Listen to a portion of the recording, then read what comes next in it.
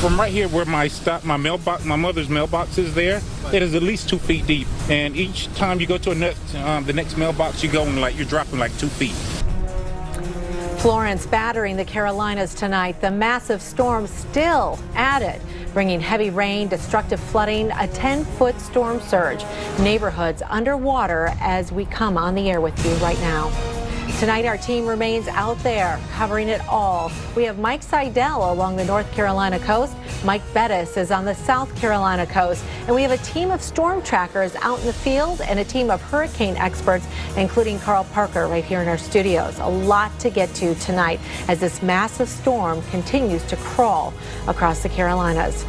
We're getting new video in now from the conditions along the coast. This video from just a few hours ago along Carolina Beach. Storm surge of several feet pushing ashore, causing massive flooding along the coast. And the heavy rain coming down in Myrtle Beach, South Carolina tonight. We've got a live look that you can see right now. In fact, visibility very poor due to some of the heavier downpours, and we've got some gusty winds. We're going to check in with Mike Bettis there in just a few minutes. But first, Wilmington, North Carolina, also still getting slammed by Florence tonight. The Weather Channel's Mike Seidel is live tonight. And Mike, we've been tracking that really heavy band kind of in and out of your region. What's happening right now?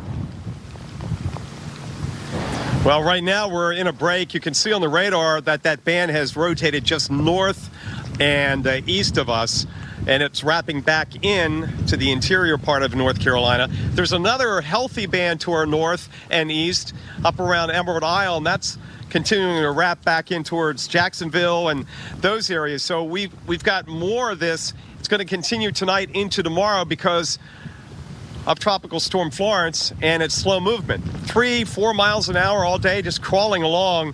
And as a result, we continue to get these feeder bands. Now, the winds will slowly subside. Right now, they're gusting at about 25 or 30 miles an hour. But when we had those bands last hour, they were gusting between 50 and 60 miles an hour. It's almost at the same time as the intensity of the rainfall picks up, so does the wind. But a nice break right now. We had a gust earlier this morning, 105 miles an hour with the eye wall, second highest wind gust so far. All around the Wilmington area and around eastern North Carolina, trees down everywhere, whether they were blown down or uprooted over power lines. 750,000 customers in North Carolina without power, and about 150,000 or so customers in South Carolina without power. And until the wind comes down, Duke Energy and the power crews coming in to help them from out of state can't get up in the bucket trucks. So the power is going to be out for a while for some folks. I wouldn't be surprised to see some people without power for at least a week. As far as the rainfall goes, it's going to be 6, 7, 8 more inches in some of these spots, and we will break that record for the wettest tropical cyclone in the state, set back with Floyd 19 years ago, and that was just over 24 inches. So it's been a wild 24 hours here. Finally getting a bit of a break, but this is just a short-term lull here. As we've shown you on the radar, bands continue to wrap in off the Atlantic with gusty winds and rainfall rates of 1 to 2 inches an hour. Jackie? Yeah, we've got probably a good 24 hours to go with the threat of still some of those strong winds there in Wilmington. We want to get you caught up to date right now with what we know. Nearly 900,000 customers are without power. The most of them are across North Carolina tonight with over 750,000 people. 5 people now are confirmed dead. A flash flood emergency remains in effect in New Bern, North Carolina, where hundreds of people have been rescued, others still waiting for that help. Wilmington, North Carolina, under a curfew now that went into effect at 10 o'clock tonight and will last until 6 a.m. in the morning. That will be the case the next few days until they decide that things are going to be safe once again. Well, we want to get to our storm specialist, Carl Parker. He's been tracking it all tonight. We've had tornado warnings. We've had flash flood emergencies. What's the main thing you're watching right now, Carl? Well, you know, new flash flood emergency coming out here just to the west of where we had a flash flood emergency for a lot of the night. We've been watching this one band coming in off the Atlantic, and it just really has not moved. This is looking at the last 3 hours. That's the band I'm talking about right there. So, you know, in a lot of cases, the worst weather can be well away from from the center of the storm right in here near Myrtle Beach. We've gotten some fairly heavy rain there too, a very gusty wind. A lot of reports of trees coming down in South Carolina here in the last few hours, one tree actually falling on a house. But the heaviest of rain certainly with these very intense bands that just are not moving at all. That is the 24-hour rainfall. That's a very large contour of 12 to 15 to 18 inches, but more than 18 inches in some spots. Right in here, this is where we've had as much as 23.5 inches of rain. So we are definitely going to be looking at a new rainfall record. Ongoing flash flood warning in Carteret, Craven, Pamlico counties until 9 o'clock in the morning. And then here is the new flash flood warning. And here again is that band. And, you know, this has got to be so difficult to deal with this. Officials are saying what they want you to do is not go anywhere. Stay off the roads unless it is absolutely necessary. Unless you're being threatened, you need to just stay put. Because you've just got a situation where there are numerous water rescues right now. We're actually not getting a lot of information from this region, and it's troubling because we can only guess that it's been very difficult. We know that there were hundreds of rescues earlier. We heard that there were hundreds of people being rescued earlier this evening, and we just have not heard anything since then. And you've got these rainfall rates of 2 to 3 to maybe 4 inches per hour coming down in the same spots, hour after hour after hour. So this is really, really bad what's happening now, and our hearts going out to these people that are enduring a very difficult time. Also, flash flood warning in Wayne County. This is a flash flood emergency as well. That's going until 12:30, and it's getting more serious in Raleigh right now. We've got a flash flood warning in effect going until 3 o'clock in the morning. We've had about 3 to 5 inches of rain there so far, and we're starting to hear about some roads being covered by water in the Raleigh area. The big worry going forward is going to be in the southwestern part of North Carolina. You notice this is the model forecast going through tomorrow morning into the middle of the day tomorrow and into the afternoon. The storm just does not move. So you've got that heavy rain coming into Wilmington, North Carolina, and that's going to be one of the areas that could be looking at some very serious flash flooding. Let's go back out to Mike Seidel. He is in Wilmington, and Mike, it's been about the wind today, and that's probably going to change a good bit tomorrow. Wind's dropping off, but then you start to see just hour after hour after hour of heavy rain coming in off the Atlantic. Yeah, that will be the change tomorrow. The wind's slowly backing off, but the rainfall will continue. Today, by the way, we've had tremendous amounts of rainfall. Wind gust earlier, 105. The worst of the weather hit here starting about 10 o'clock last night. But the storm is moving so slow, it took until about 9 or 10 this morning, about 12 hours later, for the areas of Myrtle Beach and Horry County down the coast in South Carolina to get into the thick of it. That's how slow Florence is and was moving. Mike Bettis was in the thick of it today and files this report. Well, Florence has delivered a punch in the gut today here in the Grand Strand of South Carolina in Myrtle Beach. Incredibly gusty winds today. That's taken down power lines and trees, and we've got excessive power outages now throughout South Carolina. The numbers have just gone up through the day and through the night. It was still very gusty winds overnight tonight, and torrential rain still coming down. We think those numbers are only going to climb. And now there's an ongoing concern that the heavy rain is going to cause huge flood issues, not only potentially at the coast, in a place like Myrtle Beach, but inland as well. We'll be worried about the track of Florence at a place like Conway, a place like Florence, a place like Columbia, could all have serious flood issues for at least the next 24 hours, if not longer than that. The problem is Florence is moving so slowly, it's taking its good old time getting out of here, that we're going to have prolonged issues with the flooding. The thing about it also is this: as Florence moves away, we'll get the backside of Florence. Okay, that means the winds come down. Gradually, the rain tapers. However, we'll then get an onshore flow, whereas all day long today and through the night, we'll have an offshore flow. Storm surge has been no issue whatsoever. Tomorrow it could be with an onshore flow. That means the Atlantic Ocean comes up. Remember, we drain the water out of our river basins, then our storm drains out to the Atlantic. So if the water's higher in the Atlantic, we can't effectively drain the rainwater and the floodwater away, which means the floodwaters could stay up in neighborhoods longer than you may normally expect, and then they may rise more than you would normally expect, especially with ongoing rain. Curfew still in effect, 7 to 7, and keep this in mind too, folks.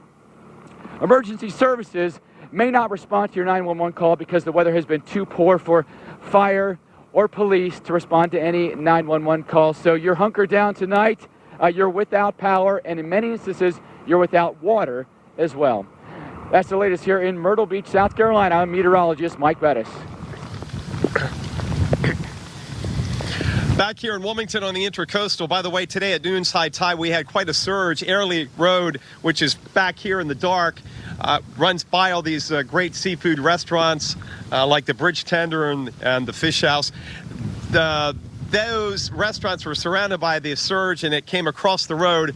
We just had another high tide at midnight, and I just walked down the road, and I can see the water. There is some surge, but it's not as high as it was 12 hours ago, simply because the wind direction has gone from east to northeast around to more of a southerly direction.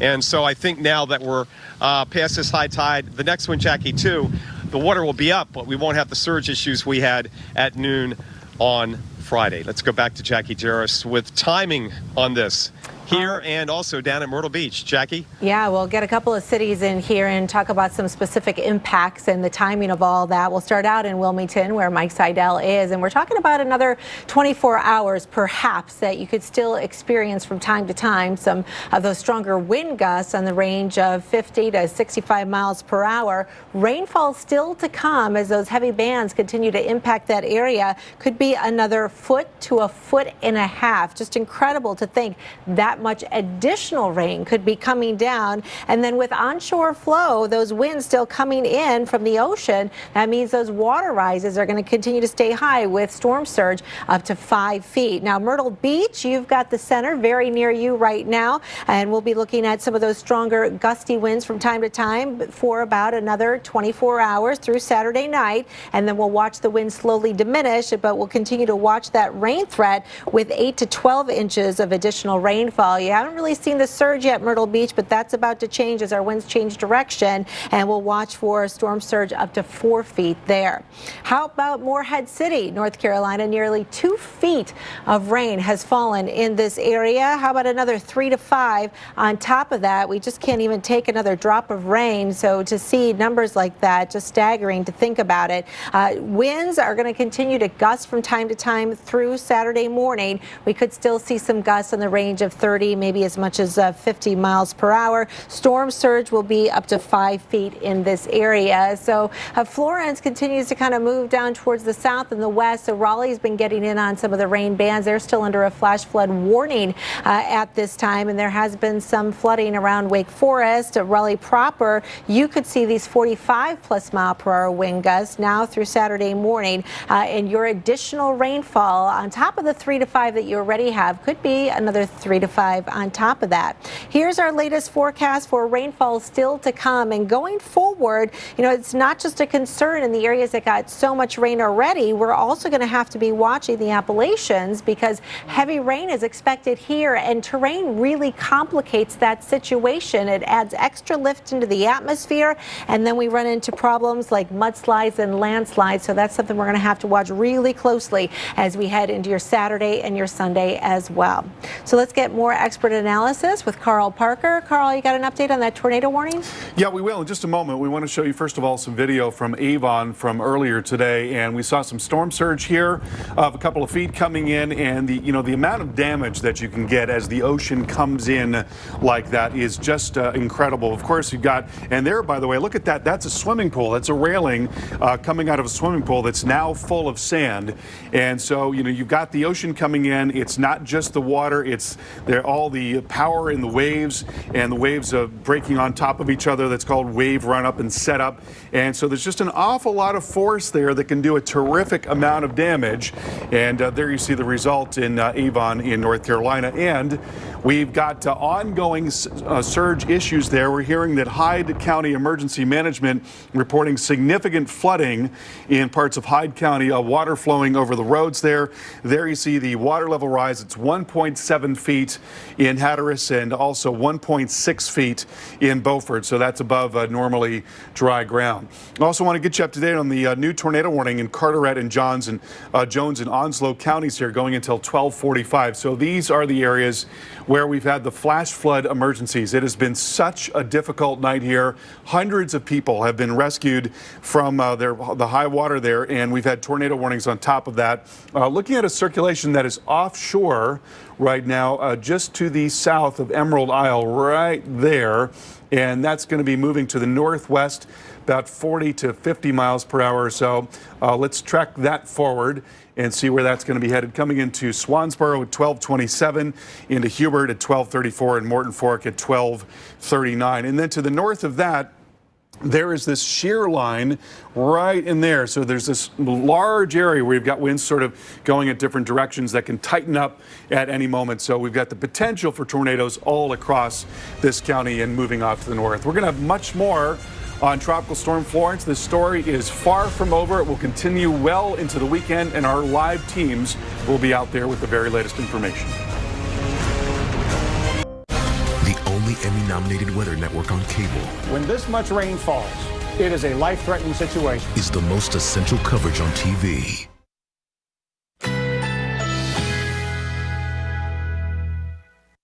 Currently in our area, 73 degrees under fair skies.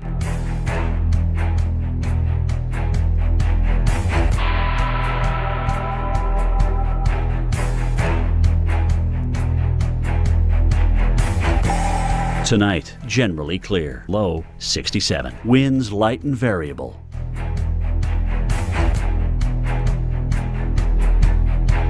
Saturday, sunny along with a few clouds. High 90. Winds southeast at 5 to 10 miles per hour. Saturday night, a mostly clear sky. Low 65. Winds light and variable. Here's our 7-day outlook.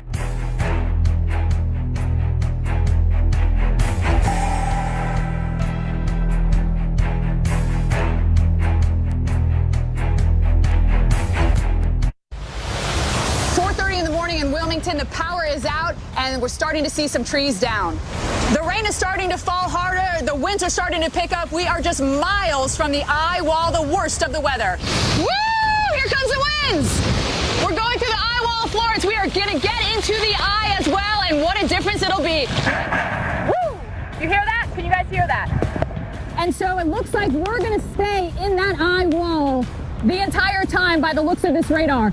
It's 8:09 and the strongest wind gust we've had, 105 miles per hour. It's taking down street signs. Wow, a montage there from Stephanie Abrams going through some of the worst conditions of what Florence had to offer. A live view now from Raleigh, North Carolina, where you continue to be under a flash flood warning. We're getting word now that this area between Goldsboro, Newton Grove, and Seven Springs has received as much as 10 to 12 inches of rainfall. Winds still gusting there too, over 30 miles per hour, and you can see nearly 900,000 people are without power in the Carolinas tonight. Still in the dark there, our own Mike Seidel is joining us live now from Wilmington, North Carolina. And Mike, I don't know if you could see the montage there from all what Stephanie went through today, but you've been there as well. Tell us what it's been like today for you. Well, this morning was pretty wild. We had the eye wall come at us. We were not on the air, but it was very loud at the hotel. And the only lights on are the ones right here powered by generators. The entire city, as far as I can tell, is dark. The only other lights are the police over here and the sheriffs. They're keeping folks from going over the causeway, over the bridge to Wrightsville Beach, where earlier today they reported 18.5 inches of rain. I bet they're up to around 2 feet, and that would, a little over 2 feet is a record for a tropical cyclone in the state of North Carolina. That was during Floyd back in 1999. Surge today came up, record surge in Wilmington, just over 3.5 feet. And down here on Airlie Road, the whole road was underwater. It is not that way tonight. So even though we had a high tide about 20 minutes ago, the water is not as high because the wind is now more from the south than the east and northeast, which really piled up the water at the high tide at noon today. It'll be windy into Saturday. The winds, though, the peak gust will back off. The rainfall will not. We've got these bands that continue to wrap in, and simply because Florence is not moving very fast, 3-4 miles an hour. We're going to be into this pattern through tonight, into Saturday, throughout the day, Saturday and Saturday night. And then it should start to break down Saturday night and Sunday as the worst of the rain moves inland. Those areas, too, will go under flash flood warnings like we have been here, it seems like, Jackie, since late last night. They just keep extending it and putting out additional flash flood warnings over most of eastern North Carolina. Jackie? Yeah, it's been raining all day. I mean, just unrelenting, nonstop. Even though the winds have died down, I imagine you've got to be soaked through the bone. Is just everything wet everywhere? Yes, and with the power out, there's no dryers in the hotel, so I'm hanging my shirts up in the room, but the rooms are starting to get a little uncomfortable because there's no air conditioning, and luckily I have 4 or 5 more dry shirts. I think by Sunday the rain will back off a little bit, and eventually, we'll all get back to Atlanta and we'll do some laundry. But in the meantime, we've got another 2 or 3 days at least, and even more for some areas because of the upcoming river flooding in parts of South Carolina and North Carolina. Yeah, even after the rain stops, water is going to continue to be a problem. Thanks, Mike. Well, Tropical Storm Florence slammed into the North Carolina coast, leaving its mark on communities across parts of the state. New Bern, just east of Morehead City, seeing some of the worst flooding from the storm. The community sits along the Neuse River, which quickly burst from its banks, bringing storm surge up to 12 feet into the town. And those who did not evacuate New Bern were quickly overtaken by the rising waters. Swiftwater rescue teams and other first responders rescued hundreds of people, taking them to higher grounds as Florence unleashed that heavy rain. Rescue efforts are ongoing tonight as teams continue to search for flood victims out there, and very little information has been coming out of this area now for hours. So we're very concerned about it as that rain continues to come down. So let's get over to our storm specialist, Carl Parker. He's been watching the rain. He's been watching the tornado threat. Still just such a slow movement with this storm system. We've got a long ways to go, Carl. Yeah, in such a large storm, you look at the center of circulation, which is now near Myrtle Beach, and look how far away this band is. It's 120 miles away, and that is where some of the very worst flooding has been with that band as it's been coming into Morehead City. Ongoing flash flood emergency now. Carteret, Craven, Pamlico counties, we've gotten reports of many homes and businesses being flooded out, roads being impassable, and Jones and Onslow counties now under a flash flood emergency. Look at the radar over the last 5 hours. This is 5 hours of radar imagery, and you can see precisely why there is a flash flood emergency in effect here. Water rescues ongoing, and we're going to have much more on Tropical Storm Florence on the other side of the break.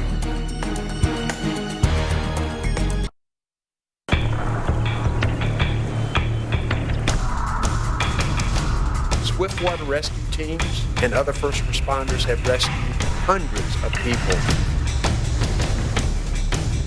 The forecast tells us that we have a lot more of this storm to endure. More rivers will rise and flood communities. This storm is deadly. Florence is now a tropical storm, but the threat isn't over. The slow-moving storm is still pounding the Carolina coast with damaging winds and heavy rain. Florence made landfall Friday morning near Wilmington, North Carolina as a Category 1 hurricane. The storm surge caused flooding in coastal areas, and winds knocked out power to more than 100,000 customers there. Our live coverage of Tracking Florence continues right now. Thanks so much for staying up late with us tonight. I'm meteorologist Jackie Jarris. I'm alongside storm specialist Carl Parker, who's going to have the latest on where Florence is headed coming up very shortly. But first, we've got a live look at Charlotte, North Carolina right now. The Queen City is under a wind advisory and a flash flood watch. Charlotte can be expecting as much as 6 to 10 inches of rainfall beginning tomorrow. The tropical storm is slowly moving inland. Our Weather Channel's own Reynolds Wolf is in Charlotte with a look at what's ahead.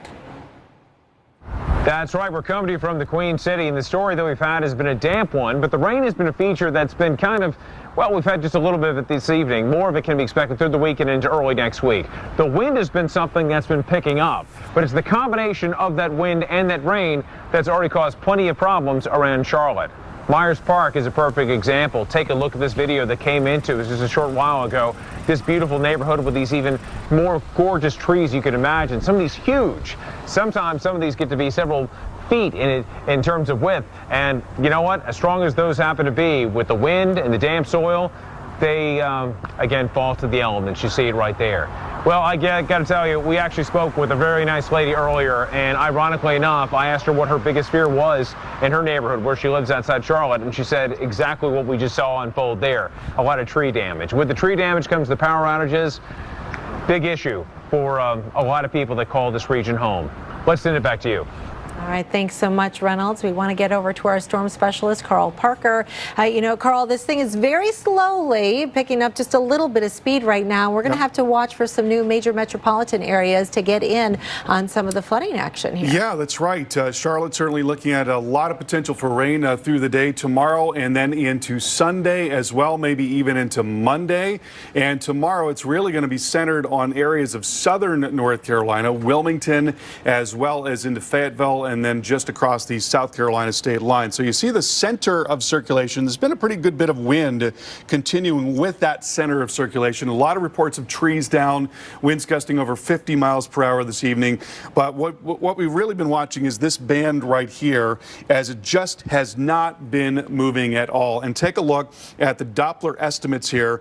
Doppler radar estimating that we've seen 24 inches of rain so far.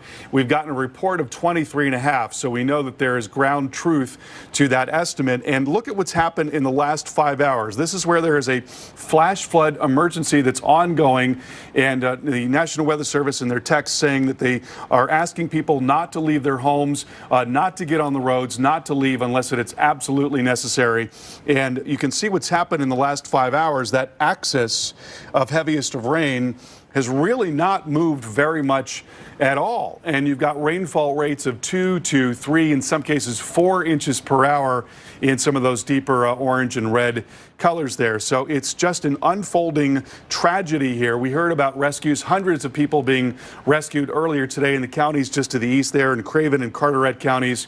And now it appears that this level of flash flooding has made its way into Jones and Onslow counties. So this is just an awful situation that is set up in this area. And in Raleigh, North Carolina, we're seeing an increasing risk of flash flooding. We've had about 3 to 6 inches of rain so far, and flash flood warning going until 3 o'clock in the morning for Harnett, Johnston, and Sampson counties.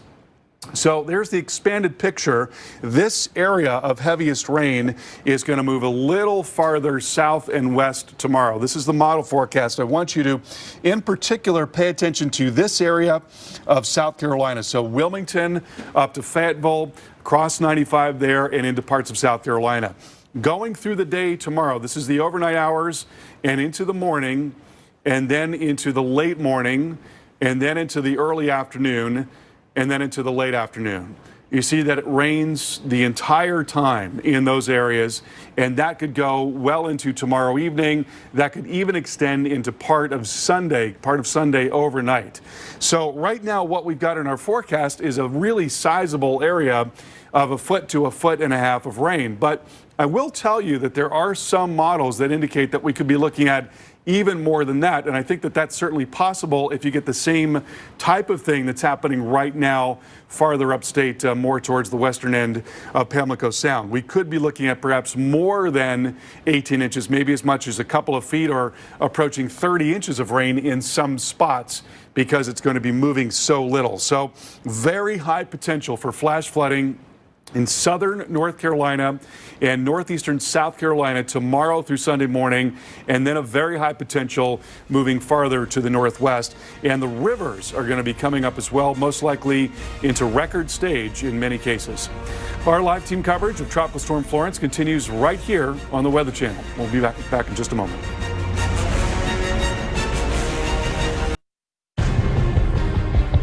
Heed local warnings. I can't emphasize that enough. Heed your local and state warnings. Protect yourself, protect your families. Don't put our first responders' lives in jeopardy. Do what you need to do as part of the team as well. And that message is to our citizens, both impacted currently and that will be impacted by the effects of Hurricane Florence. Across North Carolina, hundreds had to be rescued as water rose and trees came crashing down. In an emotional rescue, NBC's Lester Holt was there as firefighters went to pull a mother and her baby from a home. As massive trees uprooted across the region, crashing into streets and homes, firefighters knew that calls like this would be inevitable this morning. Unfortunately, we have a very, very large tree that's taken off the back corner of this house. We've been involved in the extrication of several victims for a number of hours now. 3 people, a couple and their 8-month-old baby, trapped. Firefighters desperately working to clear a path to the victims, who they could hear and speak to.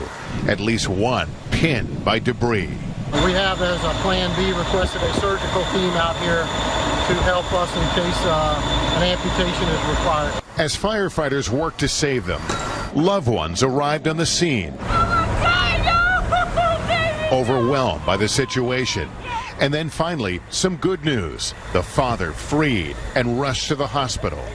After we saw that first victim come out on the gurney, conscious and talking to paramedics, we held our breaths hoping we would see 2 more victims successfully taken out.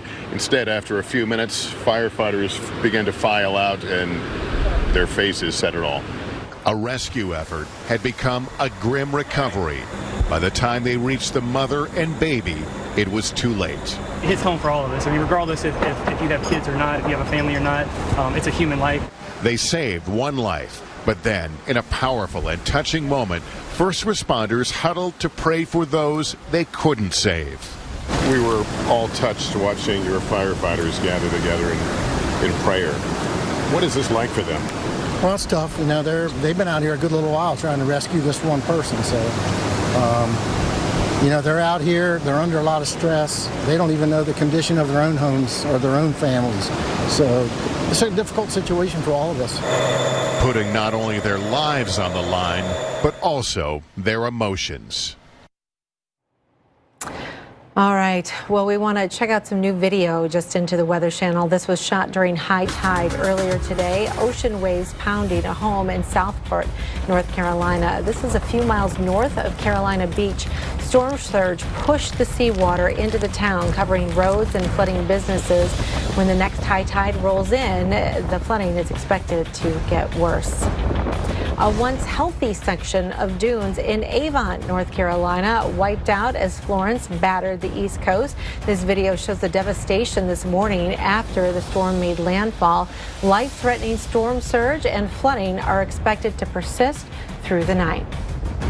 After Florence made landfall in North Carolina, the storm moved south along the Carolina coast, bringing the wind and rain to places like Myrtle Beach. Meteorologist Mike Bettis was there. Here's a look back at the lashing the storm gave the Grand Strand. 10:30 a.m. Starting now, feel the outer edges of Hurricane Florence hit us here in Myrtle Beach, South Carolina.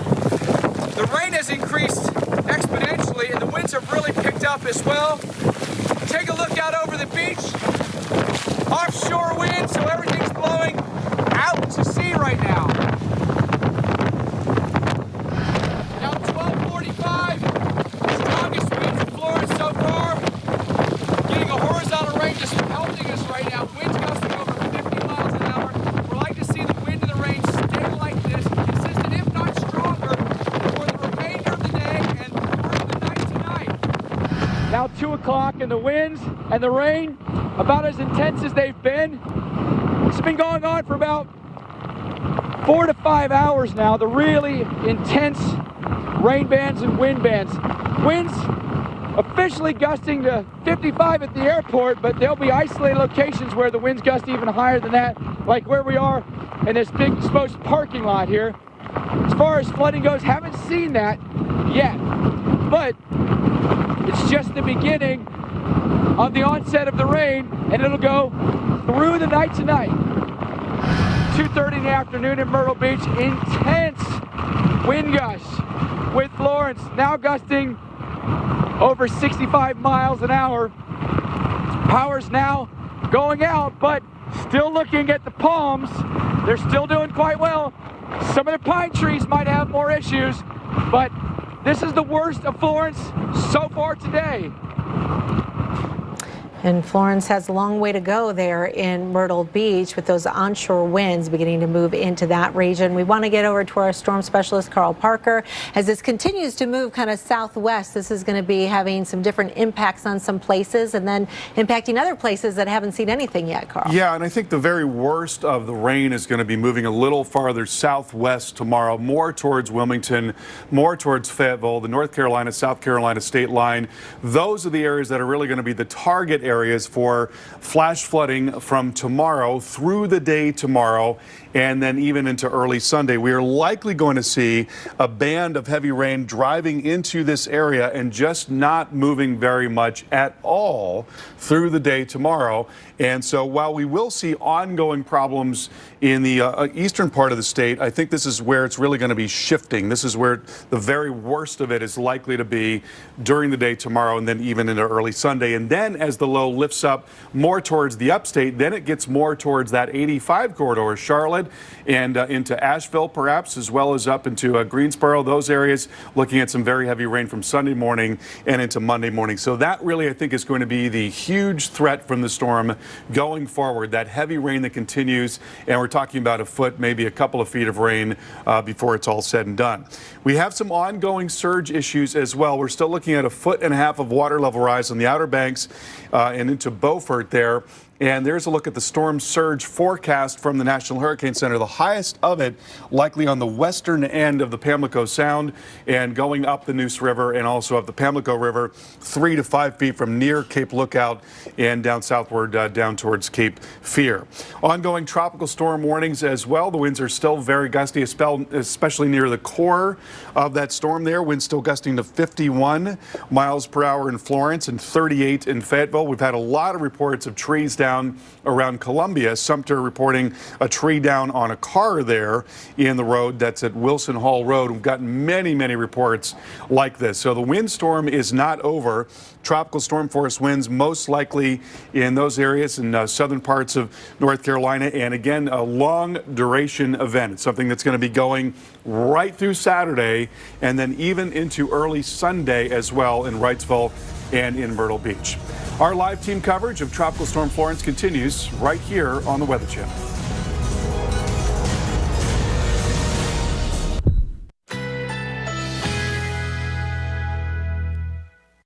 Currently in our area, 73 degrees under clear skies.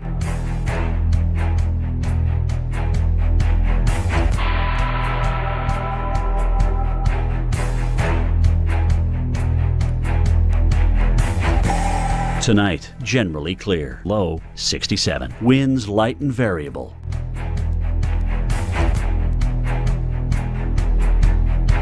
Saturday, sunny along with a few clouds. High 90. Winds southeast at 5 to 10 miles per hour. Saturday night, a mostly clear sky. Low 65. Winds light and variable. Here's our 7-day outlook.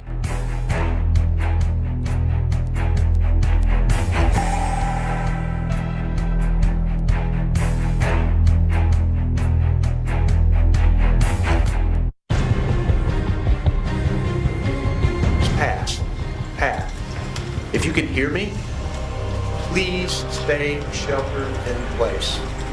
Do not go out in this storm. The Weather Service says flash flooding will be extreme and flood waters will come up quickly and seemingly out of nowhere.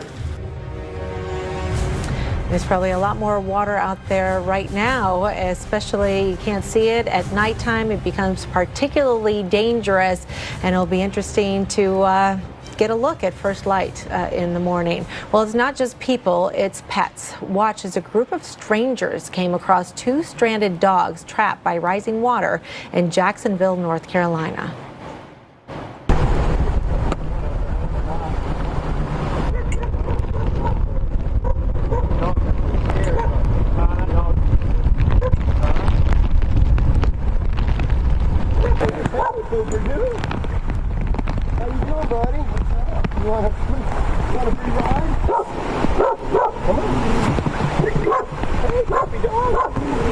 okay, girl. That's okay. Good, good. Yeah, see? Good. I'll get close. Come on. Here, girl. There it is. Come on, girl. Come on, girl. You don't know the dog's name, do you? No, I don't. No, it's a little scary. Come on, baby. Girl, come on. There you go, baby. Come on. Good girl. Come on, baby. Come on. Come here, girl. Trying to scoot her over this way. Hey, how are you? How are you? Hey, good girl. Good girl. You're okay. You're okay, baby. Got a rope there. Should be one tied. Oh, it's tied everything down. As long as they're not trying to jump off, I think we're all right. Put them towards the back. I was getting antsy. I couldn't do it any longer because I knew people needed help. So if you got the right stuff to do it, we've got saws, we've got rescue gear, we've got equipment. Use it, So you want to try to chain them? Come here. Come on, bro. It's okay. I bet if you sit down, I think he'll stay there right now.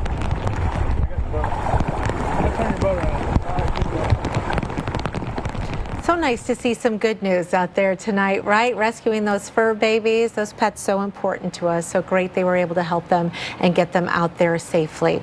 Well, we want to give you the latest now on Florence. Carl Parker joining us once again. And Carl, we're continuing to just watch those warnings come in and that rain come down. Yeah, and apart from the fact that this is really life-threatening weather, it's got to be really psychologically difficult, too, just to have this rain and wind hour after hour after hour after hour. It has been going on all day across parts of North Carolina and South Carolina. There you see the core of the storm, still seeing some very gusty wind. Along with that, winds gusting over 50 miles per hour. Lots of reports of trees coming down in South Carolina in particular. And then well away from that center, we've been watching these bands coming in, and this one in particular has been prolific. We've seen as much as 23 inches of rain with that feature and flash flood emergencies tonight, and we're worried that we're going to be in for more of the same tomorrow. This is the high-resolution radar. This is the HER model here, and what you see is this area of heavy rain that sets up overnight in southern parts of North Carolina. So from Wilmington up into Fayetteville, areas farther north and west, we're looking at it tonight. Now I want you to follow that area as we go through the overnight hours and then into tomorrow morning as the sun comes up, then into the middle of the morning, then into the middle of the day, then into the early afternoon, and then into the late afternoon. You notice that it is still raining in that area the entire time.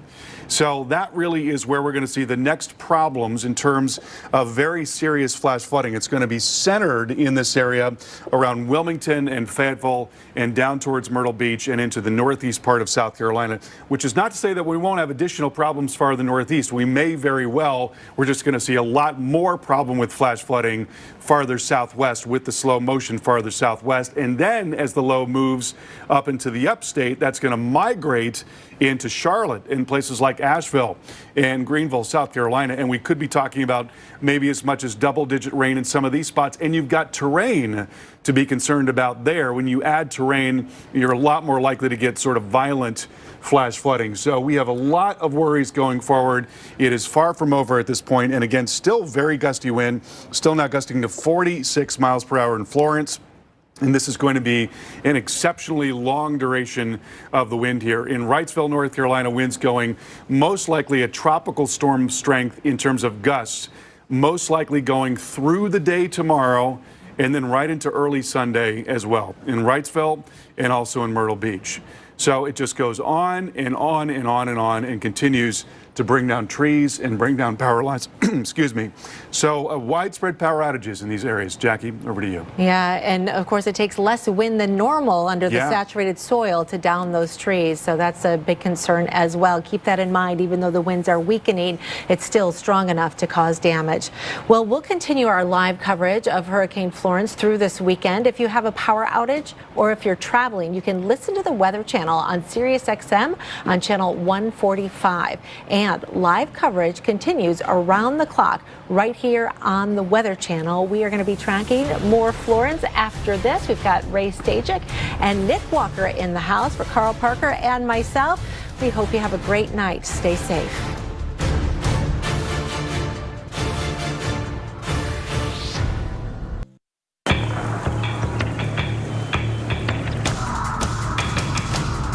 swiftwater rescue teams and other first responders have rescued hundreds of people. The forecast tells us that we have a lot more of this storm to endure. More rivers will rise and flood communities. This storm is deadly. Catastrophic flooding yesterday, more going on and continuing probably through the weekend in North Carolina. Tropical Storm Florence slowly moving on off to the southwest. The threat of flooding, storm surge, high tide remains this morning. Hello and welcome to our special coverage of Tracking Florence. I'm meteorologist Ray Stinch. And I'm meteorologist Nick Walker. The worst of the storm still to come. Florence made landfall as a Category 1 hurricane yesterday morning at Wrightsville Beach, North Carolina. The system has soaked North Carolina, extending Matthew's high total of rainfall. It created dangerous situations, and hundreds of people were rescued just from New Bern, North Carolina alone. The threat from more flooding and dangerous storm surge is not over yet. Ray, what's happening right now? Well, Nick, we do have a system that has weakened, but we use that kind of loosely to a tropical storm over the past 12 hours. And now Tropical Storm Florence continuing to bring its greatest threat. And that seems like it's going to be more heavy rainfall. So we will continue to watch now. And as we go through the next few days, watch the heavy rain threat as we will see some of the storm surge move on through, as we are going to see some areas a 12-foot surge. We had people rescued by swiftwater rescue teams, the Coast Guard, and the other teams are still searching for flooded areas along the coast. We've had some wind and rain, and now here's the latest on Florence as we take a look at the current winds at 65 miles per hour. Your pressure's at 980 millibars, moving off to the west to southwest at about 5 miles an hour.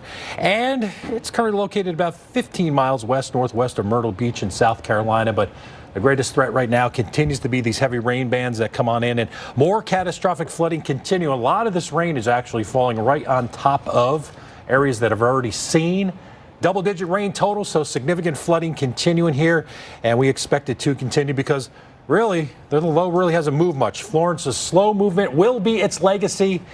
Flash flooding basically going on in all of eastern North Carolina, parts of South Carolina, water rescues, and I don't know what daylight's going to bring, but it sure is not going to be pretty. Numerous flood warnings. That's all these darker green boxes, this entire area under a flash flood watch. But when you've got the warnings, that's when you do need to take action. Very heavy rainfall and flooding ongoing. And we throw on top of that this tornado watch, or tropical storm warning, excuse me. There's also a tornado watch in this area, but this tropical storm warning means tropical storm conditions within 24 hours in many of these places, even on the western edge here. If you have not had tropical storm conditions, you most likely will hear pretty shortly as we head through this early Saturday morning. So Wilmington, Myrtle Beach, even out to Raleigh, looks like you're on the edge of where some of the strongest winds will be to tropical storm force, especially in gusts. Had gusts close to that yesterday, and still looking at storm surge flooding in and around Morehead City to 3 to 5 feet, Myrtle Beach about 2 to 4 feet. So we'll continue to have with that persistent onshore flow around Florence. More storm surge and more water rise here.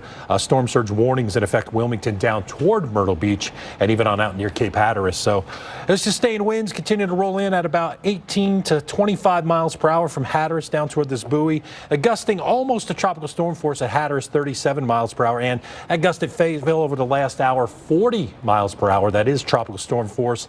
And you can see the circulation here and the winds pushing in that water up against the coastline. So your sustained winds continue to be 20, 25 miles per hour with some of the strongest winds gusting 30 to 45 miles per hour, and wind gusts sneaking in there at 54. So still, Florence is holding quite a bit of strength here, tropical storm strength anyway, probably right in the middle here of these 39 to 73 mile per hour winds, and some of the gusts, the sustained winds are likely less than 39 miles per hour. But look at the large wind field, and that large wind field certainly taking its toll on the trees, and trees falling on power lines and the power outages, over 700,000 now without power, and that will be continuing. It's going to be tough to get to those power lines with trees down and all the water and all the flooding going on.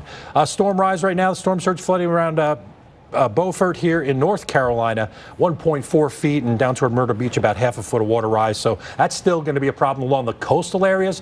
As we take a look at this wind field, you can see it really getting pinched here, and that's where the greatest push The water is here up near Wrightsville Beach and even down near Myrtle Beach, where we are seeing Florence move at this moment. So it's heavy rain and even that water rise, Nick, that we are continuing to watch with some catastrophic flooding and some pretty significant water rise. And that has resulted in hundreds of people being rescued. Some of New York's finest pitched in to help with water rescues in eastern North Carolina. Police and firefighters from New York helped rescue people from their homes in Bayboro. That's just outside of New Bern. Parts of Pamlico County saw up to 7 inches of rain. The water rise has been incredible as a result of Florence. We want to take a little recap now and show you where Florence has been, what it's done thus far, before we move on and show you what it still could do. It made landfall yesterday morning at 7 a.m. Eastern Daylight Time at Wrightsville Beach, North Carolina, as a Category 1 hurricane with 90-mile-per-hour winds and a central pressure of 958 millibars. The forecast from the National Hurricane Center 5 days out was just tremendous. Look at the cone here from the National Hurricane Center on September 9th at 5 a.m. And now look where the landfall was. 2 miles. A 2-mile lateral track error. That's just an incredibly accurate forecast, and hats off to all the folks at the National Hurricane Center for such an accurate assessment. But we've also had an accurate assessment of all the rainfall that we expected, and it's still falling. At Myrtle Beach, we've had over 5.5 inches of rain. 4.5 inches of that has fallen just in the past 12 hours there at Myrtle Beach. And look at the area that's just inundated with flash flood warnings. All of these areas outlined in green. And the 24-hour rainfall has prompted all of these. And you can see the scale up here. And we've had so many areas here that have been in that 18 to 20 up to 24 inches of rainfall in some of these areas. Jacksonville, a 22.6-inch rainfall accumulation. At Southport, the accumulation has been 13.8, and in Wilmington, 13 inches has fallen thus far, and that's only the beginning. As far as wind gusts, we've seen a top wind gust at Cape Lookout, North Carolina of 106 miles per hour. Wilmington hit 105, as did Fort Macon, Cape Fear at 100 miles per hour, and Federal Point, North Carolina, a 99 mile per hour wind gust. Well, we still have winds to deal with, but it's the rain that we're going to be dealing with now, Ray. It is, Nick, and at least 5 people have died in North Carolina as Tropical Storm Florence pushes inland. 2 of those deaths were a mother and her 8-month-old baby who died when a tree fell on their home in Wilmington. NBC's Lester Holt was there as firefighters and first responders rushed to save their lives. As massive trees uprooted across the region, crashing into streets and homes, firefighters knew that calls like this would be inevitable this morning. Unfortunately, we have a very, very large tree that's taken off the back corner of this house. We've been involved in the extrication of several victims for a number of hours now. 3 people, a couple and their 8-month-old baby, trapped. Firefighters desperately working to clear a path to the victims, who they could hear and speak to. At least one pinned by debris.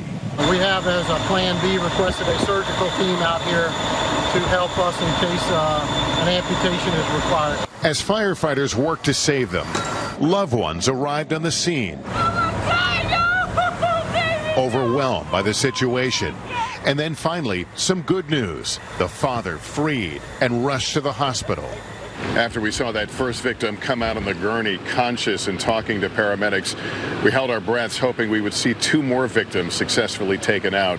Instead, after a few minutes, firefighters began to file out and their faces said it all. A rescue effort had become a grim recovery. By the time they reached the mother and baby, it was too late. It hits home for all of us. I mean, regardless if you have kids or not, if you have a family or not, it's a human life. They saved one life, but then, in a powerful and touching moment, first responders huddled to pray for those they couldn't save. We were all touched watching your firefighters gather together in prayer. What is this like for them? Well, it's tough. You know, they've been out here a good little while trying to rescue this one person. So, you know, they're out here. They're under a lot of stress. They don't even know the condition of their own homes or their own families. So it's a difficult situation for all of us. Putting not only their lives on the line, but also their emotions. A terrible story there out of North Carolina. Certainly hope that we can keep that to a minimum. And a lot of trees down, though, in Florence's latest, showing very slow movement. But the track will eventually start picking up and heading it on off toward the west and eventually north of west and then northeast as we take a look at the forecast here from the National Hurricane Center. Here's your cone. Picture the center of Florence heading down the center of this cone. Yeah, so by early next week, either as a depression or a post-tropical storm, we may see it heading toward the northeast New England with rain into New York City. Right now, 40-mile-per-hour storm by Saturday evening, but still, it doesn't matter what the wind speed is because we don't expect too much more in the way of tropical storm force winds to continue through Saturday. But through the early morning hours, this is where it's going to be at. It is the very heavy rainfall on top of what's already been some very heavy rainfall, probably going to set the record in North Carolina, which is over 24 inches for rain for a tropical event. Look at this. All these areas here in the darker reds, very heavy rain, maybe multiple inches of rain per hour. So the flash flooding is going to happen quickly, even off near Charlotte as we get toward the evening hours, up toward Raleigh and even the Triad and the Triangle included in that and through the Piedmont of North Carolina and South Carolina. Heavy rain starts to come in. Then through Saturday night, watch the rain starting to get further west as you get into Buncombe County out near Asheville and maybe even some enhancement up against southern Appalachians here where some of that rain through Sunday will continue to be heavy. But it does look like the overall rain field does diminish, at least in aerial coverage. However, still is heavy rain continuing as we go on through the next 2 days. Look at these bonus totals. Over a foot of rainfall possible from Charlotte back toward just south of Raleigh. 12 to 18 inches of additional rain in some areas that have seen over 15 inches already. This area in here is really where we are concerned most about not only additional flash flooding, but new flash flooding further on off toward the west. Catastrophic flash flooding expected. Highest totals in southeastern North Carolina and northeastern South Carolina. Prolonged river flooding long after the storm is over, and that flood threat will continue into next week and extend inland. And of course, the heavy rain and storm surge make for a dangerous combination in Wilmington. Take a look at the flooded streets on Friday. Wow. Wilmington saw more than 5 inches of rain yesterday. Storm surge of more than 3.5 feet made matters worse. Wilmington lies just alongside the Cape Fear River, so river flooding will be a concern the next few days, along with the heavy rain and the thunderstorms continuing to keep that flash flood threat alive. Well, let me show you the area that we're talking about. And Ray's already alluded to the problems that we've seen here along the Carolina shores, but also here into the southwestern portion of North Carolina and down into South Carolina, too. We're going to see 30 inches plus rainfall potential, and that means that flash flooding is going to be likely. Flash flood watches are up for pretty much the entire state of North Carolina and much of South Carolina as well. And look, those go all the way through Tuesday. So this is not going to be letting up for a long time, a long-term flooding event here. Let's take Fayetteville, North Carolina, for instance. You still have so much rain to come. You're saying, hey, we've had enough already, right? Well, tomorrow, make that Saturday, expect to see almost 3 inches of rain, and then Sunday, you get the most rain we anticipate seeing of any one day, over 8 inches, maybe almost as much as 9 inches, and really this goes into Monday, where we could get another 2 inches of rain on top of what's already fallen. Same here for Wilmington, North Carolina. You've had abundant rainfall already. You've got streets flooded. You've got water rises around, but there's still so much more rain left to fall. On Saturday, expect to see another 4 inches, another 10 inches of rain can be expected on Sunday. This is almost unfathomable, the flooding that could occur here as a result, and this is going to last on into Monday with another 1 inch plus of rainfall. So tomorrow through Sunday morning, the flash flooding, the river flooding is all very likely here from Fayetteville down toward Myrtle Beach into the Wilmington area, and likely even on up into the Raleigh area. So we'll continue to see problems all the way into next week. River gauges are already in major flood stage here from Morehead City northward, and we expect to see more of them in major flood stage a little farther toward the south. Moderate flood stage all the way up from Raleigh into portions of Virginia and West Virginia. The rivers are just going to continue to rise as the rain continues to come down all the way into next week. Ray? And some additional cities that are going to see significant rainfall in North and South Carolina could exceed double-digit totals on top of what they've already seen. Let's show you a few here. This is areas in and around Charleston and South Carolina and Myrtle Beach. 8 to 10 inches of additional rain on top of what's already fallen. Another area in here that could end up with 10, 15 inches of rain and possibly more by the time we wrap this event up. A little further north now, notice how there's this sharp dividing line where we are going to have most likely some significant rainfall and the best chance for flash flooding. And then to the north here, only a couple of inches of rain through Tuesday. So a fine line. Could probably use Interstate 40 here. And what I was using yesterday was kind of I-85 and this corridor in here, just south and southeast of Charlotte. That is where the heaviest rain will fall. But even in the Queen City here, look at this, between the northwest side of town, 6 to 8 inches of rain and then over a foot of rain in some spots. So prepare to take action. Expect to have flash flooding as we go through Saturday and Sunday. Expect some power outages and don't expect the power to go on rather quickly because we are going to have not only a stressed grid but also stressed resources. Further south, Savannah and in and around southeast Georgia, about an inch or two of rain. Not expecting a flood threat here, but that 8 to 9 inches up near Charleston is certainly going to be a flood problem. Up near Richmond, just some rain totals that could exceed maybe an inch or two in some spots. Well, our continuing team coverage through the upcoming weekend with numerous crews out covering flash flooding and the flood from Florence. The only Emmy-nominated weather network on cable. When this much rain falls, it is a life-threatening situation. Is the most essential coverage on TV.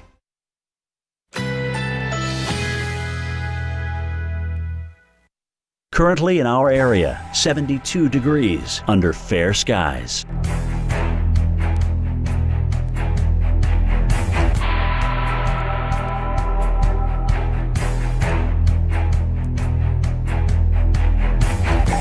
Tonight, generally clear. Low 67. Winds light and variable.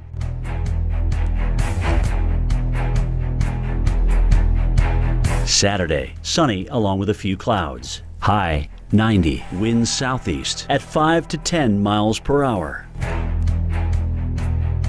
Saturday night, a mostly clear sky. Low 65. Winds light and variable. Here's our 7-day outlook.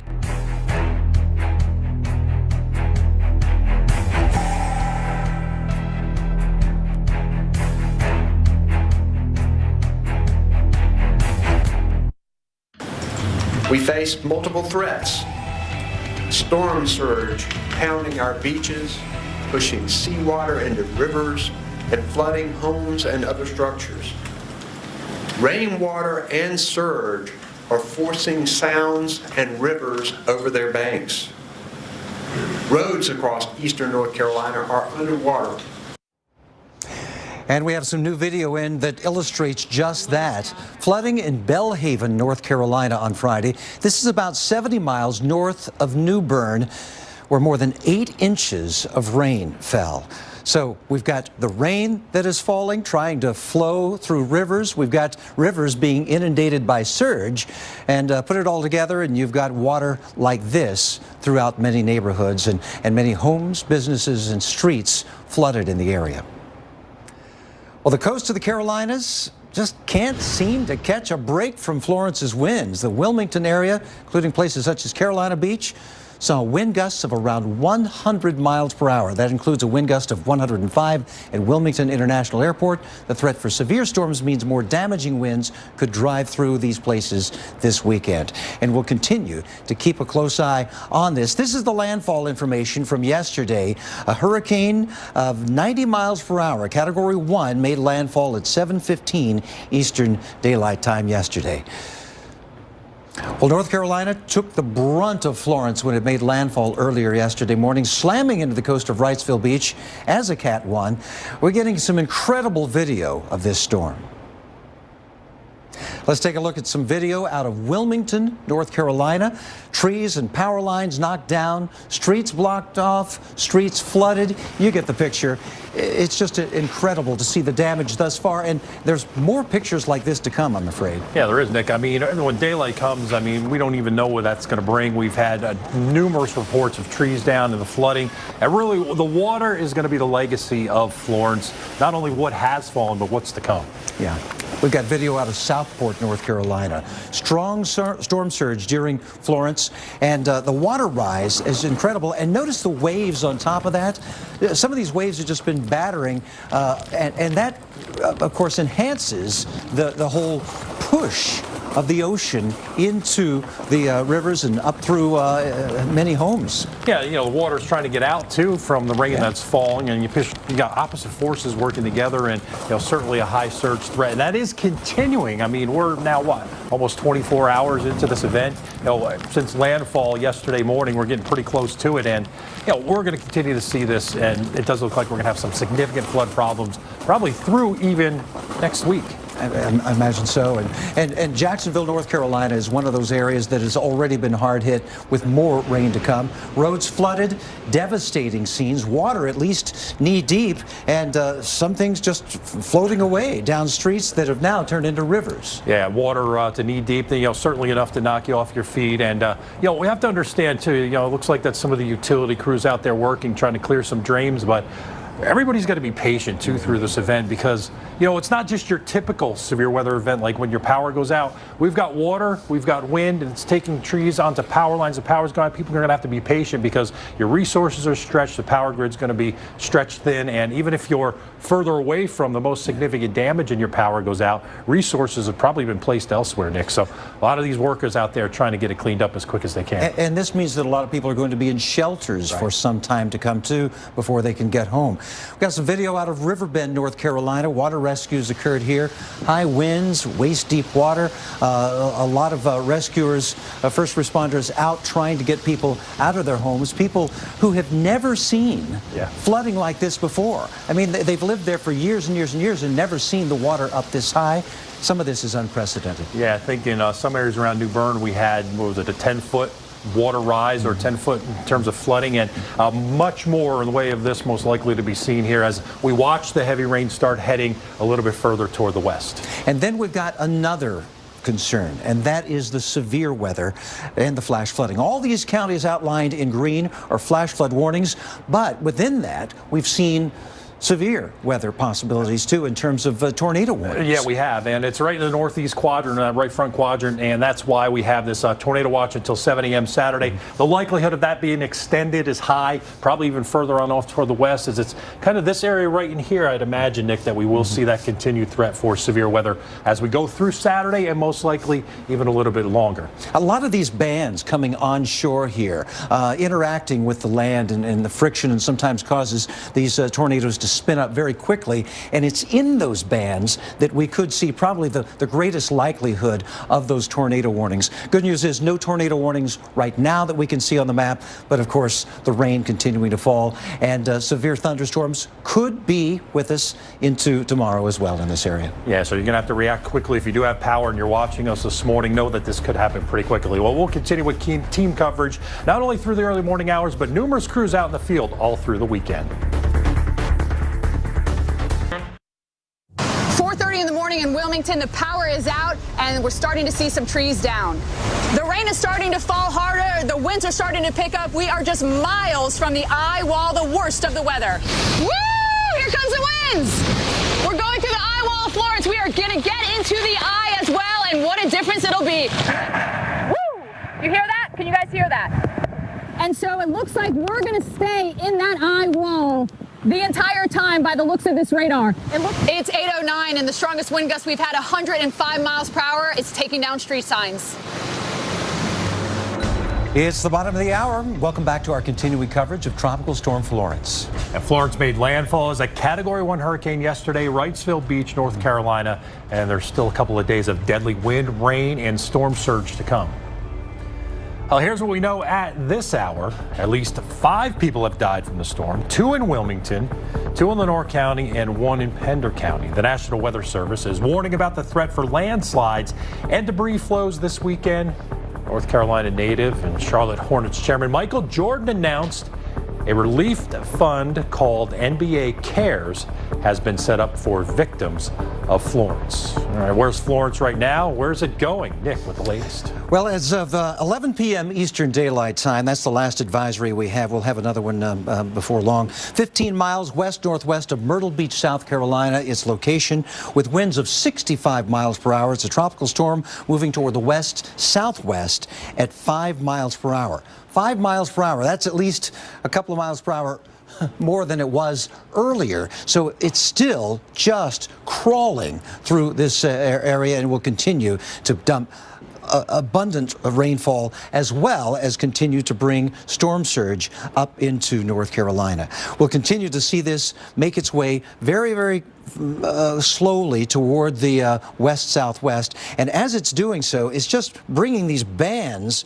of rain up into the area here that has prompted all of these flash flood warnings. We're continuing to see flash flooding emergencies, flooding in areas where residents have never seen it before.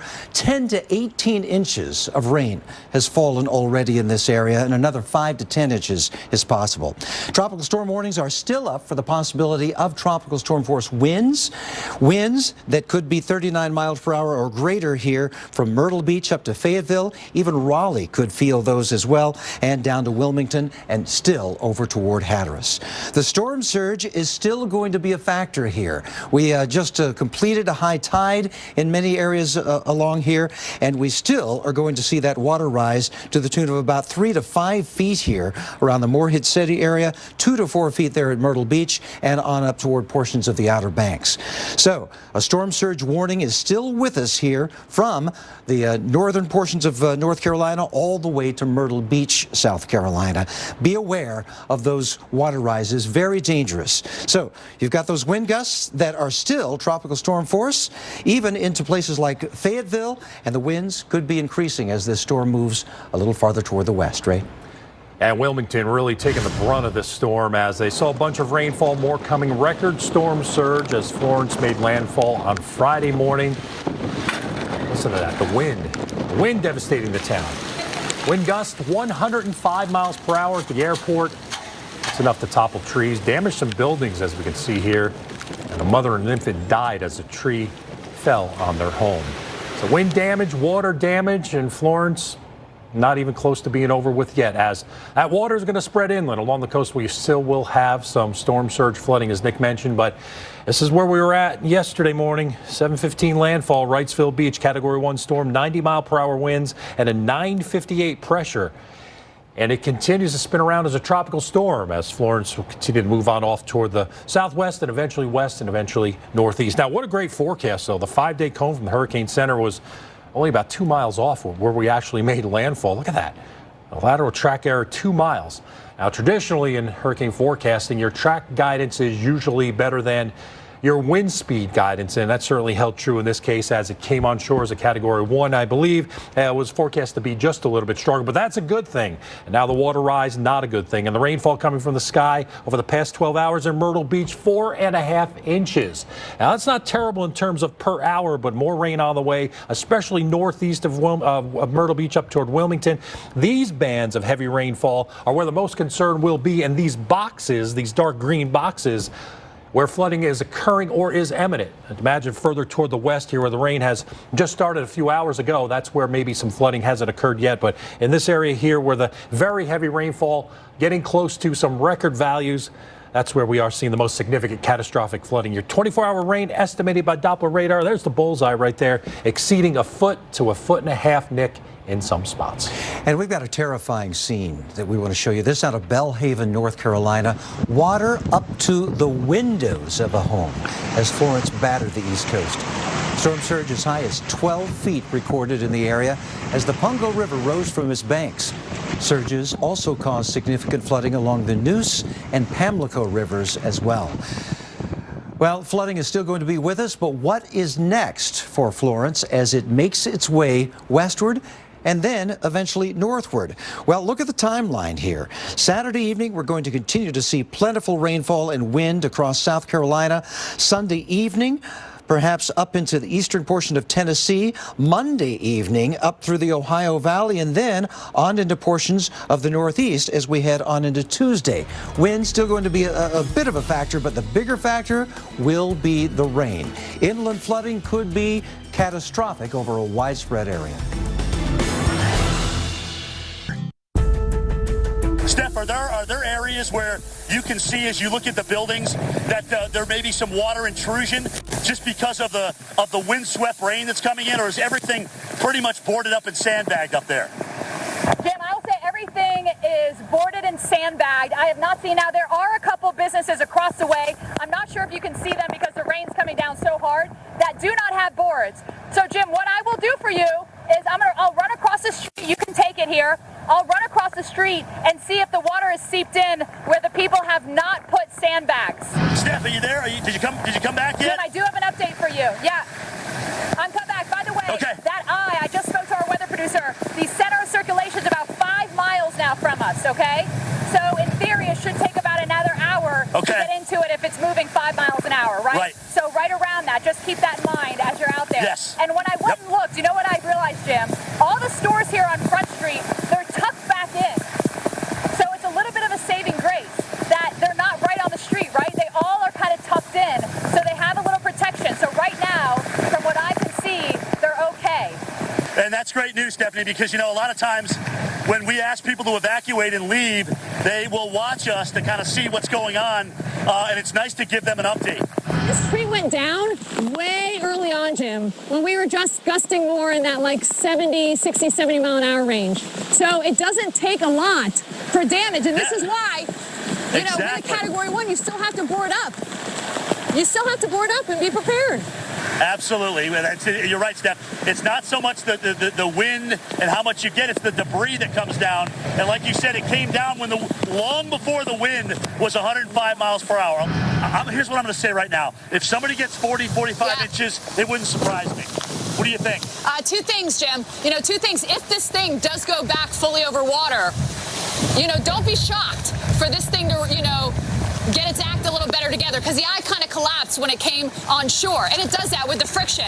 Second of all, Jim, the water you're standing in, is that strictly from rain, or are you getting the river coming out of its banks, or just overwash? What caused that water? This is rainwater. This is rainwater that's either falling up where you are, probably near where we are, that's trying to get out, and it is.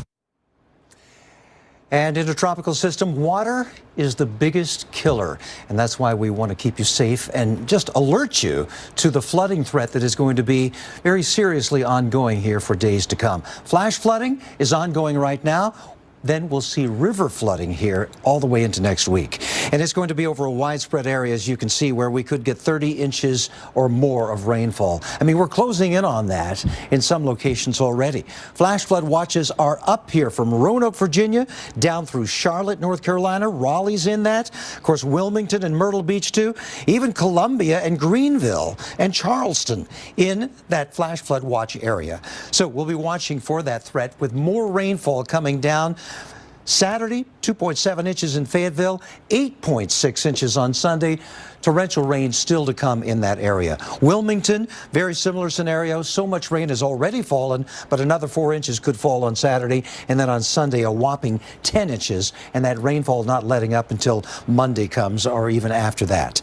River gauges are already in major flood stage over a widespread area, and more expected to be in that. That's all the purple there. These rivers are expected to rise into major flood stage around the Wilmington area, Myrtle Beach, and areas farther toward the north could be in moderate flood stage. There are all the flash flood warnings here, where 10 to 18 inches of rain has already fallen, and in some cases as much as 2 feet.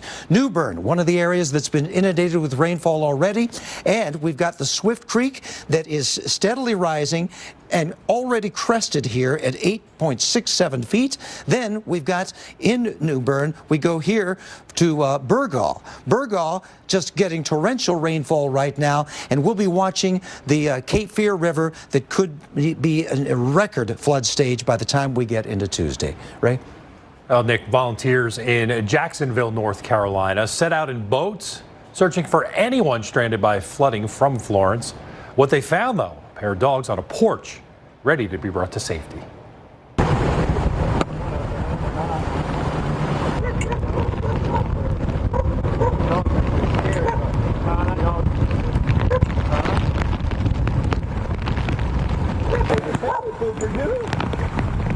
How you doing, buddy? You want a free ride? Come on. Hey, puppy dog. It's okay, girl. That's okay. Good girl. Yeah, see? Good. I'll get the dog. Come on. Here, girl. There it is. Come on, girl. Come on, girl. You don't know the dog's name, do you? No, I don't. No, it's a little scary. Come on, baby. Girl, come on. There you go, baby. Come on. Good girl. Come on. Come on. Come on. Come here, girl. Trying to scoot her over this way. There you go. Hey, how are you? How are you? There you go. Good girl. Good girl. You're okay. You're okay, baby. Yeah, real quick. Should be one tied. Oh, it's tied everything down. As long as they're not trying to jump off, I think we're all right. Put them towards the back. I was getting antsy. I couldn't do it any longer because I knew people needed help. So if you got the right stuff to do it, we've got saws, we've got rescue gear, we've got equipment. Use it, So you want to try to chain them? Come here. Come here, bro. It's okay. I bet if you sit down, they'll stay there. The rescue team also came across two cats stranded near a flooded home, shivering and wet from the rain. You can see the one actually dives into the water here before being rescued. Wow. More than 7 inches of rain fell in the area as Florence made landfall. All right, well, we do have the latest advisory on Florence from the National Hurricane Center, and continuing with what we expected, and that's a weakening system, but still 60-mile-per-hour tropical storm.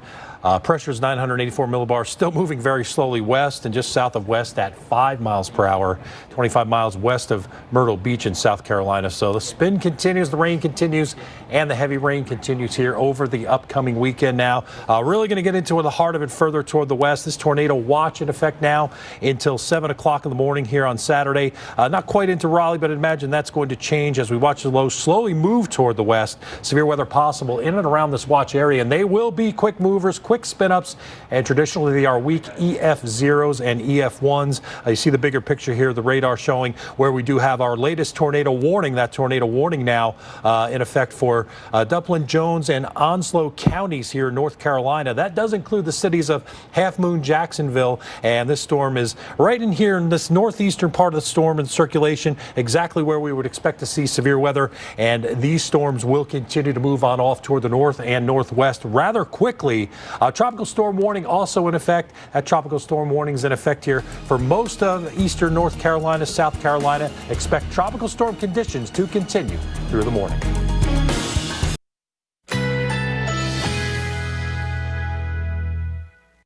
Currently in our area, 71 degrees under clear skies.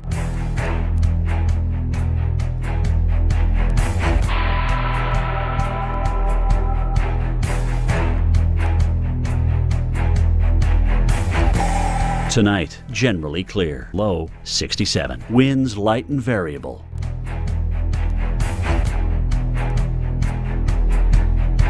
Saturday, sunny along with a few clouds. High 90. Winds southeast at 5 to 10 miles per hour.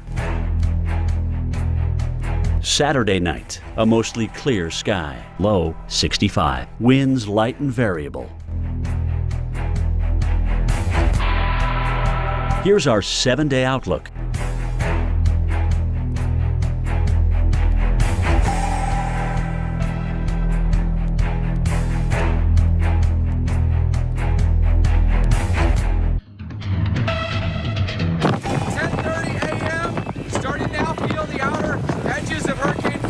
Here in Myrtle Beach, South Carolina. The rain has increased exponentially and the winds have really picked up as well. Take a look out over the beach. Offshore wind, so everything's blowing out to sea right now. Now 12:45, strongest winds in Florence so far.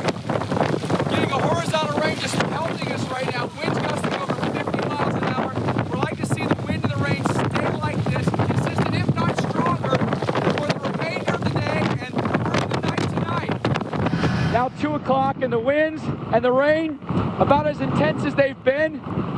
It's been going on for about 4 to 5 hours now, the really intense rain bands and wind bands. Winds officially gusting to 55 at the airport, but there'll be isolated locations where the winds gust even higher than that, like where we are in this big exposed parking lot here. As far as flooding goes, haven't seen that yet, but it's just the beginning of the onset of the rain, and it'll go through the night tonight. 2:30 in the afternoon in Myrtle Beach, intense wind gusts with Florence now gusting over 65 miles an hour. Power's now going out, but still looking at the palms. They're still doing quite well. Some of the pine trees might have more issues, but this is the worst of Florence so far today. And now we've got some breaking weather, and this is a tornado warning. Some of the latest warnings here within our tornado watch, covering Dublin and even into Jones and Onslow counties here in North Carolina. So the cities of Half Moon, Jacksonville, and Piney Green until 2:30 a.m. Right in this area here, and some of the outer bands of Florence is where we are seeing the most significant severe weather, along with the very heavy rainfall. As we take a look, you can see here on the velocity, looks like there may be 2 couplets there, one just to the southeast of Jacksonville, one up near the Richlands area. So we are looking at the potential here for, a tornado Doppler indicator rotation right now. Of course, it's going to be tough to confirm anything, but this is what you expect in landfalling tropical systems, to have these brief, quick spin-ups. They usually don't last long. This tornado warning once again in effect for the areas in Comfort and even near the Pink Hill area, the Albertson area, and the Seven Springs area. So once again, tornado warning for these areas over the next probably about 45 minutes. Nick?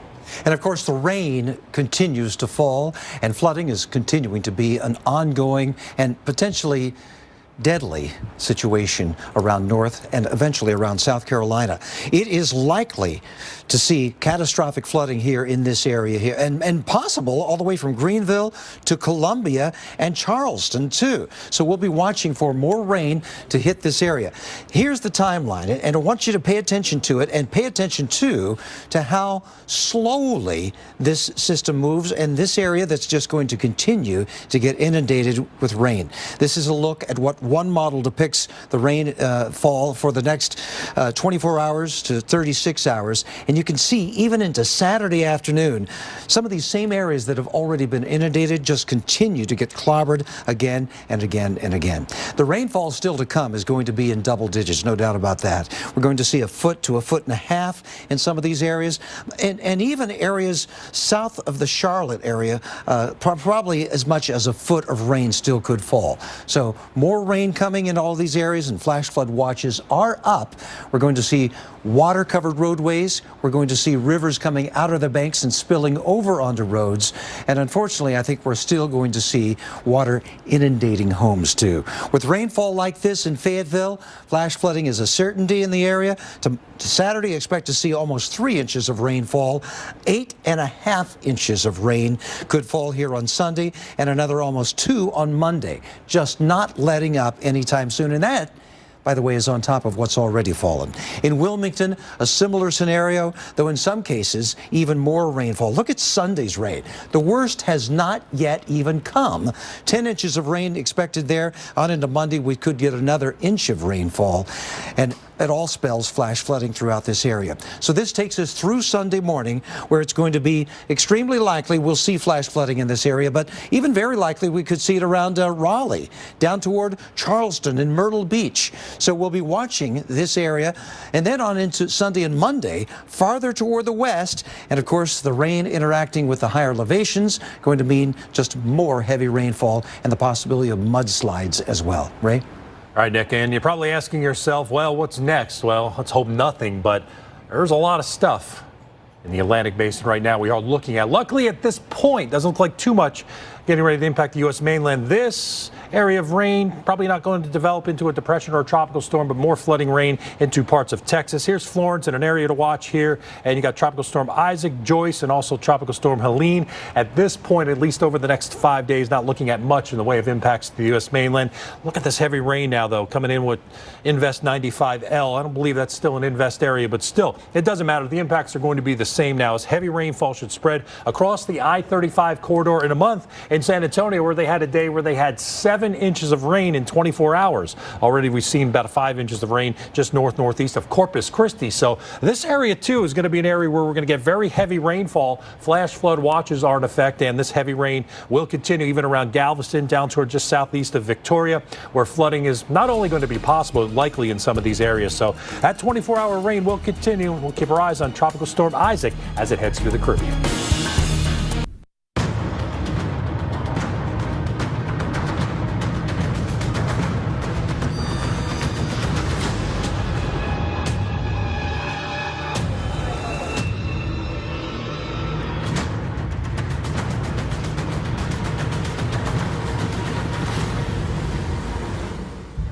This has been, is, and will be catastrophic flooding for North Carolina as Tropical Storm Florence moves slowly southwest.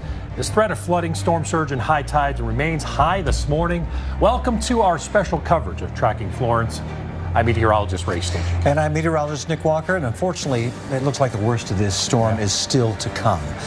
We've got tornado warnings that we want to talk about, and that is one of the byproducts of landfalling hurricanes. And we're continuing to see that threat here in Duplin County is one of the areas that we're watching here.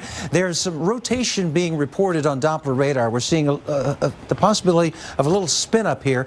And these often occur as brief spin ups, but we can't discount them because, you know, a tornado is a tornado. And there's really no such thing as a weak tornado.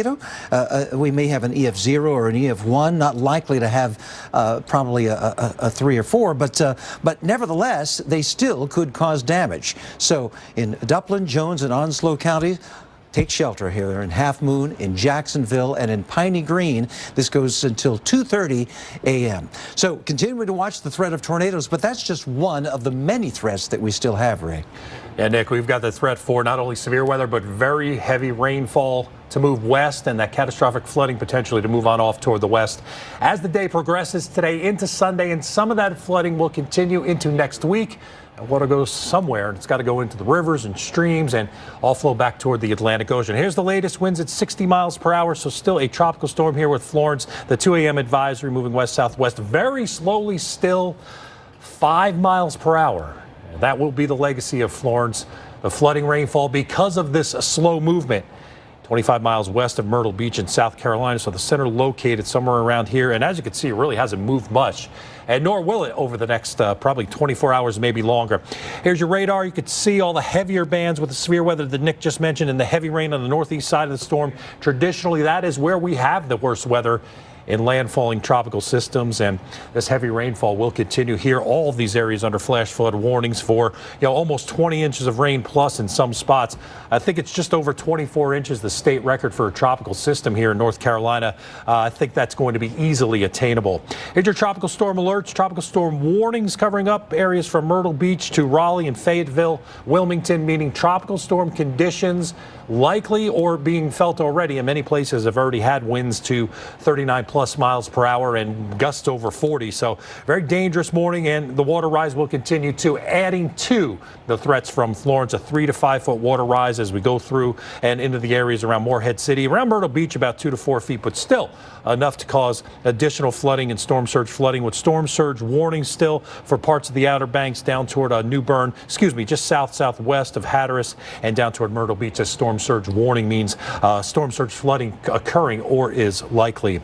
Here's your buoy wind gusts to 22 miles per hour, but you can see here for the wind field, that water is getting pushed up onto shore, and that's why we've got the warnings for storm surge flooding and additional rainfall, gusty winds continuing here to tropical storm force with some of these buoys offshore. But looking around here, that's tropical storm force wind gusts now getting further inland in Columbia and South Carolina. So starting to see now some of those winds translate, Nick, a little further inland, which will be the trend over the next coming days.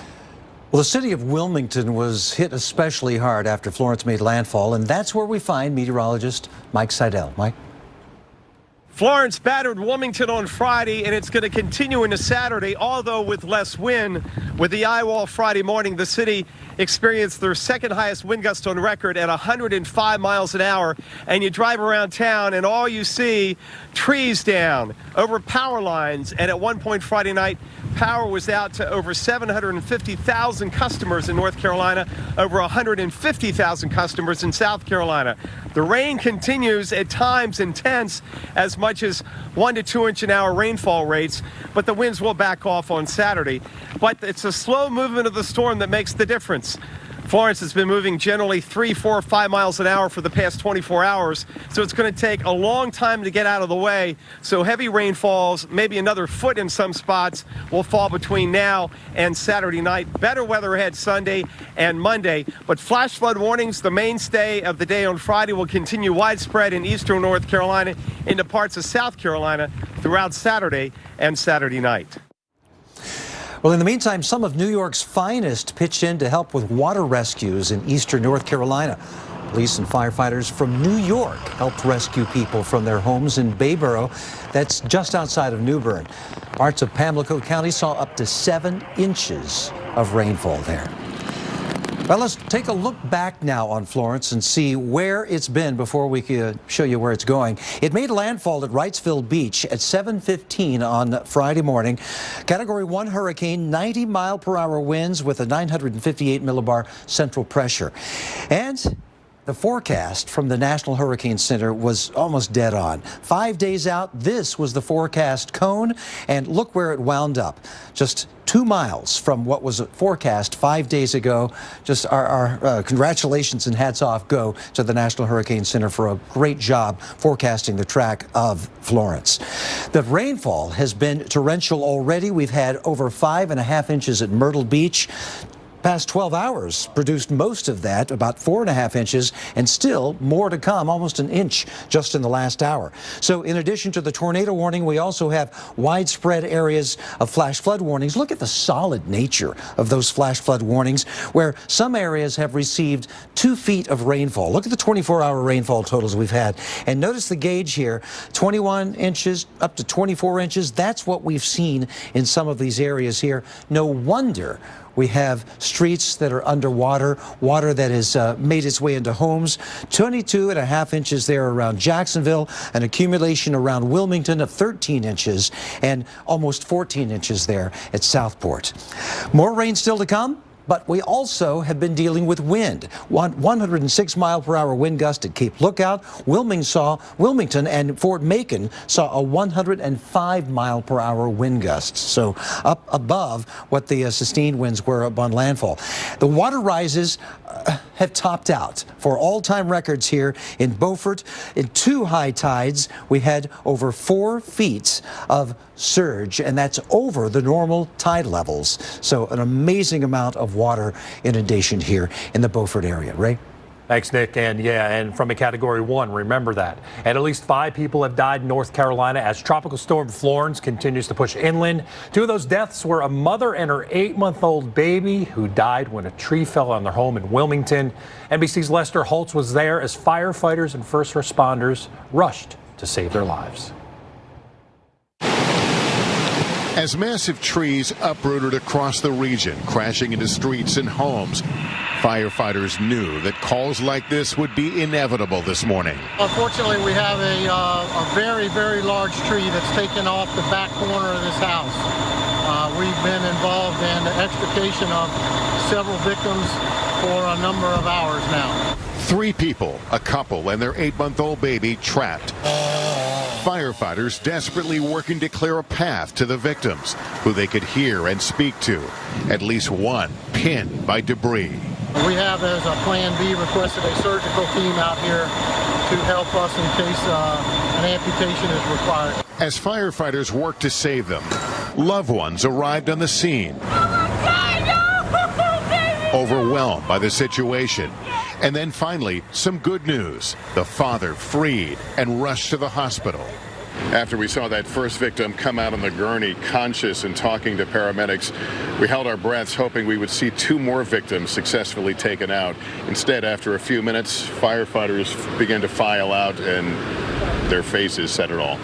A rescue effort had become a grim recovery. By the time they reached the mother and baby, it was too late. It hits home for all of us. I mean, regardless if you have kids or not, if you have a family or not, it's a human life. They saved one life, but then, in a powerful and touching moment, first responders huddled to pray for those they couldn't save.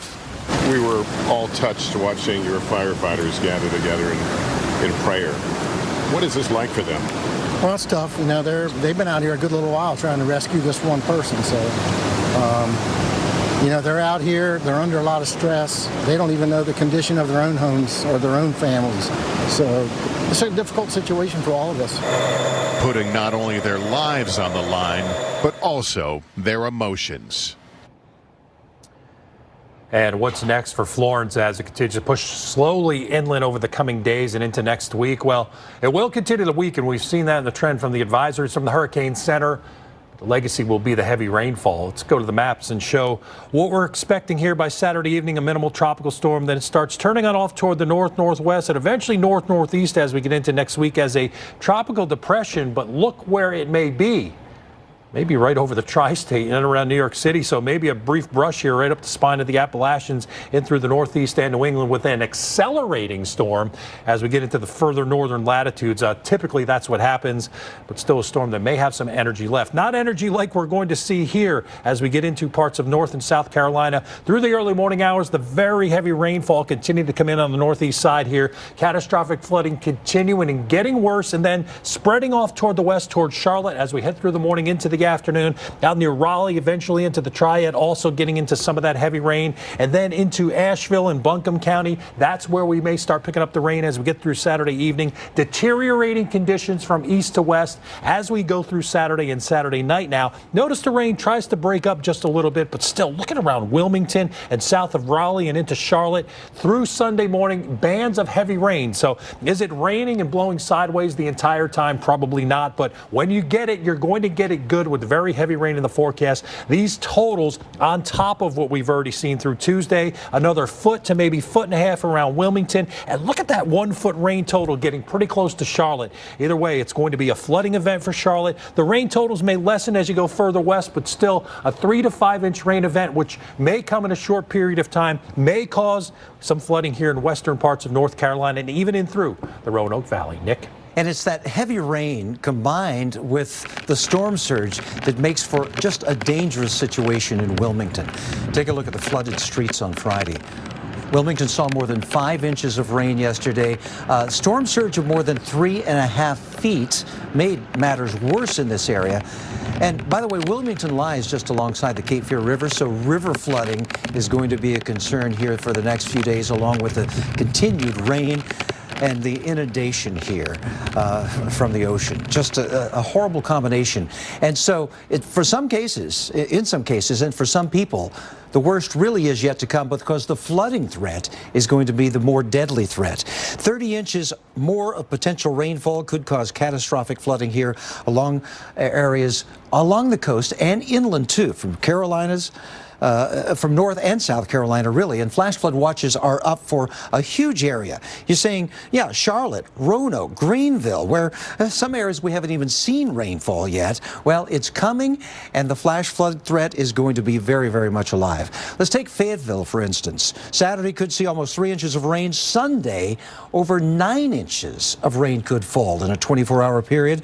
And then another 2 inches on top of that on Monday. The flash flood threat is going to be very much alive. Wilmington, you've already seen all of that rainfall, and in some cases we've already had water over roadways and into homes. Saturday's threat is almost 3 inches, another 9.5 plus on Sunday, and then another 1.5 on Monday is going going to keep not only the flash flood threat alive, but also rivers running high too. So very likely to see flash flooding here in Wilmington, Myrtle Beach, Fayetteville as we get through your Sunday morning. River gauges are already in flood stage here in eastern North Carolina and expected to be in major flood stage over a widespread area down through the Myrtle Beach area and through much of South Carolina. As a matter of fact, moderate flooding could be seen on rivers even farther toward the north from Raleigh all the way up toward the Roanoke area. So a lot of flooding still to come here throughout the Carolinas, Ray. Yeah, Nick, that's right. And the flooding rain will continue through South Carolina, too. Some of these totals may not seem in perspective to be all that much. But, you know, when you take a look at it and you start talking about 8-9 inches of rain, you can get a thunderstorm that can drop an inch or two of rain and cause flash flooding. Here's some of the more specific totals through Tuesday. Notice around Charleston, an additional 6 to 8 inches of rain, double digits further off to the north. So eastern South Carolina, right in around the I-95 corridor, it is going to be rough to travel. Some of those areas may actually get water over the roadway, even that major Interstate 95. That does happen and has happened. Around Fayetteville, you had record rain yesterday. Doesn't sound like a lot, but 3.11 inches was a record for the date. Another 13 inches possible. Just amazing. But a sharp cutoff right around I-40 and points south of that. That is where the heaviest rain is going to be. You can use 85 also going through Charlotte, as this corridor in here is where very heavy rain is going to continue to fall. Notice this is additional rain through Tuesday. So Raleigh, you're right on that half-foot mark to the north. You may not have much rain, relatively speaking, compared to what's going to fall to your south, but still, it is going to be an impactful event as the impacts being felt now will continue to spread toward the west. Yes, toward Charlotte as we go through the day on Saturday and Sunday. Heavy rain, especially to the east of Mecklenburg County, 11 to 12 inches of rain causing flash flooding in these areas, and obviously possible here out near Gastonia and further toward the west as you get into the Piedmont. This is where more heavy rain will fall, and 6 inches is enough to do damage here as it's going to fall hard and fast over the next 2 days. As we get into southeast Georgia, Savannah, about an inch or so of rain, certainly not enough to cause flooding, but if you go further north and into South Carolina, that's where the flood risk will be. On the north side, maybe an inch or two of rain around Richmond and points south out near Norfolk. Some locally higher totals are possible. Well, our team coverage will continue here, not only live in studio, but also in the field. Numerous crews out tracking Florence right through the upcoming weekend. The only Emmy-nominated weather network on cable. When this much rain falls, it is a life-threatening situation. Is the most essential coverage on TV.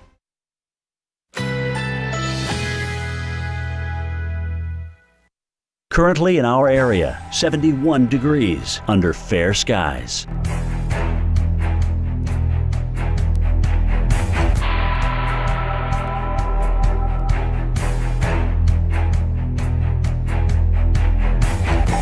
Overnight, generally clear. Low 67. Winds light and variable.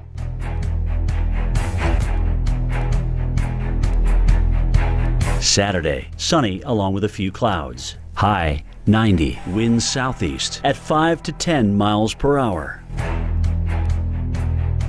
Saturday night, a mostly clear sky. Low 65. Winds light and variable. Here's our 7-day outlook.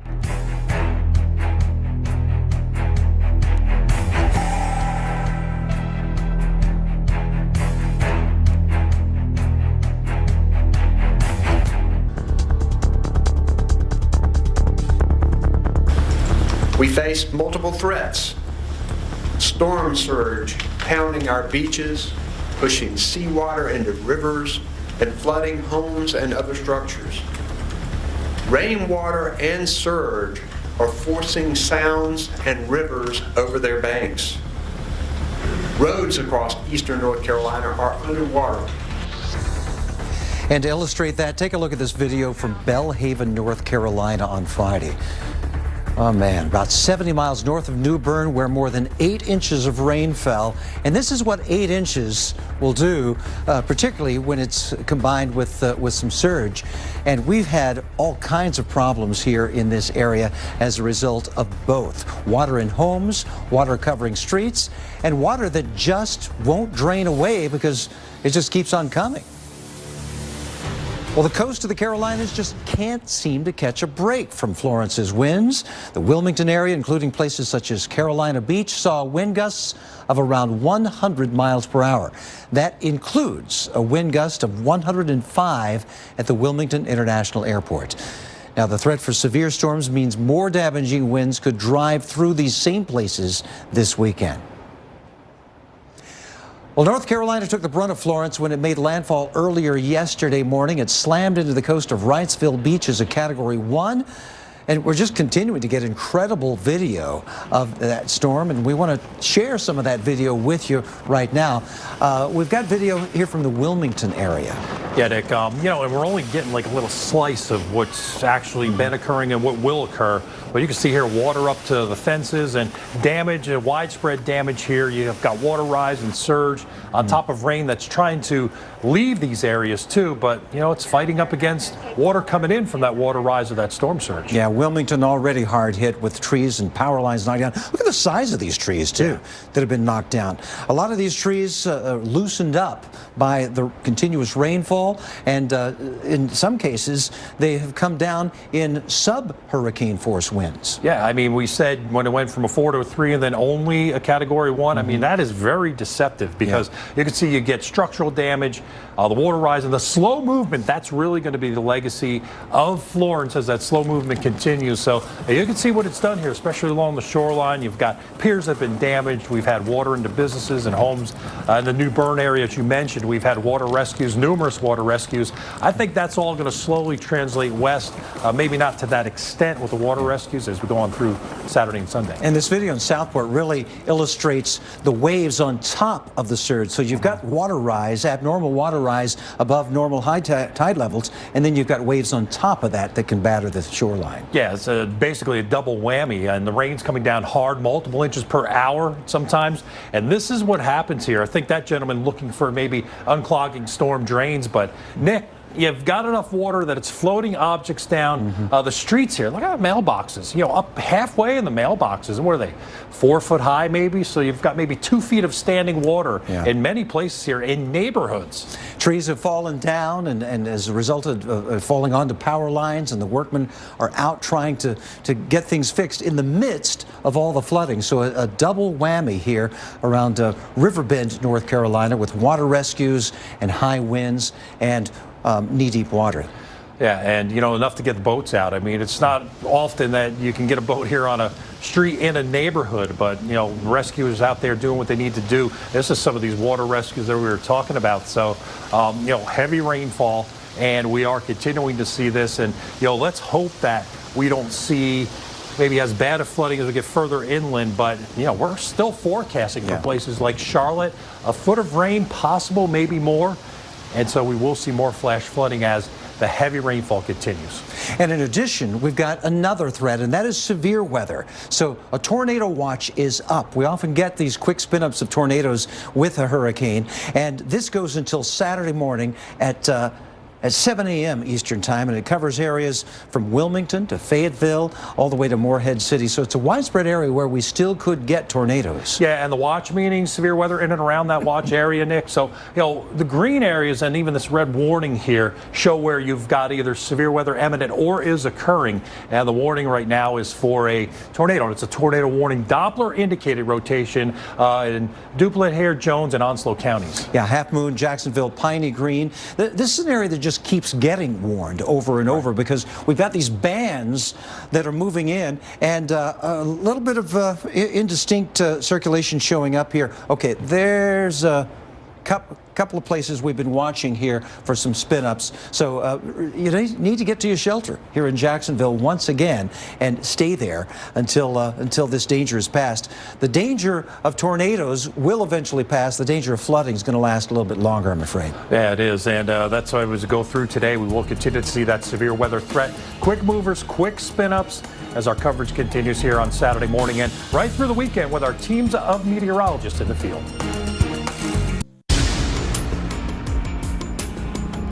4:30 in the morning in Wilmington, the power is out and we're starting to see some trees down. The rain is starting to fall harder. The winds are starting to pick up. We are just miles from the eye wall, the worst of the weather. Woo! Here comes the winds. We're going through the eye wall Florence, we are going to get into the eye as well, and what a difference it'll be. Woo! You hear that? Can you guys hear that? And so it looks like we're going to stay in that eye wall the entire time by the looks of this radar. It's 8:09 and the strongest wind gust we've had, 105 miles per hour. It's taking down street signs. It is the bottom of the hour. Welcome back to our continuing coverage of Tropical Storm Florence. All Florence making landfall as a Category 1 storm yesterday at Wrightsville Beach in North Carolina. Still a couple of days of deadly flooding, wind, and storm surge to come.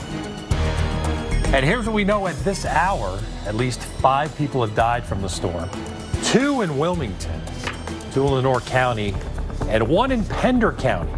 The governor of North Carolina announced relief funds for victims. You can text 20-222 to give. Florence dumped nearly 2 feet of rain in Carteret County, leading to a flash flood emergency being declared. Nick? Well, as of the 2 a.m. advisory, we have a 60-mile-per-hour tropical storm and a pressure of 984 millibars. So pressure is coming up, the winds are coming down, but it's moving still so incredibly slowly with lots of moisture in it. So flooding rain over a widespread area, that has not changed. And as this continues to crawl toward the west-southwest, we're going to see some of the same areas that have already been inundated with rain just continue to get pounded. Thus, we have the flash flood warnings out where torrential rain has already fallen in so many areas and more still to come in some of these same areas. Even some ongoing flash flood emergencies where 10 to 18 inches has fallen, another 5 to 10 possible in places like Carteret County. So stay off the roads. The National Weather Service has encouraged people to just stay off the roads in these areas where the rain continues to come down. It's a dangerous situation. Just hunker down, stay put. Tropical storm warnings are still up for the possibility of tropical storm force winds. Myrtle Beach to Fayetteville, Raleigh, Wilmington, all the way to that Outer Banks could still see that. And storm surge, still a possibility here, 3 to 5 feet above tide levels. So we're still going to see that water inundation coming in from the sea as well as the rain falling from the sky, right? And Wilmington took a lot of that rain and a record storm surge as Florence made landfall Friday morning. But the wind, check this out here, causing some of the damage to the town. The wind gusts of 105 miles per hour at the airport, toppling trees, damaging buildings. An infant also died when a tree fell on their home. And more wind damage expected, although probably not as widespread. We recap Florence and give you more information on where we made landfall. And that was yesterday morning at 7:15, so almost 24 hours ago. Wrightsville Beach in North Carolina, Category 1 storm with winds at 90 miles per hour. And that legacy of this slow movement will continue as a tropical storm, eventually a depression, as it heads on off toward the northwest and eventually north. The 5-day cone from the Hurricane Center, very accurate forecast of 5 days. September 9th, when they issued it at 5 a.m. Look at this. This is the actual location of landfall, and this is where they were predicting landfall 5 days in advance. An incredible lateral track error of just 2 miles. Amazing, the track forecast here. Myrtle Beach, as we've got rain still to come over the last 12 hours, we have 3.73 inches of rainfall in the past hour, 0.14, and you've got a bunch more to go here as Florence continues to wreak havoc here in and around Myrtle Beach and northeast, especially on the east side of low pressure. As Florence continues to move slowly to the southwest and eventually west, all of this moisture is going to continue to get thrown into areas that have been saturated with rainfall, to say the least. Water standing on roadways. We've got trees down. 80-something trees in the Raleigh area reported down across streets from the National Weather Service employees, and rain on top of that. It is going to be tough here as we head on through the next couple of days, with some of these estimated rainfall totals getting close to 20 inches in some spots. Nick? Well, let's show you where Florence is anticipated to go here. But we're going to see repeats of this, I'm afraid, along the way. A terrifying scene in Belhaven, North Carolina. Water up to the windows of a home as Florence battered the East Coast. Storm surge as high as 12 feet recorded in the area as the Pungo River rose from its banks. Surges also caused significant flooding along the Neuse and the Pamlico rivers. Hundreds of people had to be rescued as a result of that. So where does it go from here and what it's going to do? Well, more flooding rain we anticipate here as this continues to move toward the west through South Carolina on Saturday, through Sunday evening into the western portions of North Carolina, providing flooding, and eastern Tennessee, and then by Monday evening all the way up into the Ohio Valley, and then eventually Tuesday into portions of the Northeast, bringing rainfall to that area too. This is the future radar according to one of the models, and notice that its slow movement will continue to bring so much water into portions of southeastern North Carolina and northwestern South Carolina here in the coming hours. Watch the timeline here on into Saturday afternoon, and this is hardly going to be moving in terms of the rain continuing to fall over some of the same areas again and again. So we're going to find the flooding still alive, very much alive here. By the time we get into Sunday, still some movement into western North Carolina will produce flash flooding there. Well, stay with us as our team coverage continues here on the Weather Channel. Steph, are there areas where you can see as you look at the buildings that there may be some water intrusion just because of the windswept rain that's coming in, or is everything pretty much boarded up and sandbagged up there? Jim, I'll say everything is boarded and sandbagged. I have not seen, now there are a couple businesses across the way. I'm not sure if you can see them because the rain's coming down so hard that do not have boards. So Jim, what I will do for you is I'll run across the street. You can take it here. I'll run across the street and see if the water is seeped in where the people have not put sandbags. Steph, are you there? Did you come back yet? Jim, I do have an update for you. Yeah. I'm come back. By the way, I just spoke to our weather producer. The center of circulation is about 5 miles now from us, okay? So in theory, it should take about another hour to get into it if it's moving 5 miles an hour, right? Right. So right around that, just keep that in mind as you're out there. Yes. And when I went and looked, you know what I realized, Jim? All the stores here on Front Street, they're tucked back in. So it's a little bit of a saving grace that they're not right on the street, right? They all are kind of tucked in, so they have a little protection. So right now, from what I can see, they're okay. And that's great news, Stephanie, because, you know, a lot of times when we ask people to evacuate and leave, they will watch us to kind of see what's going on, and it's nice to give them an update. This tree went down way early on, Jim, when we were just gusting more in that like 70 mile an hour range. So it doesn't take a lot for damage, and this is why, you know, with a Category 1, you still have to board up. You still have to board up and be prepared. Absolutely. You're right, Steph. It's not so much the wind and how much you get, it's the debris that comes down. And like you said, it came down long before the wind was 105 miles per hour. Here's what I'm going to say right now. If somebody gets 40, 45 inches, it wouldn't surprise me. What do you think? Two things, Jim. You know, two things. If this thing does go back fully over water, you know, don't be shocked for this thing to, you know, get its act a little better together, because the eye kind of collapsed when it came on shore, and it does that with the friction. Second of all, Jim, the water you're standing in, is that strictly from rain, or are you getting the river coming out of its banks, or just overwash? What caused that water? This is rainwater. This is rainwater that's either falling up where you are, probably near where we are, that's trying to get out, and it is. At breaking now, we've got a new tornado warning in eastern North Carolina, and this is what we expected. Quick flare-ups of thunderstorms that could produce tornadoes. This is Doppler indicated for Jones and Onslow counties, including the cities of Half Moon, Jacksonville, and Piney Green until 3:15. Fast movers here, and it looks like the rotation. Yeah, there's a couple of your green meeting red there, and a pretty impressive one now just moving on shore. And it looks like we do have some rotation indicated by Doppler radar circling it right there. So these areas in and around the Jacksonville area, heads up, this is going to be a fast mover as it moves on off toward the north and northwest. So these areas from Half Moon to Jacksonville and Piney Green, and also into the Catherine Lake area by 303, expect at least the strong winds and the potential for maybe even some tornadoes in the east side of the storm. Nick?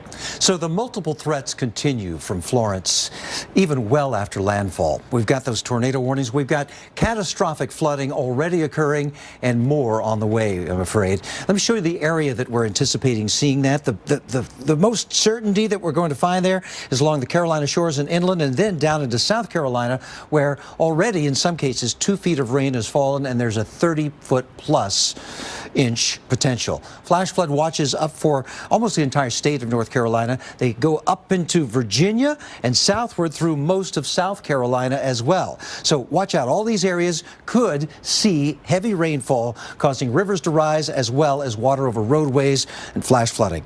Tomorrow, well, I should say Saturday, almost 3 inches of rain could fall here in Fayetteville, 9 inches plus on Sunday. So that's why we say the worst is yet to come for a lot of these areas. Wilmington, it's already bad, but another almost 3 inches of rain on Saturday and 9.5 on Sunday is going to mean almost a certainty of flash flooding continuing on into Monday, another 1.5 inches on top of that. So river gauges are already revealing that we have major flood threats ongoing here around eastern portions of North Carolina. But those are going to spread a little farther toward the south throughout much of North Carolina down into South Carolina as we head on into next week. So lots of rivers still are going to be on the rise. All of these green areas outlined, all these counties outlined in green, those are flash flood warnings where we've had so much rainfall. New Bern has been one of those areas that we've experienced the double whammy of storm surge as well as the heavy rainfall. Your Swift Creek crested at over 8.5 feet yesterday. And then we've got more rain that's going to be continuing to cause rivers to rise around Burgo. Look at the rain continuing to fall there. And as a result, we're expecting to see major flooding and even record flooding by Tuesday as we head into the 25-plus foot level here, flooding like you've never seen in modern times. That's what we expect to see in Burgaw. We're also expecting to see more flooding back out here in places like Fayetteville, where the rain continues to fall. The Little River in Manchester, North Carolina, the latest observation over 12 feet, but look where we're headed over 35 feet. That would be a record by the time we get into Monday. So record flooding expected along the Little River there. So more rainfall coming into that area even as we speak. More rain coming into places like Camden on up toward Westville. And this is an area that where the Wateree River is going to be rising not quite to record levels, but probably cresting on Tuesday at almost 36 feet. So major flooding expected here around the Wateree River in Camden. Just a few of the areas that we're anticipating seeing those rivers continuing to rise as the water continues to drain into them. So more rainfall is only going to mean the threats of more flooding rain. All right, Nick, breaking now, the latest tornado warning here in eastern North Carolina for Jones and Onslow counties, including the cities of Half Moon, Jacksonville, and Piney Green until 3:15 a.m. National Weather Service Doppler radar indicating rotation within this thunderstorm. And as we look at the velocity, you could see here where the green is meeting the red. That's most likely where we're seeing that rotation, as it looks like it's moving onshore as we speak and heading off to the north and west very quickly. Those things will happen quickly. You're going to have to take action with these storms as they may be tornadic in the eastern side of Florence right on through the morning and into the afternoon. It looks like we've got two circulations there with this tornado warning. Nothing confirmed, but a tornado warning in effect for Jones and Onslow counties until 3:15. So by 2:50 in Jacksonville, 2:55 in Half Moon, 3:09 in Cedar Fork, and Bellevue at about 3:14. So in these areas now, take action, take cover. If you're up watching us here early this morning, if you're able to. Severe weather will also be threatening areas further toward the north and west as we go through today, and some catastrophic flooding also continuing expanding west. We're looking at a storm that currently has winds at 60 miles per hour. Florence continuing to move west, southwest very slowly. That will be the legacy of Florence, the slow movement on top of the heavy rain that's already fallen.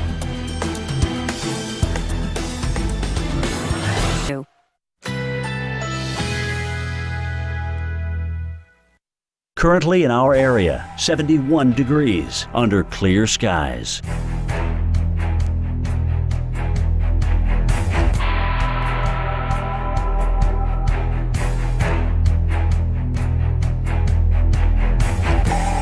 Overnight, generally clear. Low 67. Winds light and variable.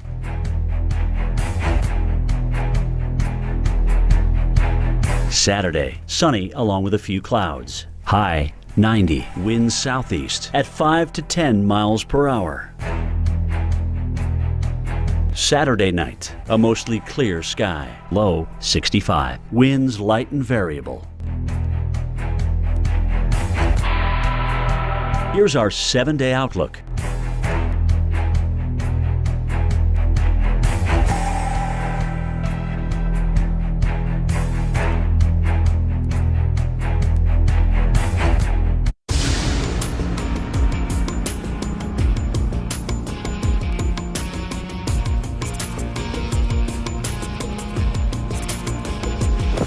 The rain has increased exponentially and the winds have really picked up as well. Take a look out over the beach. Offshore wind, so everything's blowing out to sea right now. Now 12:45, strongest winds in Florence so far.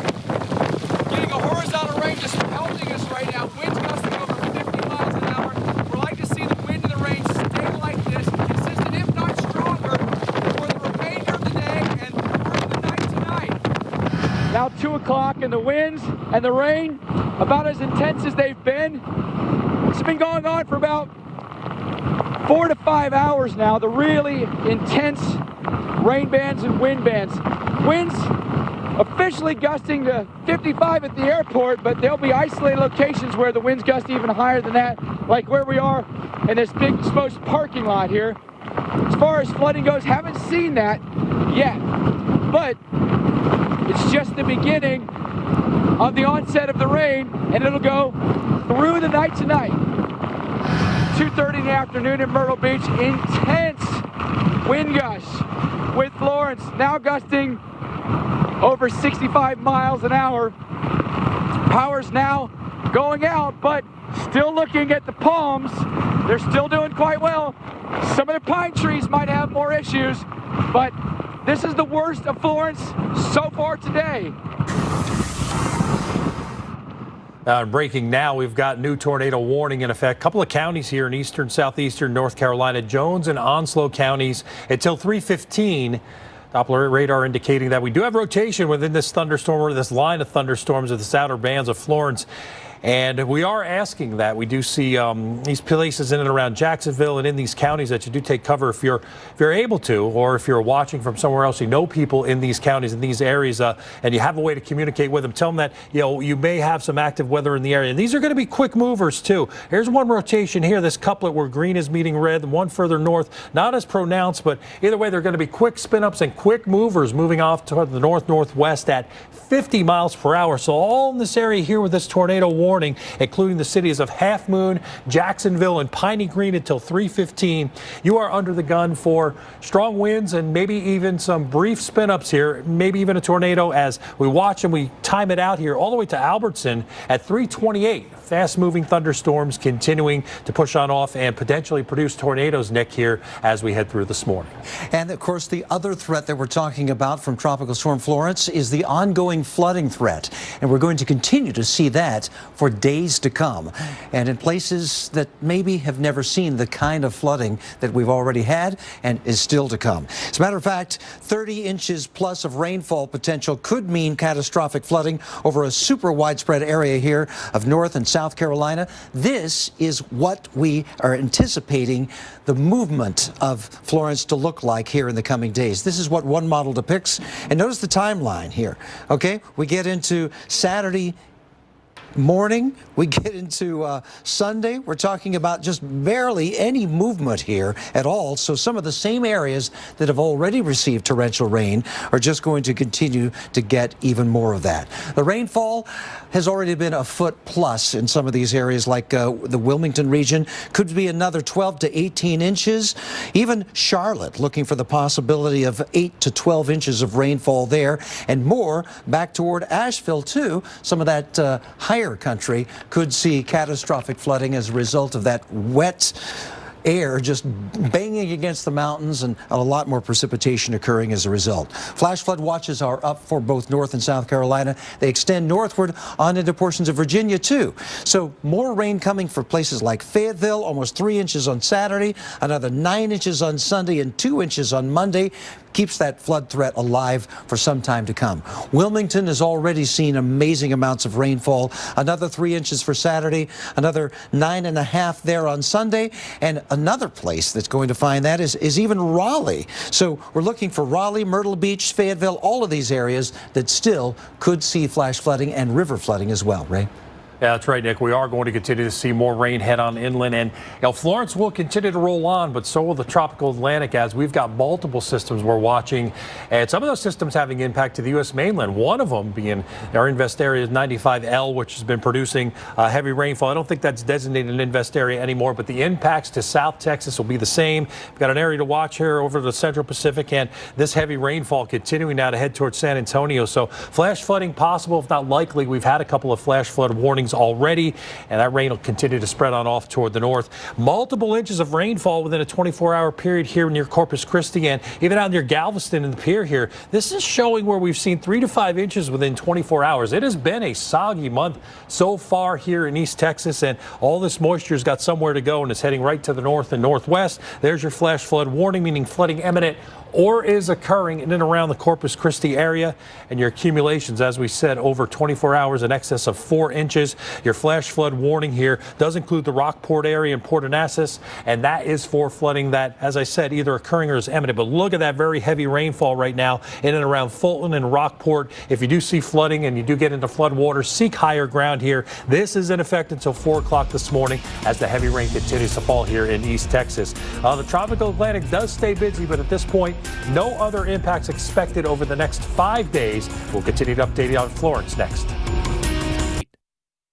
We're forecasting maybe 40 inches or more of rain from this system.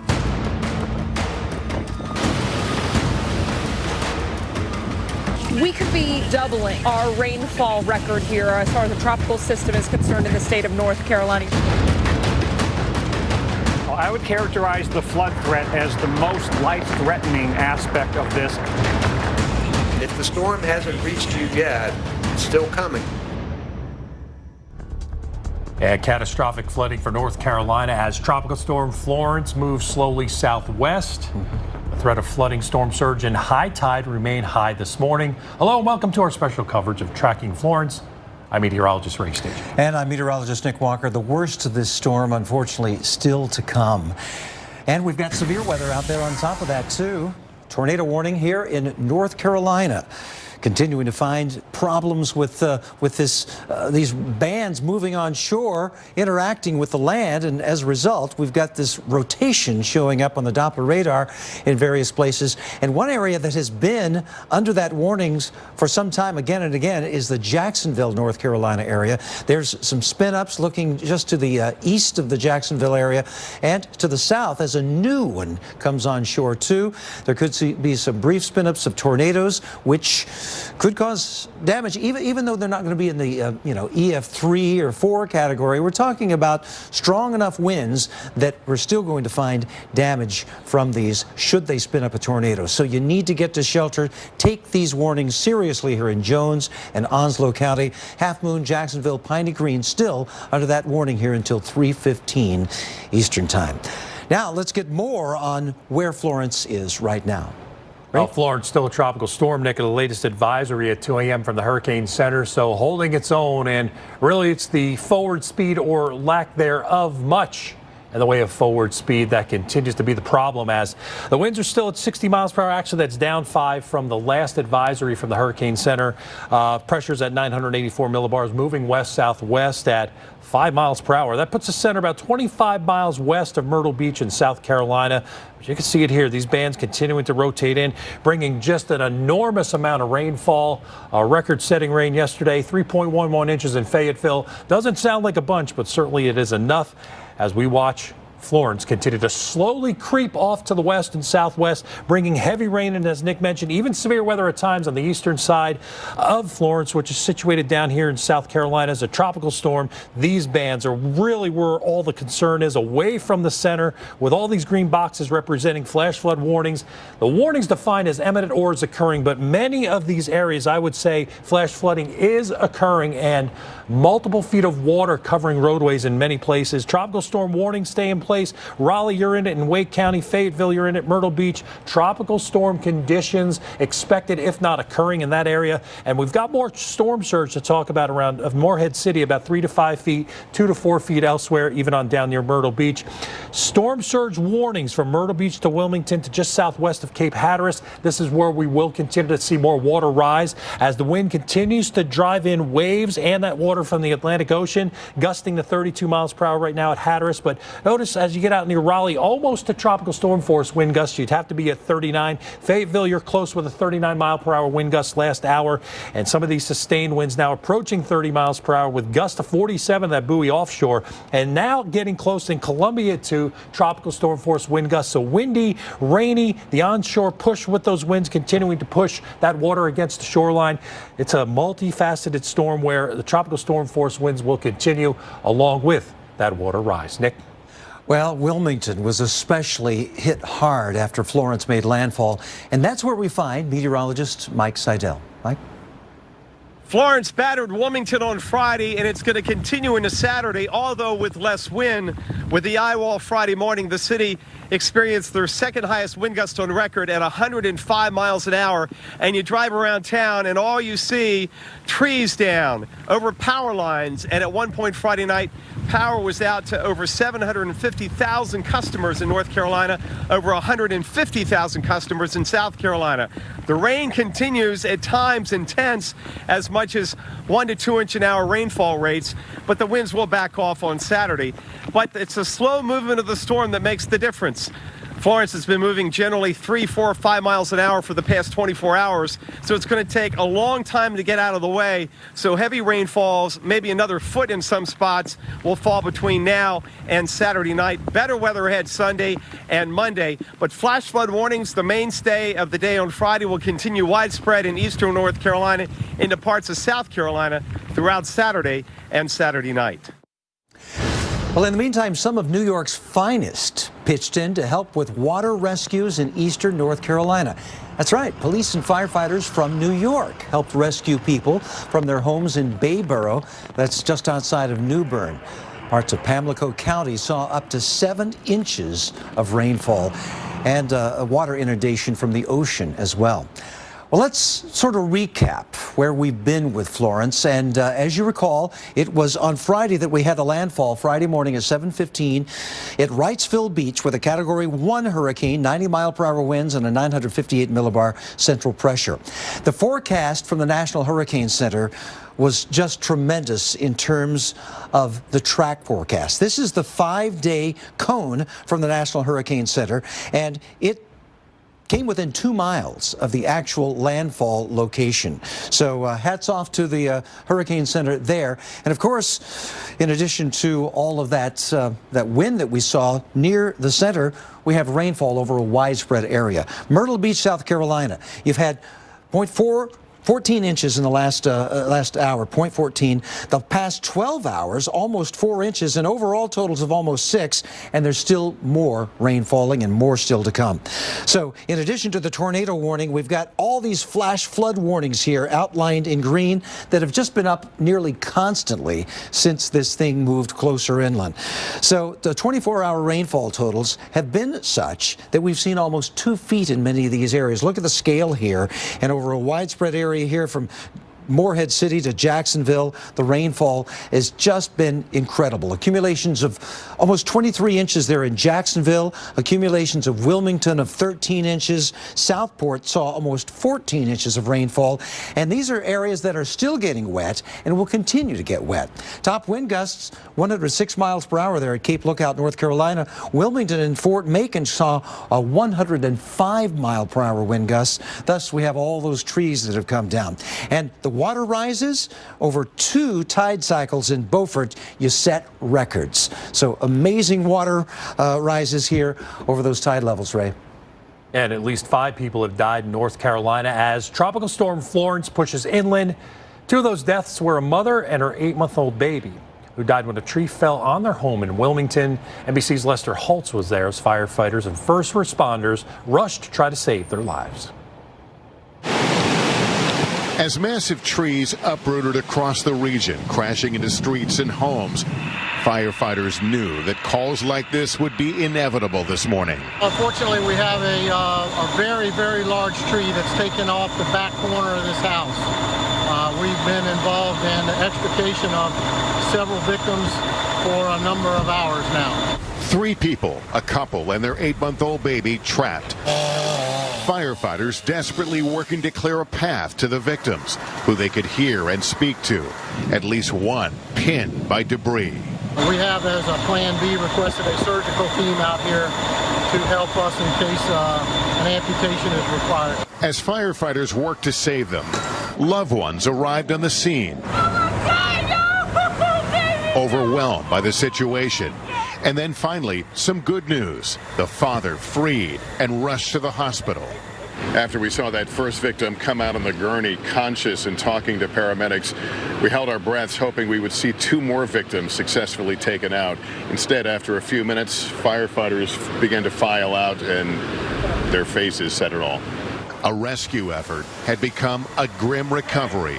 By the time they reached the mother and baby, it was too late. It hits home for all of us. I mean, regardless if you have kids or not, if you have a family or not, it's a human life. They saved one life, but then, in a powerful and touching moment, first responders huddled to pray for those they couldn't save. We were all touched watching your firefighters gather together in prayer. What is this like for them? Well, it's tough. You know, they've been out here a good little while trying to rescue this one person. So, you know, they're out here. They're under a lot of stress. They don't even know the condition of their own homes or their own families. So it's a difficult situation for all of us. Putting not only their lives on the line, but also their emotions. A sad story there coming out of that area, and Florence will continue to push off toward the west and continue to produce additional flooding and add to the flooding that's already occurred. But where's it going and when will it get there? Well, we think it's going very slow to the west, and by Saturday evening, about 16 hours from now, still a tropical storm, a minimal tropical storm. Then the turn starts and then the acceleration, and by Tuesday evening, maybe sitting over New York City or pretty close to it. Anywhere within this cone is possible where the center of low pressure may go as a tropical depression. So although it will weaken, we still may have rain to deal with, even on up through some of the saturated grounds in parts of the mid-Atlantic and in through Pennsylvania. Here's what your future radar may look like as we go through the next couple of days. Watch through the morning hours. It's very heavy rain. We're talking multiple inches of rain per hour coming in. Wilmington, you are really ground zero for the heaviest of the rain. Through the mid and late morning hours, that rain starts spreading into Charlotte and into the central parts of South Carolina. Very heavy rain around Raleigh. The rain picks up into the afternoon, the evening hours in Charlotte. And look at Wilmington. Still raining. We could get another foot or more of rain in Wilmington today within the next 12 to 18 hours. And then by Saturday night, starting to see maybe some tapering off of the rain. But notice now as we're starting to get into the southern Appalachians and some of the foothills here along the Blue Ridge Parkway and through Sunday morning, midday Sunday, more heavy rain through North Carolina. It does become a little bit more widely scattered, but notice these areas in red. That's not exactly where the heaviest rain is going to be, but rain falling hard and things happening quickly. So if we do have flash flooding and warnings, they will come out quickly here out across parts of western and southwestern North and South Carolina, respectively. An additional 12 to 18 inches, maybe even more here around Wilmington and in this area right here that will get a consistent battering of these outer bands from Florence. Nick. Water is definitely the biggest danger from Florence, and it has been. Heavy rain, storm surge, making for a dangerous combination in Wilmington. Take a look at the flooded streets here on Friday. Wilmington saw more than 5 inches in town, as much as a foot in some areas, and storm surge of more than 3.5 feet made matters even worse.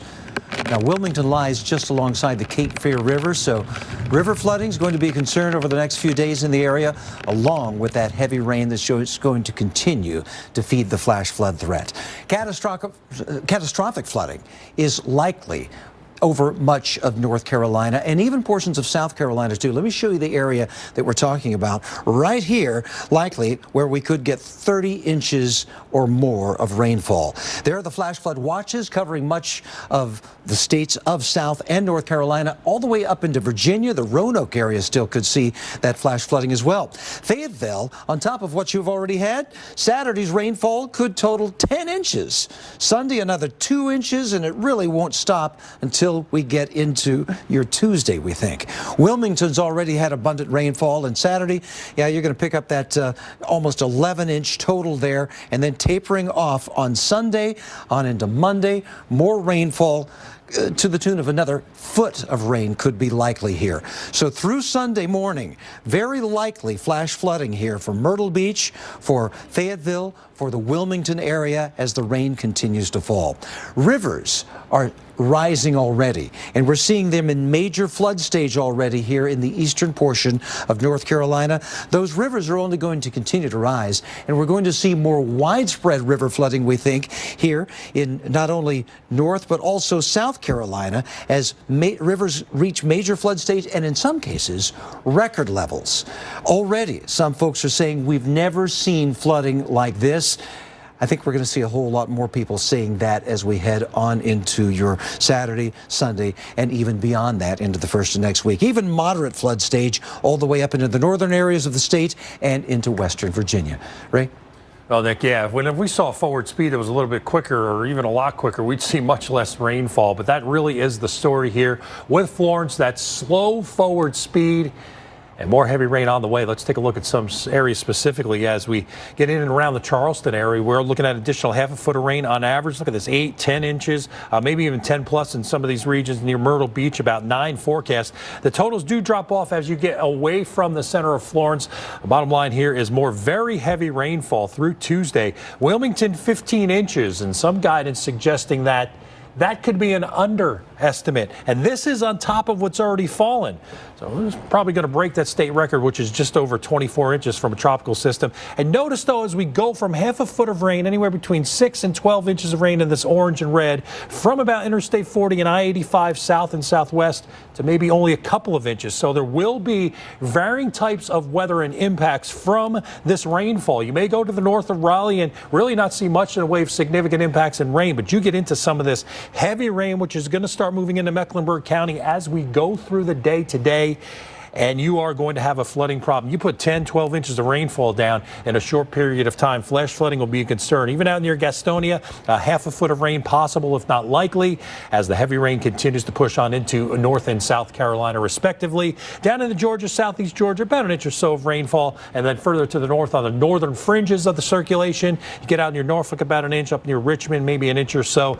Certainly not expecting any widespread flooding as we watch Florence continue to move on off toward the west end, away from these areas and pulling the rain away as we head through the morning hours and in through the daytime hours. So through Tuesday, those are some of the rain totals that we may see here in and around Richmond and Norfolk as you are well away from a slow moving Florence.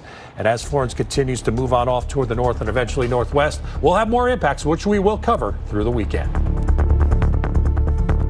The only Emmy-nominated weather network on cable. When this much rain falls, it is a life-threatening situation. Is the most essential coverage on TV.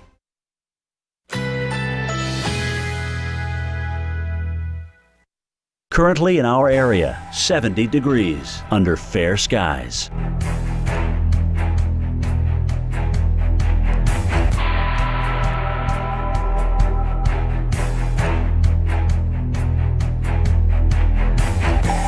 Overnight, generally clear. Low 67. Winds light and variable.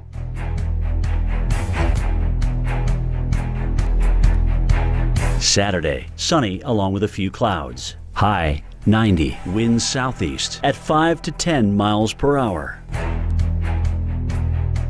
Saturday night, a mostly clear sky. Low 65. Winds light and variable. Here's our 7-day outlook.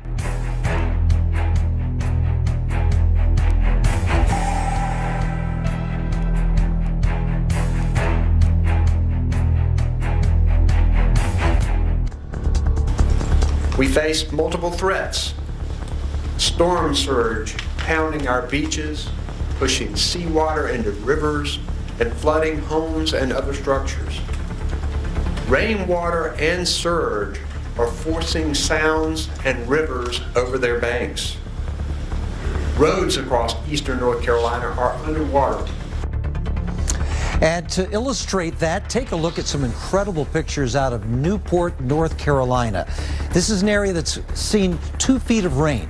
These images painting the picture of the devastation that's happening overnight from Florence. The Newport River is up to the base of the bridge on Highway 70, making the highway impassable.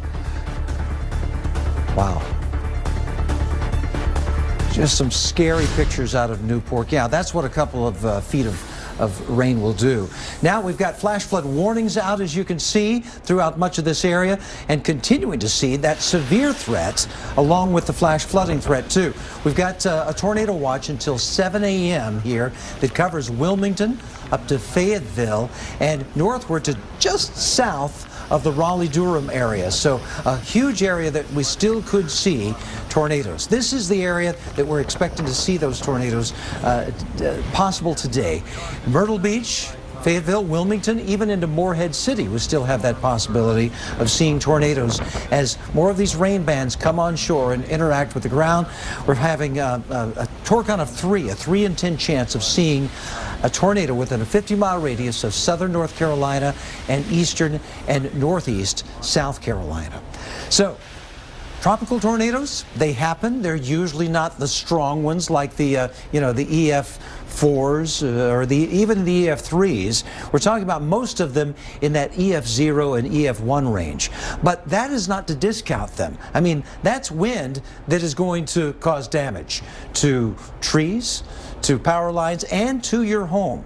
And that's why we want you to hunker down, and they could do damage that could be life-threatening should they occur. So tornado warnings have been ongoing here throughout the night, and we'll continue to see that tornado threat as we head toward morning and even through the day on Saturday. Most tropical tornadoes associated with supercells, they occur as the system moves onshore. They're typically weak. They're typically shallow and really don't live all that long either. They're common in the northeastern quadrant. That's why we're pinpointing that area. And land interaction, as I said, plays a role in this. Sort of a friction between the storm coming onshore, and that can often cause rotation within that thunderstorm. Well, North Carolina took the brunt of Florence when it made landfall earlier yesterday morning and slammed into the coast of Wrightsville Beach as a Category 1, and we're continuing to get some incredible video from it. Yeah, we're getting video from Wilmington in North Carolina. You can see we've got structures damaged here, porches and water going into porches, and even some of the piers have had damage, Nick, as the rain, the surge, working against each other, trying to get water out, surge trying to push water in, and you've got water up to mailboxes in some places too, and flush running water too. Yeah, and this is not incredibly deep where he was, but we've seen waist-high water in the area. And look at the size of the trees that have been coming down, too, with these hurricane-force winds. Yeah, hurricane-force winds, and I had a report out of the Raleigh Weather Service office where they had 80-something trees down reported in their area. And really, we are looking at more in the way of surge flooding, too, storm surge, and, just a battering of surf coming in and that water getting pushed up against the shoreline. So there's going to be a tremendous amount of beach erosion, and we will continue to have this onshore flow as long as that low just meanders around and moves at its slow motion that it's currently doing. That, like this scene in Southport, this could be repeated here over the next 24 hours, as long as we have that battering wave. Kind of tough to see. It's a little blurry, but that does look like a pier there that's kind of get taken out, and you can see some of the pieces of that pier getting kind of sloshed around here within the water. So all that's coming in from the Atlantic, and this is what we talk about when we talk about the water rise and that storm surge, bringing that water in and causing some pretty good damage. That's been the situation at Jacksonville, North Carolina, as the water has risen from the sea, as it's risen from the sheer rainfall, too. We've got power crews out there trying to get their work done amid all of this flooding. So it's been rather difficult with water this high. Yeah, a lot of that's from, as you said, the falling water and, debris floating. It looks like a fairly tranquil picture when you look at it, but look at this. You've got structures here, and now you're talking about maybe a couple of feet of water there. Some of those images showed the water was up to like the midway part of mailboxes. I mean, that's what, a couple of feet of water at least. I mean, could be knee high, maybe even higher in some spots. Scary stuff. At Riverbend, North Carolina, some scary stuff was people had to be rescued from their homes in this water as the water inundated their homes. Some folks in this area saying they've never seen it like this before. Yeah, we're probably going to hear that phrase a lot as the rain starts to spread inland. The heavy rain and the flooding will continue to spread west slowly through the early morning hours and during the weekend. And we'll have full team coverage all weekend long and beyond. No. It's the slow movement of the storm that makes the difference.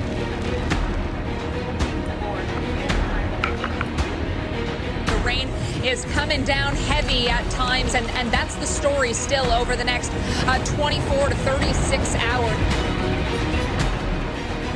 You can smell petroleum in the water.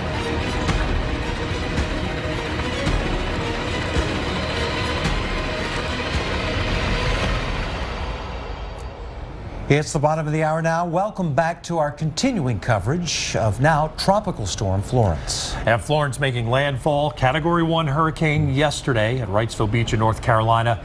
But still, we've got a couple of days now of deadly wind, rain, and storm surge to come. Yeah. And here's what we do know right now at this hour. At least 5 people have died from the storm. 2 in Wilmington, 2 in Lenoir County, and 1 in Pender County. The governor of North Carolina announced a relief fund for victims. You can text 20-222 to give. Florence dumped nearly 2 feet of rain in Cadet County, leading to a flash flood emergency being declared. And Nick, there is plenty more rain on the way. And it is moving so incredibly slowly that rain is going to continue to fall on areas that have already been saturated. Let's take a look at the current conditions here with Tropical Storm Florence as of the 2 a.m. advisory. 25 miles west of Myrtle Beach, South Carolina is where the center is located. 60-mile-per-hour winds in this tropical storm. The pressure up to 984 millibars. It's moving toward the west-southwest, I should say, at 5 miles per hour. Only 5 miles per hour. It's going to continue to crawl in that west-southwest direction. And as a result, more rain coming up into areas that are already seeing flash flooding. Flash flood warnings are out over a huge area here of North Carolina, and we anticipate that those warnings are really just going to continue, because there's going to be more of this rain coming into this area here in areas that have already seen a foot of rain. Another foot could still fall, and some places could get as much as 30 inches to 40 inches. Tropical storm force winds still being felt from this tropical storm, and it's a widespread area too. Raleigh, Wilmington, Fayetteville, Myrtle Beach could feel those tropical storm force winds, and the surge is still an issue here. 3 to 5 foot water rise over regular tide levels here, including the Morehead City area. So we still could see a lot of areas here inundated with the ocean, causing it to continue to rise in those regions. Storm surge warnings up and down the North Carolina coast, even into Myrtle Beach, South Carolina. That's the current situation. Ray, bring us up to date elsewhere. And Wilmington taking in a lot of rainfall, and you're going to take a lot more. A record storm surge also as Florence made landfall Friday morning. But it was the wind that devastated the town. Look at some of this damage here as the winds gusted to 105 miles per hour at the airport. Toppling trees, damaging structures. Unfortunately, a mother and infant died when a tree fell on their home. And numerous falling trees in the Raleigh-Durham area. The Weather Service reported 80-plus trees down. So, boy, it's going to be a tough weekend. Recommend you just stay hunkered down where you are until Florence passes and you can get the all clear to head on out. Let's recap now what we had in terms of our landfall time was yesterday morning at 7:15, Wrightsville Beach. Category 1 hurricane with winds at 90 miles per hour and a pressure of 958 millibars. Impressive forecast track, the 5-day forecast cone from the National Hurricane Center issued on September 9th. Your landfall, Wrightsville Beach, the forecast at that point was only 2 miles further northeast. Just an incredible forecast from the Hurricane Center. And even on our current trajectory and current path, The heavy rain and even the impacts well forecast too. Over the past 12 hours in Myrtle Beach, 3.73 inches of rainfall and more rain falling out near the Myrtle Beach area. But the heaviest is really in these warning areas where Wilmington on up toward the north and east of you, and starting to get into the triangle now. Very heavy rain, numerous flash flood warnings in effect. The warnings meaning flooding is imminent or occurring. And in many of these places, we've got flooding occurring with water covering roadways because of this. Look at this area here. Doppler estimated rainfall totals exceeding 15, 18 inches and approaching 20 inches in some spots. We may end up with a record rain event here for a tropical system in North Carolina, especially in and around the Jacksonville, Morehead City areas. These are areas just getting pasted with heavy rain, Nick, and more rain is on the way. And we're going to see, unfortunately, I think, more scenes like this. It's a terrifying scene in Belhaven, North Carolina. Water up to the windows of a home as Florence battered the East Coast. Storm surge as high as 12 feet recorded in the area. As the Pungo River rose from its banks, surges also caused significant flooding along the Neuse and the Pamlico River. So, let's just take a look at what we can anticipate here that's next for Florence as this continues to move in more of a westerly direction, and very slowly we're going to see that flooding occurring here on into Saturday evening around South Carolina, Sunday evening in eastern Tennessee and western North Carolina, on into Monday evening around the Ohio River Valley, and then on into the Northeast and New England as we head into Tuesday. So more flooding is going to be really the legacy of what is now Tropical Storm Florence. This is what one model indicates the movement of Florence is going to be here in the coming 24 hours. Notice the rain continuing to inundate the Wilmington area and also moving into the northeastern portion of South Carolina as we head through the day on Saturday. So Saturday on into Sunday, continuing to see more of that flooding rain. And then by the time we get into, say, later on into Sunday, we're going to find western North Carolina, eastern Tennessee, seeing much of that rainfall causing flash flooding there. Stay with us as our team coverage continues. Steph, are there areas where you can see as you look at the buildings that there may be some water intrusion just because of the windswept rain that's coming in, or is everything pretty much boarded up and sandbagged up there? Jim, I will say everything is boarded and sandbagged. I have not seen, now there are a couple businesses across the way. I'm not sure if you can see them because the rain's coming down so hard that do not have boards. So Jim, what I will do for you is I'll run across the street. You can take it here. I'll run across the street and see if the water is seeped in where the people have not put sandbags. Steph, are you there? Did you come back yet? Jim, I do have an update for you. Yeah. I'm come back. By the way, that I just spoke to our weather producer. The center of circulation is about 5 miles now from us, okay? So in theory, it should take about another hour to get into it if it's moving 5 miles an hour, right? So right around that, just keep that in mind as you're out there. Yes. And when I went and looked, you know what I realized, Jim? All the stores here on Front Street, they're tucked back in.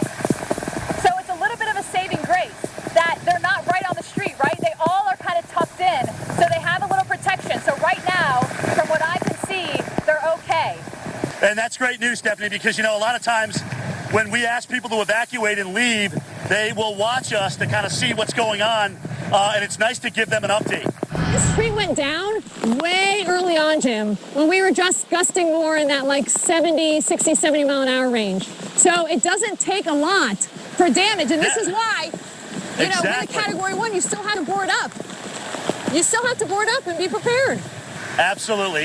You're right, Steph. It's not so much the wind and how much you get, it's the debris that comes down. And like you said, it came down long before the wind was 105 miles per hour. Here's what I'm going to say right now. If somebody gets 40, 45 inches, it wouldn't surprise me. What do you think? Two things, Jim.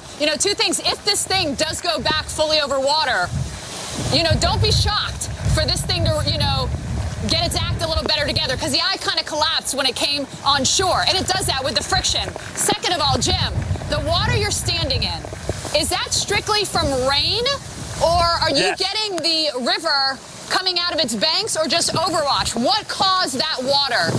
This is rainwater. This is rainwater that's either falling up where you are, probably near where we are, that's trying to get out, and it is.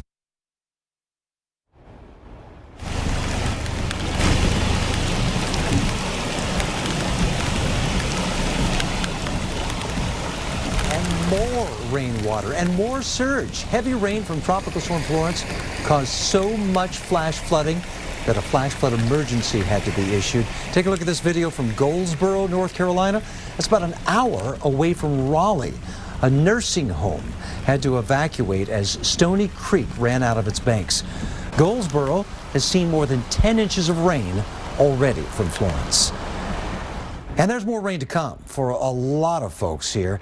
We're going to find just the possibility of flash flooding once again over some of these same areas continuing through the rest of the weekend. 30 inches and more likely. And as Jim Cantori says, we're not going to be surprised to see 40 inches and more from Florence in some areas. Flash flood watches are up for Wilmington, Myrtle Beach, Raleigh, all the way back towards Charlotte and Greenville, and even northward to Roanoke and in Columbia, too. So much of the population of North and South Carolina are going to feel the effects in terms of heavy rainfall and flash flooding. Fayetteville, Saturday, 10 inches of rain. Good fall. And then another 2 inches on Sunday. Monday, still continuing to see more rain. So the flooding threat is going to be very much alive well into next week. Wilmington, similar scenario, could get almost 11 inches of rain on Saturday, another 2 on Sunday, another ½ inch on Monday. Means the flash flood threat is very much alive. The river flooding is also a concern as rivers are already out of the banks and into major flood stage here in eastern portions of North Carolina. That's what that periwinkle color indicates. Major flooding ongoing, and in some cases, it's going to be record flooding by the time we get into Monday and Tuesday. This is disaster in slow motion that we call river flooding. As it continues to rise, we're going to find major flooding here over some of the river gauges into southern North Carolina and northern South Carolina. And look at all these areas all the way up into Virginia that could be in moderate flood stage by the time we get into Monday or Tuesday of next week. So river flooding is going to be an ongoing threat here as more of these rain bands come into the same areas from this very slow moving storm. We're going to find areas like Newbern that has already experienced 10 feet of surge. With Swift Creek, you know, that is near record with 8.67. It's already crested here on Friday, but some areas are still not going to crest until Monday or Tuesday. Here in Burgaw, along I-40, the Cape Fear River expected to crest in record stage at 25 feet, 3 feet above the record here on into your Tuesday and staying above that well into Wednesday or Thursday. So we've got lots of flooding still to come here, both in terms of water over roadways, rivers out of the banks, a dangerous scenario still shaping up, Ray. Now, Nick, and a great way to show what's been going on is show some before and afters. I mean, this is in Washington, in North Carolina, capturing the extent of the flooding. Look at these before and after pictures. Dry business streets on Tuesday, September 11th, and now flooded streets as Florence dumped 10 to 18 inches of rain, and it's still raining. Water reached the windowsills. Dry parking lots on Tuesday, now flooded parking lots. Look at that. Just an amazing amount of rainfall. And residents walking through this rainwater and just getting out and observing what has happened. And many people are going to be opening their eyes to what is going to be a bunch of water. Look at that.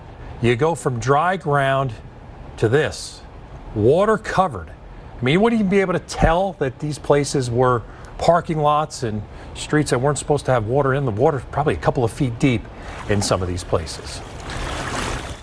Hurricane update. We have a alligator crossing the road. Run, gator! Run! Run from Florence! Hurricane update. We have... Yeah, now we know why the alligator crossed the road, right? To get away from the rainwater. A woman in Horry County in South Carolina caught this gator making a run for it during the storm while the heavy rain was falling, and Florence was still a hurricane. I call that a fast walk or a brisk walk. But anyway, the latest on Florence showing still as tropical storm and still having significant impacts and very heavy rainfall now continuing to fall and will be falling. Latest update from the Hurricane Center, winds at 60 miles per hour, moving west-southwest very slow at 5 miles per hour. That is why we are continuing with this barrage of rainfall and this continued severe weather threat. This tornado watch until 7 o'clock in the morning for these areas here where these bands have been producing at times tornado warnings this morning. And they'll be quick movers, moving at about 50 miles per hour, short-lived, very little time to react. But these are the areas we are expecting not only severe weather, the potential for tornadoes, but also tropical storm conditions over the next day or so.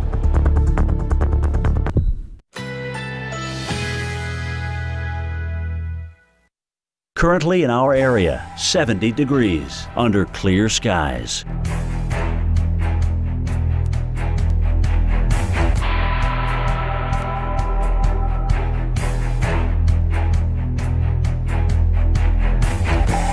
Overnight, generally clear. Low 67. Winds light and variable.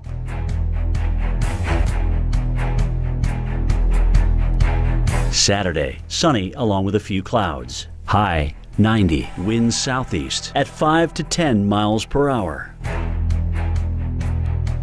Saturday night, a mostly clear sky. Low 65. Winds light and variable. Here's our 7-day outlook.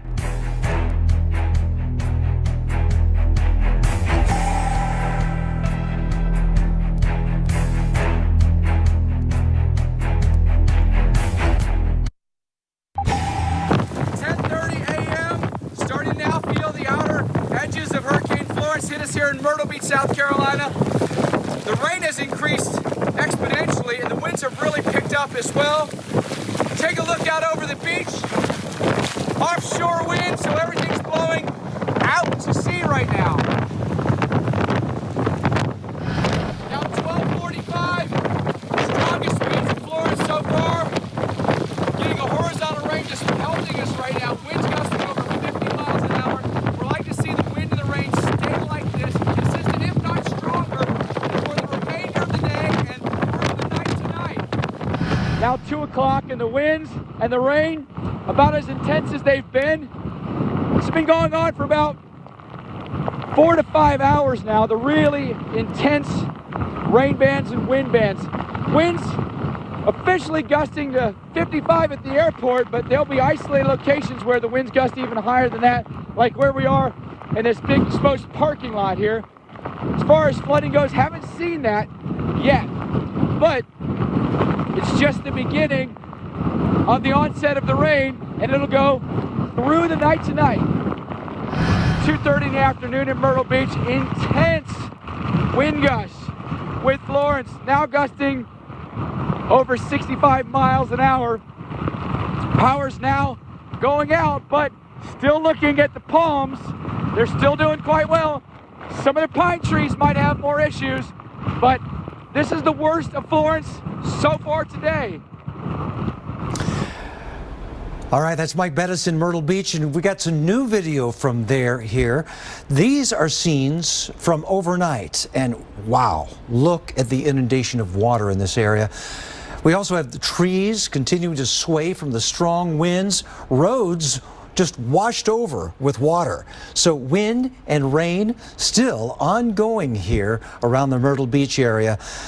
And I'm afraid that we're going to see more of this all day long on Saturday, really into Saturday evening before it begins to let up. So a lot more scenes like that are going to become, unfortunately, very familiar around the Myrtle Beach area.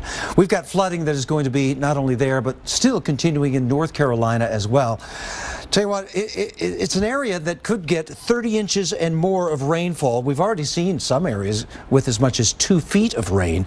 So ongoing flash flooding throughout the day here on into Saturday from Tropical Storm Florence. This is what one model depicts the movement of Florence is going to look like. And it's going to be just continued very, very slowly. And of course, this is what's going to play into that flash flooding as we see more bands of rain coming into the area of Wilmington, North Carolina, and then more coming into Myrtle Beach as well, and even on up to Raleigh. Just look at the rain continuing to fall up in that area too. all the way through the day on Saturday, on into Saturday evening. And this is an area that could get another 12 to 18 inches of rain. And in some cases, that's through Tuesday. All right, so we're going to find more rain moving a little bit farther into the western portions of the Carolinas as we head on into your Sunday. So flash flooding will be on the increase there as we head through the latter part of the weekend and into the first of next week. More rainfall just has prompted flash flood watches. We know there's going to be flash flooding over a widespread area. We know it's going to be in several big cities, including Raleigh, including Charlotte, Greenville, Columbia, all the way up to Roanoke. Myrtle Beach and Wilmington will still be in play through the possibility of Tuesday as we see more of the effects just continuing from that. Fayetteville, big rain on Saturday, 10 inches and more, another 2 inches on Sunday, and then Monday continuing to see more rain. That means that the flash flooding threat will continue here all the way into next week. Ray, it's a danger that will continue to be life-threatening for a lot of folks. Yeah, many of these rivers, Nick, the water still has to run out and run into the Atlantic, so that's why through next week we may see problems with even river flooding in places that may not be expecting it. Well, we'll go back into the rest of the Atlantic, too, because it's not over yet. No systems forecast to impact the U.S. over the next 5 days, besides Florence and what was Infest 95L. But multiple systems, including Isaac, Joyce, and Helene, are still out in the Atlantic. So it's gotten busy after a relatively quiet August. Heavy rainfall now with our area of low pressure. It's come on shore. So this wave, which was once an Invest area, will not be a depression or a tropical storm, but the impacts are still this. Very heavy rainfall and now flash flooding going on in parts of southeast Texas. Doppler estimated 24-hour totals in the yellow. That's where the highest totals have been, kind of in that 3 to 6 inch range. And in and around Galveston, some heavy rainfall. Some of these areas have seen, as we said, over 4 inches of rain in the last 24 hours. In and around areas southeast of Victoria, about 4 inches. And even a flash flood warning here just south of Port O'Connor for Aransas County, Fulton and Rockport until 4 a.m. Flooding imminent or occurring in this area with very heavy rain now moving up I-37 and heading toward Kennedy. Tropical Storm Isaac in the Caribbean, winds at 40 miles per hour, moving on off to the west at 15. I have to keep an eye on this over the next few days, although not forecast to become too much stronger. Actually forecast to weaken a bit, but guidance taking it through Jamaica, maybe some impacts there and possibly over the western end of Cuba. And then beyond that, I'll have to wait and see. As I said, we're not looking at much in the way of strengthening. If anything, we actually weaken it now back to depression status here through Monday evening. So one to watch here is Isaac as it heads toward the Gulf of Mexico to see if it remains intact and if it has any opportunity to develop. We'll keep you updated here not only on Isaac, the rain in Texas, but the big story being Tropical Storm Florence with continuing coverage all weekend long.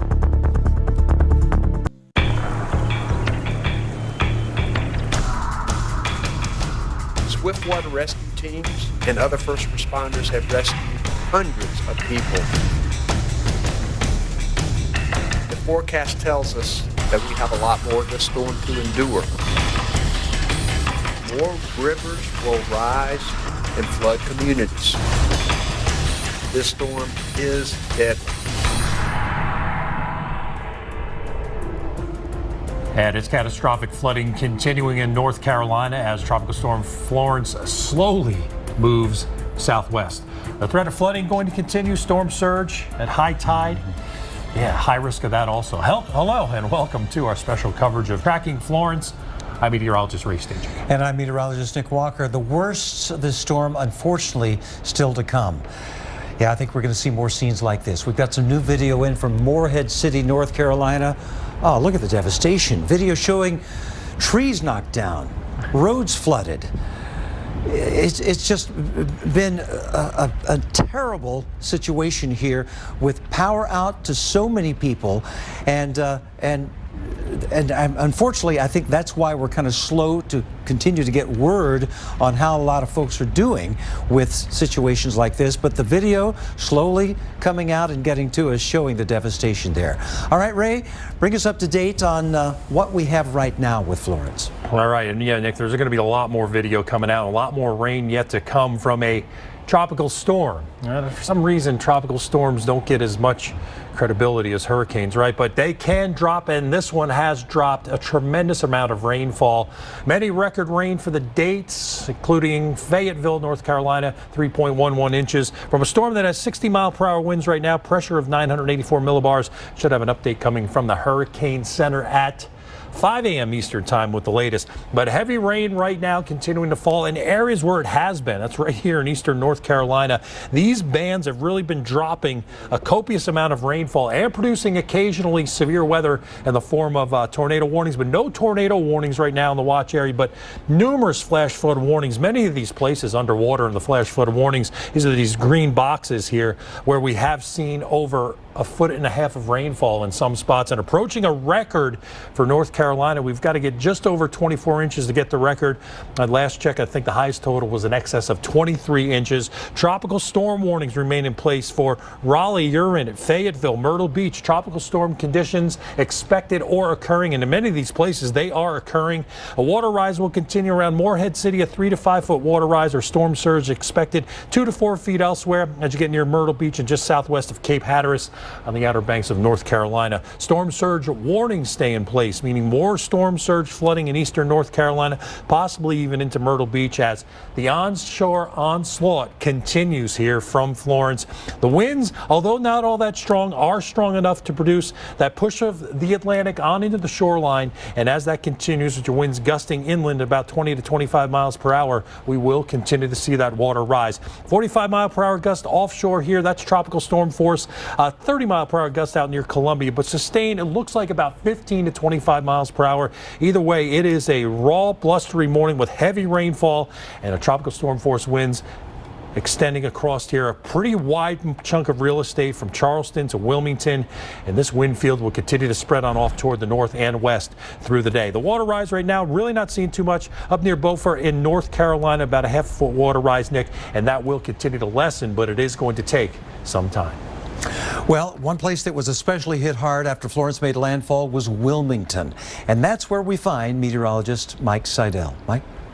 Florence battered Wilmington on Friday, and it's going to continue into Saturday, although with less wind. With the eye wall Friday morning, the city experienced their second highest wind gust on record at 105 miles an hour. And you drive around town and all you see, trees down, over power lines. And at one point Friday night, power was out to over 750,000 customers in North Carolina, over 150,000 customers in South Carolina. The rain continues, at times intense, as much as 1 to 2 inch an hour rainfall rates, but the winds will back off on Saturday. But it's a slow movement of the storm that makes the difference. Florence has been moving generally 3, 4, 5 miles an hour for the past 24 hours, so it's going to take a long time to get out of the way. So heavy rainfalls, maybe another foot in some spots, will fall between now and Saturday night. Better weather ahead Sunday and Monday, but flash flood warnings, the mainstay of the day on Friday, will continue widespread in eastern North Carolina into parts of South Carolina throughout Saturday and Saturday night. A lot of first responders out there, and some of New York's finest pitched in to help with water rescues in eastern North Carolina. Police and firefighters from New York helped rescue people from the homes in Bayboro, that's just outside of New Bern. Parts of Pamlico County saw up to 7 inches of rainfall there. Well, let's do a little recap here of where Florence has been. It made landfall as a Category 1 hurricane with 90-mile-per-hour winds Friday morning at 7:15 Eastern Daylight Time. 958 millibars was the central pressure, and the forecast from the National Hurricane Center 5 days out showed that it was just almost right on. I mean, hats off to the National Hurricane Center. Look at this depiction of the forecast here. The actual landfall location was only about 2 miles from what the 5-day track forecast was from the National Hurricane Center. So a great forecast there for the track. Now, rainfall is going to continue to be the big problem here. And, you know, it doesn't really matter where the center is when in terms of rainfall, because Myrtle Beach has had over 6 hours or 6 inches of rain in the past 24 hours. In the past 12, 3.5 inches of that has fallen, and 0.19 inches just in the last hour. They're going to continue to get clobbered with more and more rainfall there. As more of these bands come into play here into North and South Carolina, we're going to see rain coming over some of the same areas that have already been saturated. Wilmington among those. Flash flood warnings are up for this entire area, and those flash flood warnings are likely to continue all day long here on Saturday and perhaps even into Sunday. Look at how much rain is being depicted here. I mean, we're up into the 21-inch plus range in many of these areas here. Places like Jacksonville, almost 2 feet of rain. Places like Wilmington with 13 inches of rain in the area. Southport got almost 14 inches. So more rain falling on top of that area. The wind gusts topped out at 106 miles per hour at Cape Lookout, but we also had a 105 mile per hour wind gust at Wilmington and at Fort Macon. Winds won't be quite the issue on Saturday, although we'll still see tropical storm force winds. Rain, I think, Ray, is really going to be the issue going forward. It will, Nick, and as we watch Florence continue to move on off toward the west, we'll monitor the latest progress of the heavy rainfall. But first, at least 5 people have died in North Carolina as Tropical Storm Florence continues to push inland. 2 of those deaths were a mother and her 8-month-old baby who died when a tree fell on their home in Wilmington. NBC's Lester Holtz was there as firefighters and first responders rushed to try and save their lives. As massive trees uprooted across the region, crashing into streets and homes, firefighters knew that calls like this would be inevitable this morning. Unfortunately, we have a very, very large tree that's taken off the back corner of this house. We've been involved in the extrication of several victims for a number of hours now. 3 people, a couple and their 8-month-old baby, trapped. Firefighters desperately working to clear a path to the victims, who they could hear and speak to. At least one pinned by debris. We have, as a Plan B, requested a surgical team out here to help us in case an amputation is required. As firefighters work to save them, loved ones arrived on the scene. Overwhelmed by the situation. And then finally, some good news. The father freed and rushed to the hospital. After we saw that first victim come out on the gurney conscious and talking to paramedics, we held our breaths hoping we would see 2 more victims successfully taken out. Instead, after a few minutes, firefighters began to file out and their faces said it all. A rescue effort had become a grim recovery. By the time they reached the mother and baby, it was too late. It hits home for all of us. I mean, regardless if you have kids or not, if you have a family or not, it's a human life. They saved one life, but then, in a powerful and touching moment, first responders huddled to pray for those they couldn't save. We were all touched watching your firefighters gather together in prayer. What is this like for them? Well, it's tough. You know, they've been out here a good little while trying to rescue this one person. So,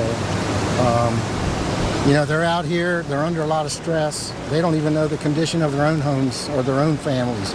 So it's a difficult situation for all of us. Putting not only their lives on the line, but also their emotions. A very emotional moment there as Florence continues to leave its legacy. And what's next?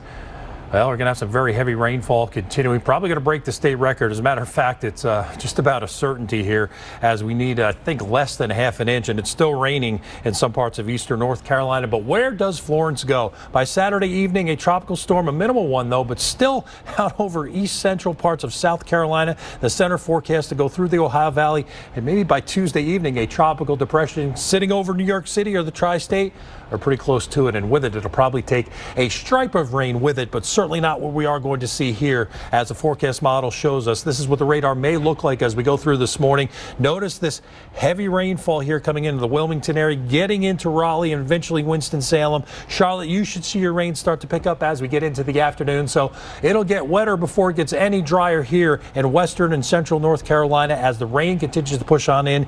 Even through parts of the Piedmont here, we'll start to see the rain later as we go through Saturday and Saturday evening. Your areas in orange and red where the rain is going to be hammering. This area right in here in and around Wilmington, the area that will be hit hardest, over a foot of additional rainfall, maybe a foot and a half as we go on through Saturday night. And Saturday night, you could see that heavy rain around Raleigh and just points south, and then further toward the west and just north of west as the low starts to make its move up toward the northwest as we go on through the day on Sunday. This is rain still to come through Tuesday. Most of this in the next 2 days. This will start falling as we go through Saturday and Saturday night into Sunday. Another 12 to 18 inches of rain, maybe more in some spots, and then 5 to 8 inches of rain in general in central and western North Carolina. Charlotte, you could see about 8 to 12 inches of rain. Nick? And if you combine that rain with the surge, you've got this in Wilmington. Take a look at the flooded streets that you had here on Friday. You know, Wilmington saw overall in some areas around the city as much as 13 inches of rainfall. And all of that rain made matters much worse. Wilmington also lies just alongside the Cape Fear River, so river flooding, yeah, that'll be a concern over the next few days, along with the rain, the thunderstorms, and more surge we anticipate too. So flooding is going to be this ongoing threat here. And of course, in a tropical system, flooding is what really gets you into trouble fast, and it can be the most deadly element of a tropical system. 30+ inches of rain is the potential here. And in fact, we've already seen 2 feet in some of these areas, so flash flooding is likely. Flash flood watches are up here for pretty much all the big population centers here in both North and South Carolina, and even on up into Roanoke, Virginia too. Fayetteville, North Carolina, prepare yourself. More rainfall for your Saturday. 9.5 inches of rain could fall on into Sunday, another 2 inches, and not really ending until we get into Monday before it tapers off. Wilmington looking for rainfall the next 3 days. Yeah, Saturday could see another foot of rainfall. 2 inches on Sunday, a half an inch on Monday means more flash flood potential on into early next week. This is the area very likely to see flash flooding all the way through Sunday morning. It's going to be a long-lasting event. Just anticipate that likelihood. River flooding, Ray mentioned this, is really going to be a problem and continues to be a problem here in the eastern portions of North Carolina, as many rivers are already running in major flood stage, and many more are anticipated to be in major flood stage as we head into early next week, both in North Carolina and down into South Carolina too, and moderate flood stage over a huge area here of the state of North Carolina, South Carolina, on up into Virginia too. So flooding, it's going to be lasting a while. It will be, and a lot of places that don't experience flooding over the weekend will have it coming to them. Thanks, Nick. As the water continues to rise and heavy rain continues to fall in many places, additional rainfall totals, well, impressive to say the least. Myrtle Beach, additional 9 inches. In and around Charleston, 5 to 6 inches of rain. But this area in here is really where we are watching for additional flash flooding from Columbia to Myrtle Beach. But nothing like we're going to see here around Wilmington through Tuesday. Look at this to Fayetteville, another 12 inches plus. Some guidance actually trying to pump out over 18 inches of rain, maybe even another 2 feet of rainfall. That's probably a stretch. Let's hope that's not right, at least that model. But notice too, as you get north now of Interstate 40, where you are seeing less rain, a couple of inches here up through parts of northeastern North Carolina. But it's right in this area here. I think we could use I-85 and I-40, any areas south of that and east, the best potential for flooding and maybe some record flooding in some places. Charlotte, you're not in it yet, but you will be. You will be here shortly. Could be up to a foot of rain on the eastern side of Mecklenburg County, off on the northwest side. Still heavy rainfall and flooding possible. Expect not only flash flooding to occur, but the potential for power outages existing even further west and on into the heart of North Carolina and South Carolina. Further south in southeast Georgia, an inch or two of rainfall on the southwest side of Florence, and on the northeast side, not much rain here in Virginia, about an inch or so of rainfall expected. Some of that rain coming down in a short period of time. So you may get some pretty good areas that see water covering the roadways, but we're not anticipating any additional flash flooding in these areas. But as we said, the legacy will be the heavy rain with the slow movement, and record rain for the state of North Carolina certainly possible here, and it may be occurring here pretty soon, as we've got to get just over 24 inches for an event. And it looks like that heavy rain continues as we head through our Saturday. Well, we'll continue to cover Florence through Saturday, Sunday, and beyond. Multiple teams in the field and in the studio covering the impacts of Florence right on through Sunday and beyond. The only Emmy-nominated weather network on cable. When this much rain falls, It is a life-threatening situation. Is the most essential coverage on TV.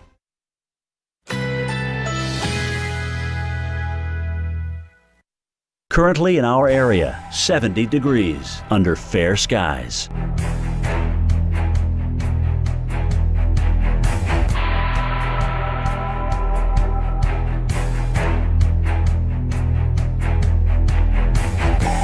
Saturday, sunny along with a few clouds. High 90, winds southeast at 5 to 10 miles per hour.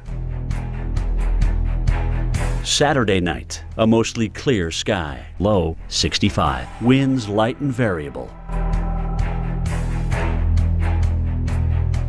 Sunday, mainly clear. High 89, winds south-southeast at 5 to 10 miles per hour. Here's our 7-day outlook.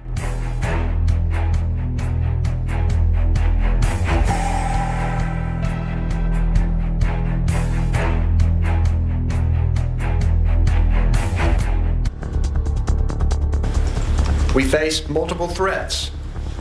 Storm surge pounding our beaches, pushing seawater into rivers, and flooding homes and other structures.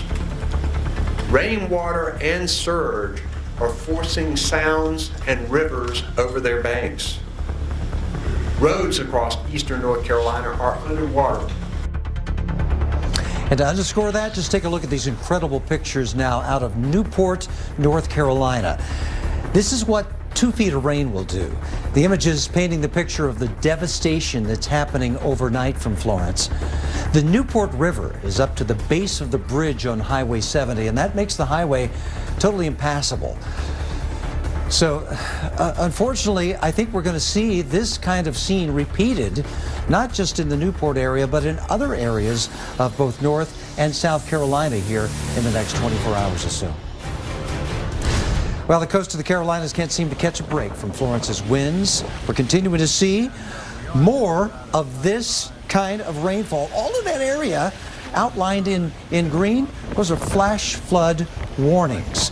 And we could very well see more tornado warnings as well. We've seen them all night long. A tornado watch here in effect encompasses areas from Wilmington all the way up to Fayetteville and even just south of Raleigh. This goes until 7 a.m. So this is going to be a very real possibility of these quick spin-ups of tornadoes today in this area of North and South Carolina, including the Myrtle Beach area.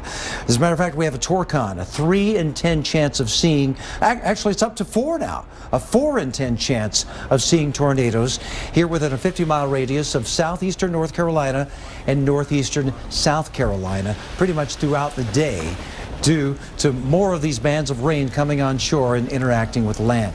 These are mostly going to be, should they occur, EF0s and EF1s. Occasionally we'll see an EF2, maybe even an EF3 tornado from a tropical system, but usually they're on the weaker side. But in reality, there's nothing weak about a tornado. They can still cause damage, even EF0s and EF1s. So they can occur as the tropical system comes on shore. They're typically weaker than the stronger tornadoes. They're typically shallow and short-lived, and they're common in the northeastern quadrant, that land interaction playing a role as the tropical system comes on shore. Yeah, Nick, imagine being under a tornado threat all day. I mean, this won't be like your typical tornado threat. Usually it's only a few hours. Yeah, that's got to be scary. Well, North Carolina taking the brunt of Florence. It made landfall yesterday morning and creating scenes like this. It slammed the coast of Wrightsville Beach as a Category 1, and the video just continuing to come in. Yeah, you know, when you look at it from the perspective of on a map and you see like these little slivers of real estate covered in like, you know, damage and storm surge warnings and that, you don't really get the feel for what's happening until you see the pictures. I mean, big trees down, big amounts of water on the ground, and falling from the sky and that push of water too. I mean, look at these. It's got to be a foot in diameter, maybe the trunk of that tree there. So certainly we're not just talking about trees and branches now. We're talking about some decent sized trees. And this is such a slow moving system that scenes like this in Wilmington could just continue today. I mean, we're going to have those trees down. We're going to continue to have water as the rain just continues. Yeah, that push on that northeast side, not only with the winds, the tropical storm force winds, and you throw in, like you mentioned, that threat for tornadoes too, and the water slamming up against the coastline. I mean, this is what we'll see here. Southport here in North Carolina, a strong surge coming in, and some boardwalk there, and looks like can't really get a picture here, but these are wooden structures that I'd imagine have to be pretty well fortified, but not anymore in some cases. Yeah, the surge has been a big problem, not only in Southport, but over much of the North Carolina coastline, continuing to see those battering waves on top of the water rise. Yeah, the water rise will continue until that low gets far enough away from the coast that we'll see the winds lessen and that surge come on back, but then we'll have to deal with this, and this looks like it's more inland here. You know, you've got objects floating down the roadway, so that water is deep enough. Mailboxes here, and some of that water halfway up the mailbox and up to this gentleman's knees. So you've got at least a foot and a half of water, standing water and rains that will continue to come down through today. And again, the Jacksonville area continuing to get more rainfall even today. So this kind of water isn't going to go away real fast. It's just going to continue and maybe even rise more. Yeah, some water rises that a lot of people maybe have not seen in their lifetime as the rain continues to push on in. You know, your public workers are out there trying to get things cleared up too. But, with just the rain continuing to fall, it's almost like you think you're there. It's like, just enough rope, and then somebody yanks it back on you, and you're right back in it with the rain and the flooding rainfall. Here we've got a rescue going on with some of these emergency people out there saving people and getting them out of harm's way. This was the scene in Riverbend as folks had their homes inundated with water. Yeah, well, more water to come, heavy rainfall, maybe record rain in North Carolina. More on Florence coming up. It's a slow movement of the storm that makes the difference.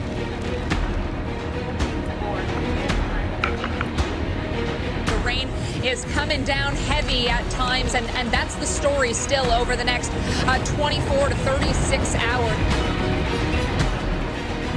You can smell petroleum in the water.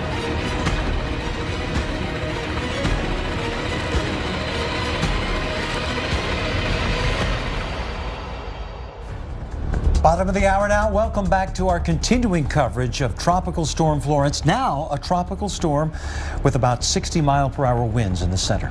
Now, Florence made landfall as a Category 1 hurricane yesterday at Wrightsville Beach in North Carolina. We still have a couple of days to go yet of deadly wind, rain especially, and storm surge. And here's what we know right now. At least 5 people have died from the storm. 2 in Wilmington, 2 in Lenoir County, and 1 in Pender County. The governor of North Carolina announced a relief fund for victims. You can text 20-222 to give. Florence dumped nearly 2 feet of rain on Cadet County, leading to a flash flood emergency being declared. And Nick, more heavy rain coming and coming and coming. It is just going to be nonstop for sure over a widespread area. The latest advisory we have on Tropical Storm Florence is the 2 a.m. advisory, and that put the center of Florence about 25 miles west of Myrtle Beach, South Carolina. Winds of 60 miles per hour in the center, 984 millibars the central pressure, moving, I should say crawling, at 5 miles per hour off toward the west-southwest. And that is what's going to continue to bring the torrential rain over some of the same areas that have experienced it. All this area here under flash flood warnings, and those really aren't going to go away anytime soon, because as more of these bands of very heavy rain make their way in, we're going to see flash flooding, we're going to see the potential of tornadoes, and we're going to see more rivers filling up with water as well. Tropical storm warnings are still up for this area. Tropical storm force winds could be felt in Myrtle Beach, Fayetteville, all the way up to Raleigh and out toward the Outer Banks. Surge is still going to be an issue too. In many areas, a 3 to 5 foot storm surge. That's the water rise on top of the normal high tide levels. And a lot of those are occurring around the noon hour and at the midnight hour here over the next 36 hours. Storm surge warnings are up from the Outer Banks all the way down through the Wilmington area and into Myrtle Beach, South Carolina as well. So we'll continue to see the winds, we'll continue to see the surge, but most of all, we'll continue to see the rain, Ray. Yeah, Nick, and in Wilmington, it took a lot of rainfall and record storm surge as Florence made landfall Friday morning, but it was the wind that devastated the town, and seeing some structures damage here. That's what a wind gust of 105 miles per hour at the airport will do. Winds toppling trees, damaging buildings, and a mother and infant died when a tree fell on their home. So structural damage from the wind. There's going to be a ton of water damage because of a ton of rainfall. Let's go back and recap landfall here for Florence. Category 1 storm. So you can see what the impacts of Category 1 storm are. Winds at 90 miles per hour when it made landfall. Pressure 958 millibars at 7:15 yesterday morning near Wrightsville Beach in North Carolina. However, living on is this tropical storm, and what it's been and what it will be is more of the same. It's the heavy rainfall, and that heavy rain continuing to come into eastern North Carolina and some of these outer bands. But the forecast track, I mean, almost right on here for the 5-day forecast. That was the cone set out 5 days ago from yesterday landfall. Look at this, a 2-mile error for where the Hurricane Center was anticipating the center or landfall to be. So that is an impressive forecast, track forecast 5 days out, giving plenty of people plenty of time to prep and get the evacuations in place. Heavy rainfall over the past 24 hours in Myrtle Beach, over 6 inches and more to come. Looking at this heavy rain right here, though, in eastern North Carolina, really posing the biggest threat. The threat continuing not only through today, but most likely tomorrow. Estimates by Doppler radar over 15 to almost 20 inches of rain now in eastern North Carolina. Numerous flash flood warnings in place, Nick, and the flash flooding will continue to spread west, but probably a slow process. And unfortunately, I think we're going to see more terrifying scenes like this one in Belhaven, North Carolina. Water up to the windows of a home as Florence battered the East Coast. Storm surge as high as 12 feet recorded in the area as the Pungo River rose out of its banks. Surges also caused significant flooding along the Neuse and the Pamlico rivers as well, and numerous water rescues had to take place, and people trapped in their homes had to be taken out. Well, what's next for Florence and for the people in its path? Well, more flooding rain, as we've been telling you, and the timing is going to be through Saturday evening here around South Carolina as the center of Florence makes its way off toward the west and eventually turning northward here, coming into western North Carolina and eastern Tennessee, eventually up through the Ohio River Valley, up into Pittsburgh, and then on into the Northeast and New England, continuing to bring the potential of flash flooding all along the way. This is what one model depicts the storm is going to look like here in the coming hours. Notice the rain just continuing to come up in some of the same areas that have already been saturated, and all the way through Saturday continuing to see that rainfall in some of those same areas. And then we're going to find the future radar extending that moisture into the western portion of North Carolina, western South Carolina, on into Tennessee. So Sunday we're going to see that rainfall very heavy, and the flooding potential continues up in that area. So more rainfall throughout this region. Stay with us for more. Steph, are there areas where you can see as you look at the buildings that there may be some water intrusion just because of the windswept rain that's coming in, or is everything pretty much boarded up and sandbagged up there? Jim, I'll say everything is boarded and sandbagged. I have not seen, now there are a couple businesses across the way. I'm not sure if you can see them because the rain's coming down so hard that do not have boards. So Jim, what I will do for you is I'll run across the street. You can take it here. I'll run across the street and see if the water is seeped in where the people have not put sandbags. Steph, are you there? Did you come back yet? Jim, I do have an update for you. Yeah. I'm come back. By the way, that I just spoke to our weather producer. The center of circulation is about 5 miles now from us, okay? So in theory, it should take about another hour to get into it if it's moving 5 miles an hour, right? So right around that, just keep that in mind as you're out there. Yes. And when I went and looked, you know what I realized, Jim? All the stores here on Front Street, they're tucked back in. So it's a little bit of a saving grace that they're not right on the street, right? They all are kind of tucked in, so they have a little protection. So right now, from what I can see, they're okay. And that's great news, Stephanie, because, you know, a lot of times when we ask people to evacuate and leave, they will watch us to kind of see what's going on, and it's nice to give them an update. This tree went down way early on, Jim, when we were just gusting more in that like 60, 70 mile an hour range. So it doesn't take a lot for damage. And this is why, you know, with a Exactly. Category 1, you still have to board up. You still have to board up and be prepared. Absolutely.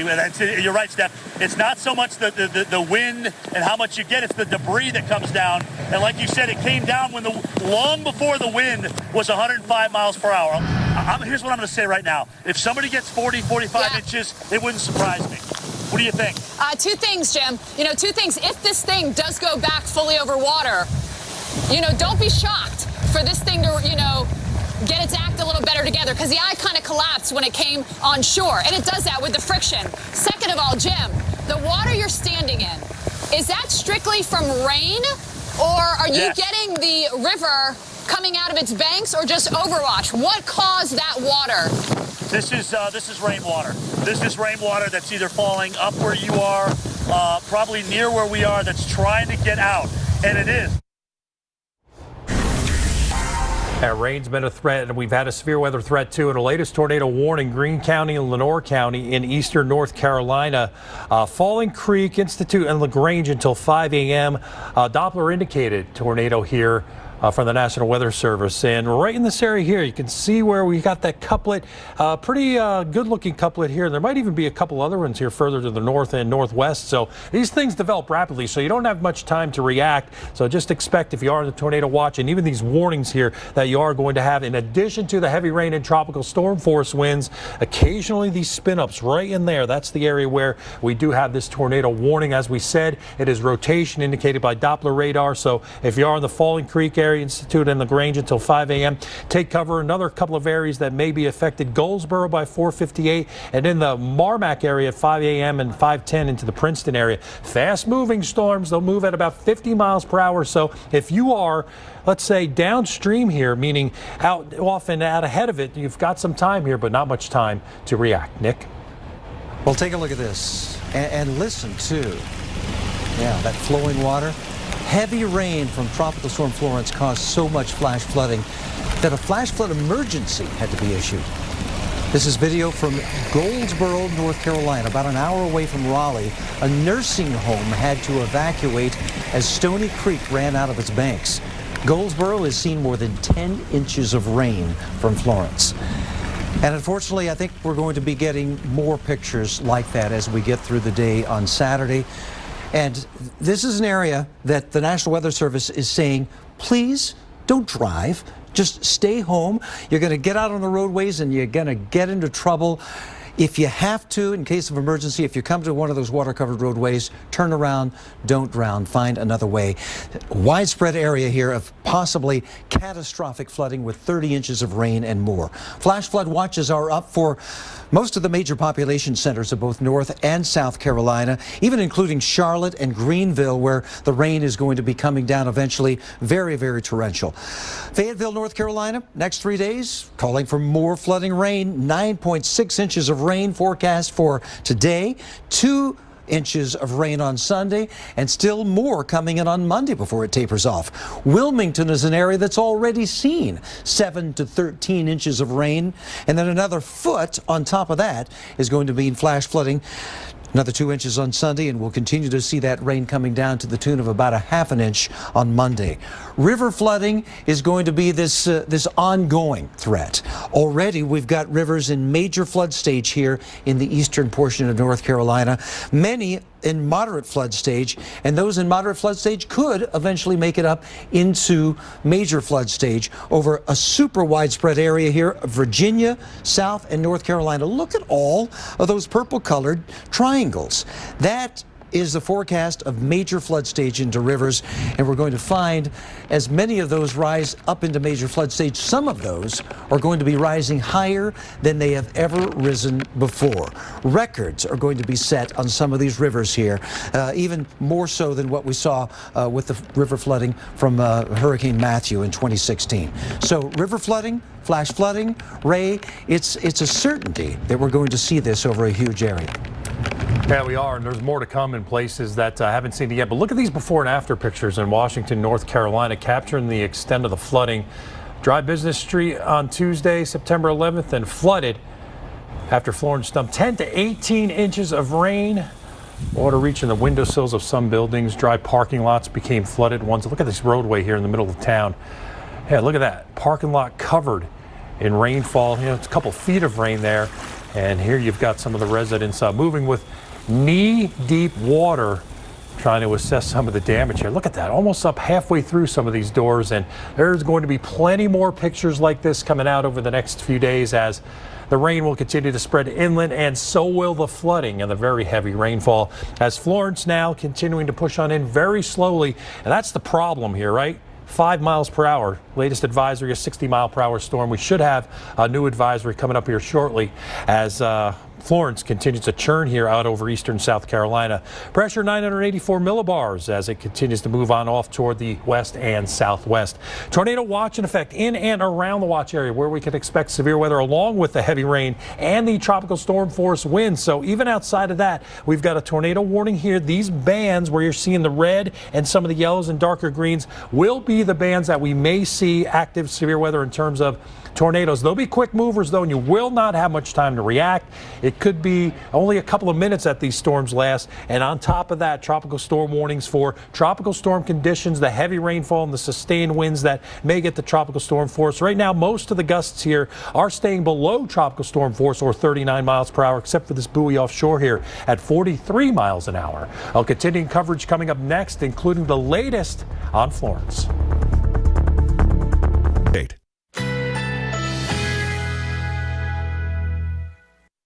Currently in our area, 69 degrees under clear skies.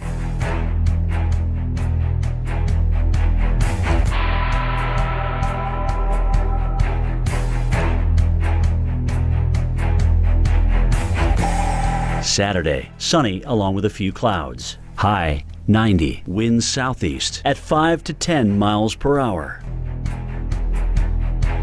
Saturday night, a mostly clear sky. Low 65, winds light and variable. Sunday, mainly clear. High 89, winds south-southeast at 5 to 10 miles per hour.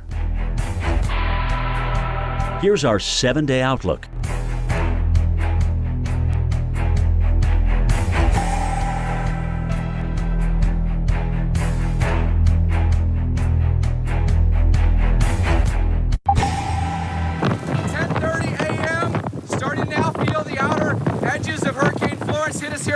South Carolina.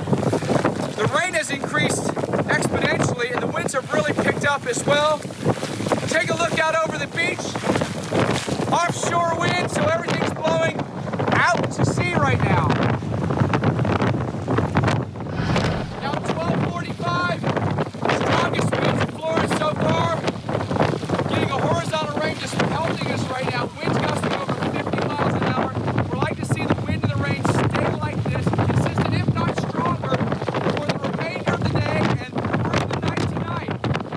Now 2 o'clock and the winds and the rain about as intense as they've been. It's been going on for about 4 to 5 hours now. The really intense rain bands and wind bands. Winds officially gusting to 55 at the airport, but there'll be isolated locations where the winds gust even higher than that, like where we are in this big exposed parking lot here. As far as flooding goes, haven't seen that yet, but it's just the beginning of the onset of the rain, and it'll go through the night tonight. 2:30 in the afternoon in Myrtle Beach, intense wind gusts with Florence now gusting over 65 miles an hour. Power's now going out, but still looking at the palms. They're still doing quite well. Some of the pine trees might have more issues, but this is the worst of Florence so far today.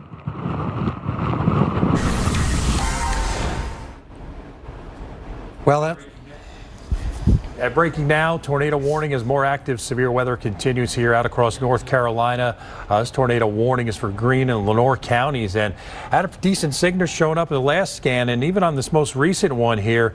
Pretty good couple here on Doppler radar. We're really looking for those contrasts and colors, and you can see here we do have that right in the center of our tornado warning. This is tornado warning where it's Doppler indicated right now. Nothing confirmed at this time, but we'd be looking right in this area right there where you can see that red meeting the yellow. And this is where we may have a tornado. Now, typically in tropical systems, you have not only quick spin ups, but also fast moving. These are moving off to the northwest at about 50 miles per hour. So it is in that area right there. Even a little bit of a hook showing up where we may have a tornado. Right now, it is Doppler indicated. Greene, Lenore counties, including Falling Creek, Institute, and LaGrange. And we'll move this out a little bit further for you. Other areas impacted by 509 in Goldsboro, and 512 at Marmac, and at 521 out near the Princeton area. So in these areas, you may want to get into a safe place if you're in your home interior or into your basement. Unfortunately, too, we've got very heavy rainfall falling, too, and windy conditions. Nick. So the severe weather threat goes on, and we also have other threats, too. This is overnight video from Myrtle Beach, South Carolina.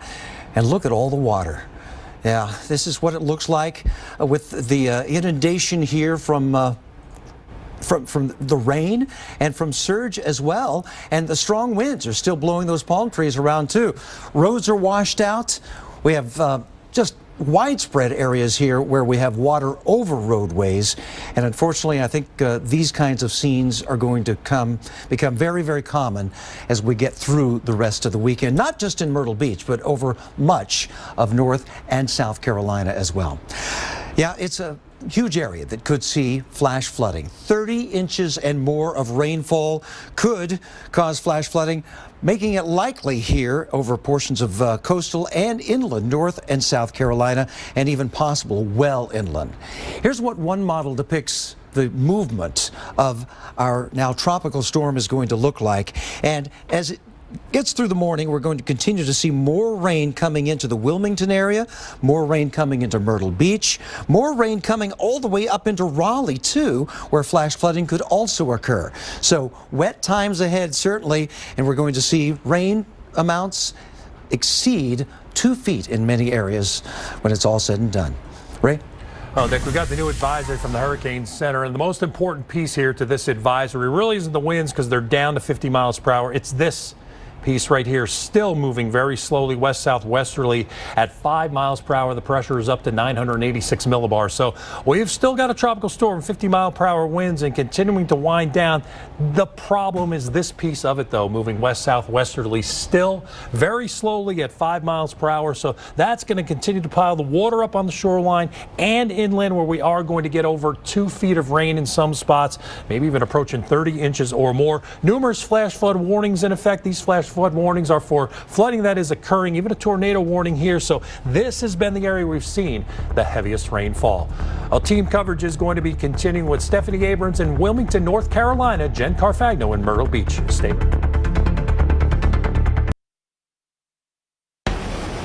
It's a slow movement of the storm that makes the difference.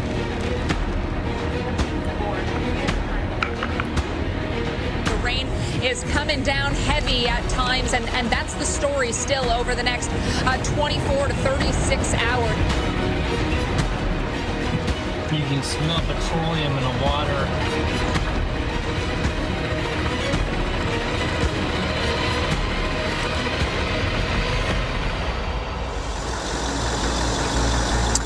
Soaked and saturated here in North Carolina, also South Carolina. The Carolinas just battered by Florence, and guess what? We're going to see a lot more rain today and also into tomorrow as well. By Monday, it's going to start slowing down. And speaking of slow, it's the slow motion of this system. And we just got our 5 a.m. update into the Weather Channel here. And unfortunately, it's still only moving at 5 miles an hour. It's not only here in Wilmington where I am, but also into South Carolina, Myrtle Beach. They got hammered yesterday. That's where Jen Carfagno will bring us live reports from this morning. Let's first take you into what's happening here in Wilmington. By the way, we have a curfew that is in place from 10 p.m. to 6 a.m. The Cape Fear River has had a record inundation of 3.58 feet. And that's one of the big problems, is that we're going to go through several tide cycles. So more flooding by the river today. Specifically in Wilmington, there isn't really flooding. but we're basically up on a bluff. And so what I think, and I'm going to have to try to talk to some locals when they wake up, is that it seems as if it must be that all the water is just flowing down to the Cape Fear River, because we have not seen the river around Wilmington. We've been driving around a lot. It's just been right along that Cape Fear River. You can see behind me the trees. I mean, these massive trees, they go all the way down, literally just crisscrossing the street all the way as far back as the eye can see. Massive trees, and no one's really started the cleanup process because it is still raining. Usually after these hurricanes, they blow through, and people that afternoon are out with the chainsaws cleaning up. We haven't heard any chainsaws. Goldberg, North Carolina. Let's take you there and talk about the flooding that they've experienced. Roads are underwater. Everyone is encouraged to stay off the roads and only travel if necessary. Also, curfew in effect until 6 a.m. Only individuals that are traveling to and from work or for an emergency are permitted during those hours. So let's talk about the very latest now with what is Tropical Storm Florence. Winds at 50 miles an hour, moving west-southwest at 5 miles an hour. Tropical storm force winds extend out 175 miles. I know in Raleigh, we've seen the lights flickering on and off, and there are a lot of trees down south and east of Raleigh. How much rain have we seen? 23.75 is the top total in Newport. Here in Wilmington, our reporting station got knocked out, and so we're estimating around a foot we've seen so far. But let's focus in on that top number, 23.75, because we could break what Floyd dropped here, which was the most rainfall for the state of North Carolina for any tropical system, 24.06. I think we by far are going to crush that. And then, of course, that rain is just going to continue here through the entire day, Jen, even into Sunday. I even just saying on Monday, it's definitely conceivable that we could have some light sprinkles, which just slows the cleanup process as well. Yeah, and Steph, by that point, we're going to be talking river flooding, which is going to be the next wave of disaster that we have to deal with when it comes to Florence. Here, obviously, we've been dealing with river flooding already. You've showed the scenes in the Cape Fear River. You've showed the scenes in the Neuse River. But there's still, I think, a lot more yet to come with the amount of rain that is in the forecast. I'm in Myrtle Beach. We actually had the eye pass right over us last night. It was very loud sleeping until that point. In fact, you couldn't sleep because everything was rustling around the trees, the limbs, etc. And then there was a definite lowering of the winds, the silence out there when that eye came over. I heard it, and actually a few little hours of sleep I got. But now it's about 35 miles off to our west, and we are in the southerly flow. We are in the right side of the hurricane or the tropical storm, meaning that we're on the side that we're going to get the onshore flow. We're going to be watching for the concerns of water rise when we get to high tide later today, and we're in those outer rain bands, which is still going to bring multiple concerns, heavy rain, and we'll have to watch for that, the tornado threat as well. All right, so that's the latest. It is down to a 50-mile tropical storm, and I've noticed the winds come down appropriately here as well. Yesterday, we were consistently gusting over 40, even over 50 miles per hour all day long. And then this morning, wind gusts have been up over, 25, 30, 35, close to 40, but nothing much more than that here in the Myrtle Beach area. That said, those kind of winds can still bring tree limbs down. That's the kind of scene that we've seen like this. It doesn't seem like a lot, right? But a limb like that goes on a power line, and you get multiple coming down. In fact, there's lots of scenes like this around town of tree limbs coming down. That's what we're going to be dealing with today in terms of additional wind damage. So we have most of the area without power here in Myrtle Beach, and likely that we're not going to have a lot of improvement on that just with the kind of winds that we have. It's going to be hard for crews to come on out. All right, so let's take a look at some of the forecasts here coming our way. We had 5.31 in Myrtle Beach here yesterday in terms of rainfall. We are going to get additional rain coming our way. Will we break the state record, which is over 18 inches set back in 1995 from Hurricane Jerry? We'll see. It'll be hard to do that, but we will see. We got some big rainfall rates coming our way, and Steph is about to get into that in North Carolina. Right now with that circulation over to our west, we're going to get into that southerly flow and the moisture plume just coming on in, watching those outer bands. The one that is actually that outer band that is just off to the north of Steph is the one that is going to bring rainfall rates of several inches per hour. And you get in that for a couple of hours, and then you really add up your rainfall rate. That's why we could easily see another 9 inches of rain here in Myrtle Beach. And Kelly, while we're very concerned about the inland flood threat, yesterday, Kelly, it was some street flooding, rainfall flooding, really that we saw as the issue. I think in the coming days, river rise is what we really have to watch, Kelly. And even mudslides across the higher elevations of western North Carolina as well, Jen. But we also want to talk about the tornado threat, a very real threat as we go through the morning hours. We do have a tornado watch in effect, and now a brand new tornado warning warning just issued moments ago. So there you see the spiral, okay, of Florence right along the South Carolina coastline, but we still have those outer bands racing in from the ocean.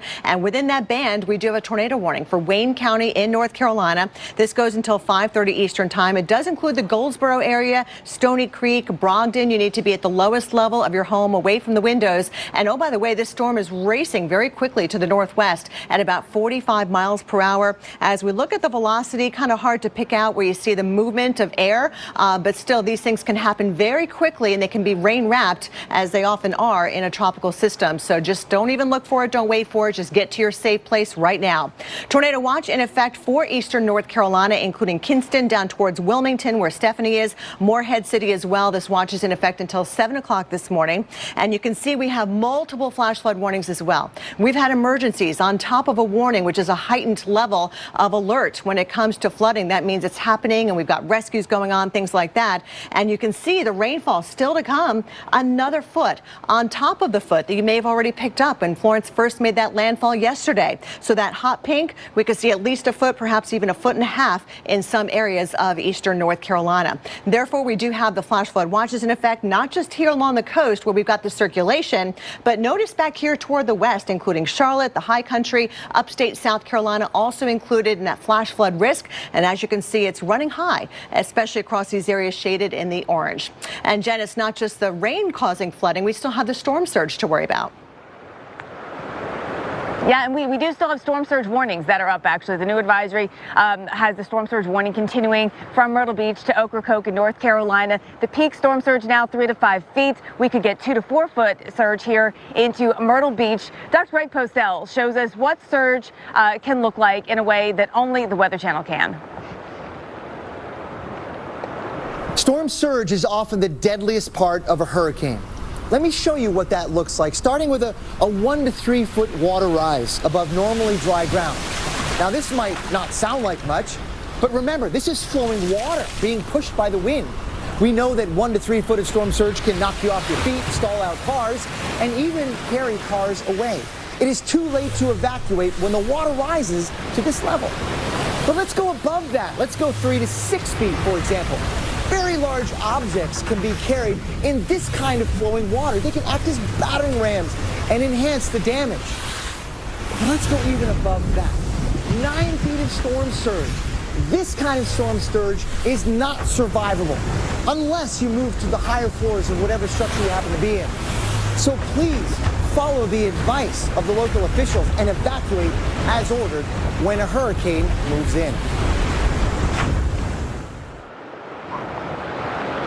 All right, Greg. Yeah, I mean, those graphics are just tremendous, and they really explain what has happened. Unfortunately, we saw that pan out yesterday, and our concern still today, although lowering levels of surge expected as the system has continued to weaken and wind down inshore. All right, it's just slow moving, Kelly, so slow moving, and, you know, we're going to be dealing with this. I noticed from last night when I went to bed, it moved maybe, 30 miles to where it is right now. It's so only very concerned about the impacts. We're going to get through another high tide cycle again today and have to watch the impacts. A couple of them, yeah, we're definitely concerned about that. Of course, it's only moving at 5 miles per hour, so no surprise that when you wake up this morning, you're seeing that this system is still generally in the same area right along the north and South Carolina border. So here's, again, the latest from the National Hurricane Center, downgrading the winds, which is great news. We like to see that, glimmer of hope anyway, 50-mile-per-hour winds, but moving west-southwest at only 5 miles per hour, and that is a huge concern. We still have the ocean right there, all that moisture coming in from the ocean, and you've got that onshore flow,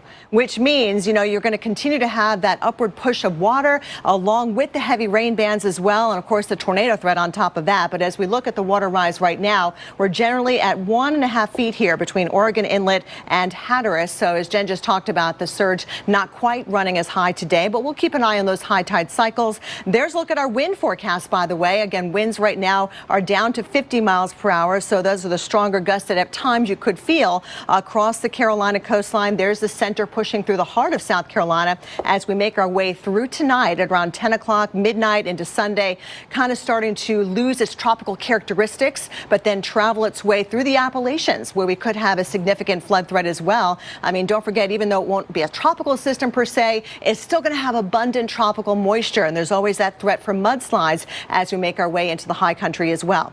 Speaking of the high tide cycle for Hatteras, it's going to be 1:51 this afternoon, and then again tomorrow morning at 2:33 in the morning. But by that time, of course, our system pulling away from the coast. Here's a look at Wrightsville Beach, our high tide at 12:37 this afternoon, and again just after the midnight hour, right before 1 o'clock in the morning. And for Myrtle Beach, where Jen is located, we've got the high tide at 12:54, and then again at 1:07 tomorrow morning. So again, this is when we could have additional rise with the water. Of course, that onshore flow is what keeps that water running high, but hopefully as our system is weakening and kind of moving away from the coastline, things will be improving.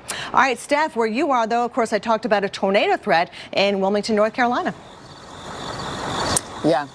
You know, there was actually one reported tornado well north of here in Bertie County, but we do have that threat today. Of course, North and South Carolina are going to be dealing with the rain from Florence, at least today and into tomorrow, and I wouldn't be surprised into Monday. We could see up to 40 inches in some locations. Unfortunately, we do have some sad news to report. At least 5 people have lost their lives in the storm. Florence punishing the Carolinas with wind and rain crawling down the coast. Storm surge putting towns like New Bern under 10 feet of water. I've never been so terrified in my entire life. It was horrifying. Just wondering what's going on and where the water's going to go and how high it's going to go and how we are going to get out. Those rescues with good outcomes. In Wilmington, however, a rescue effort became a grim recovery after a tree fell on a home, killing a mother and her infant. I noticed that they were battening down and stocking up for the storm ahead, just like most of us were. You know, it's sad something like that happened to a neighbor. It hits home for all of us. I mean, regardless if you have kids or not, if you have a family or not, it's a human life. Roofs ripped from their buildings, trees uprooted, and power lines down across the area. It's typically the rain and flooding that poses the greatest threat to life. Right now, our focus is on saving lives and protecting people.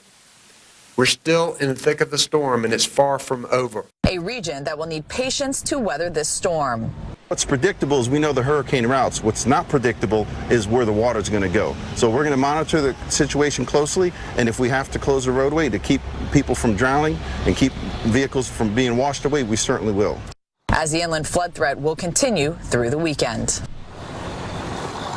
And, of course, North Carolina native Michael Jordan, who is the principal owner of the Hornets, he is getting together with the NBA, Jen, to provide what they say is necessary and immediate relief and support. So that will be hopefully helping the people here in North Carolina.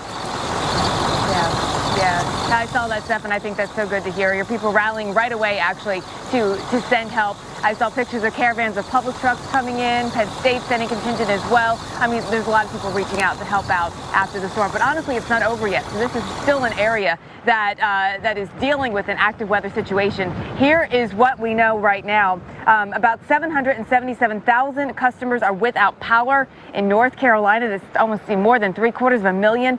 We've got, a lot out here in South Carolina, too. People had to be rescued from a nursing home in Goldsboro because of rising water. And there's more than 125 trees down in Johnson County, North Carolina alone. And I know that about 80 plus of those actually fell over roads. So that's going to interrupt travel as well, along with the weather threat that we have today as well. So here in Myrtle Beach, we are really waiting for some of the heavier rain to come in. We're in some very light rain right now. The winds have been gusting over about 30 miles per hour. The winds won't be as strong as they were yesterday, but they will be very persistent and still relentless. And so, again, that's going to be a hazard when it comes to getting crews out and trying to get power back on in this area. Pretty much everyone here is without power. All right, so we have continuing coverage on the Weather Channel. We'll bring you perspective from across the southeast. Our live crews are out again today. And, of course, we have the full force of the Weather Channel back at HQ in Atlanta, continuing to make sure you have all the updated information. We'll bring you pictures of the scenes. We'll bring you video. We'll bring you live reports and stories from the scenes of Florence, of what happened yesterday and still what's ongoing today. Florence is still a tropical storm inching across South Carolina right now. We'll be back right after this.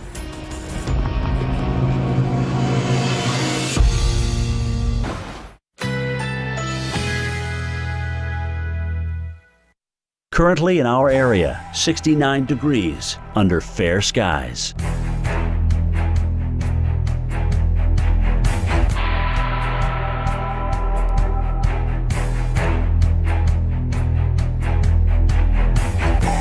Today, sunny to partly cloudy. High 90. Winds east-southeast at 5 to 10 miles per hour. Tonight, mainly clear. Low 65. Winds light and variable.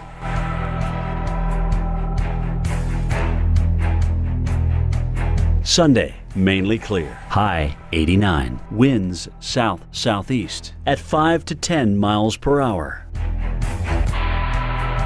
Here's our 7-day outlook.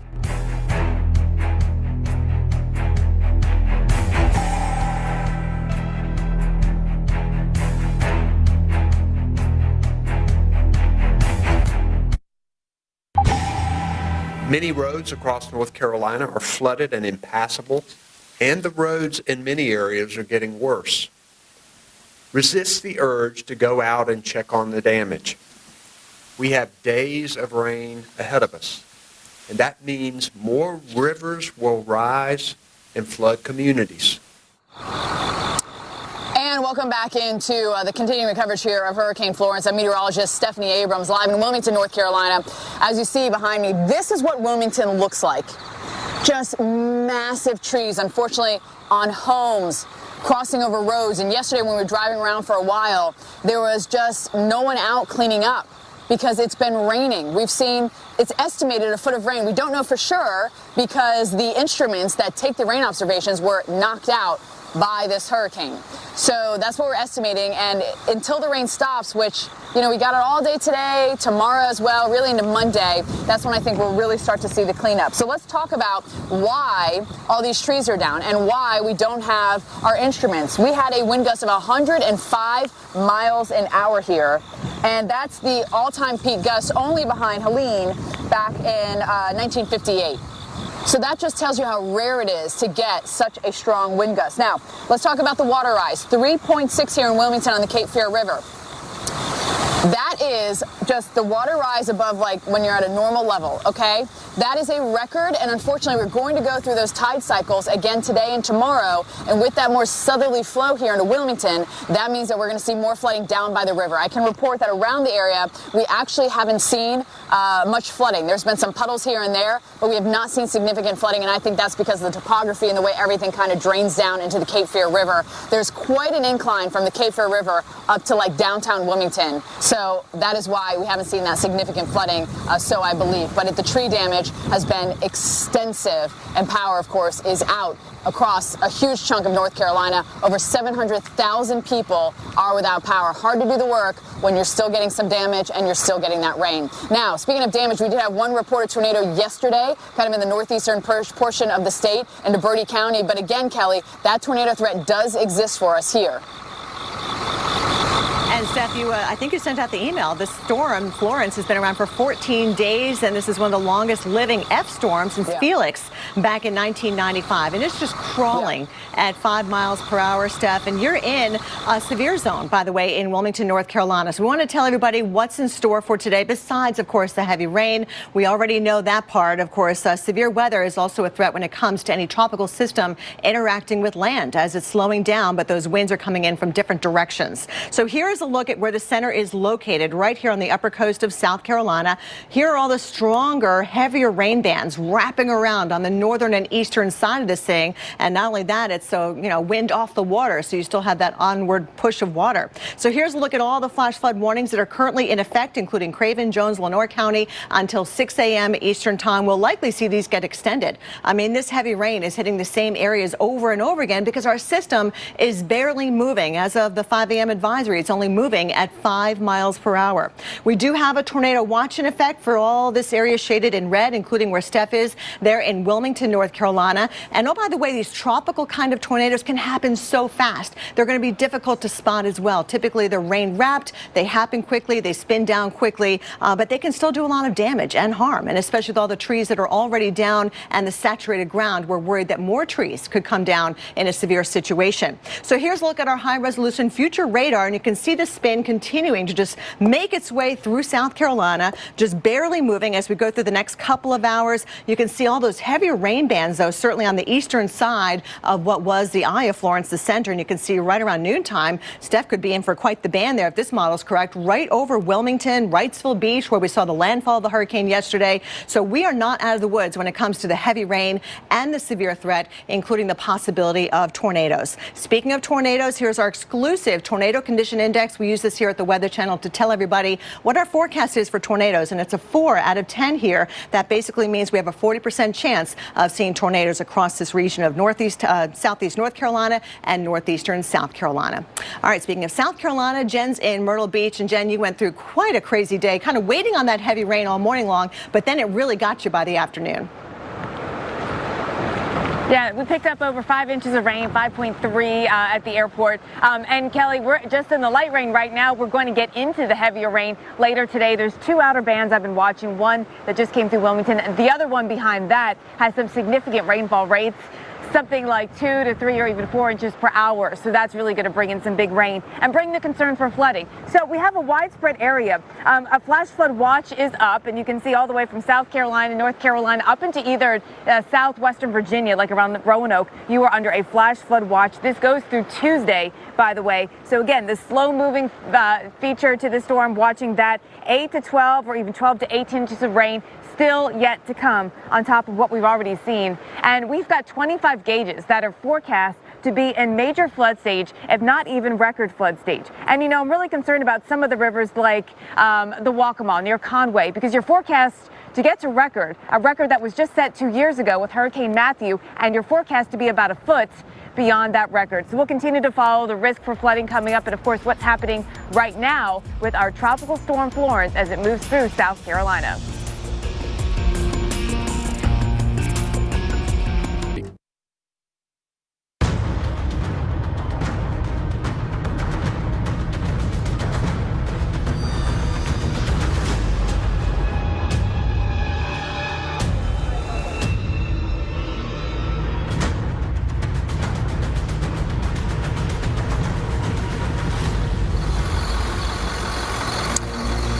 Coverage of Florence continues here on the Weather Channel. The now tropical storm, by the way, the 5 a.m. update has those winds at 50 miles an hour, but still moving at only 5 miles an hour. Of course, battered the coast as it came ashore and is now doing its job inland here. Places like Raleigh, North Carolina getting in on that rain.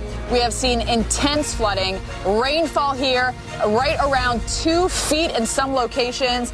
We also had a man who tried to ride out, many who tried to ride out the storm in their homes found themselves in need of rescue, especially in a New Bern where we had that water rise there up to 10 feet. And it's not time to let your guard down yet, because this is still going to be raining out. We could see another 12, 18, maybe more than that as we head over the next couple of days.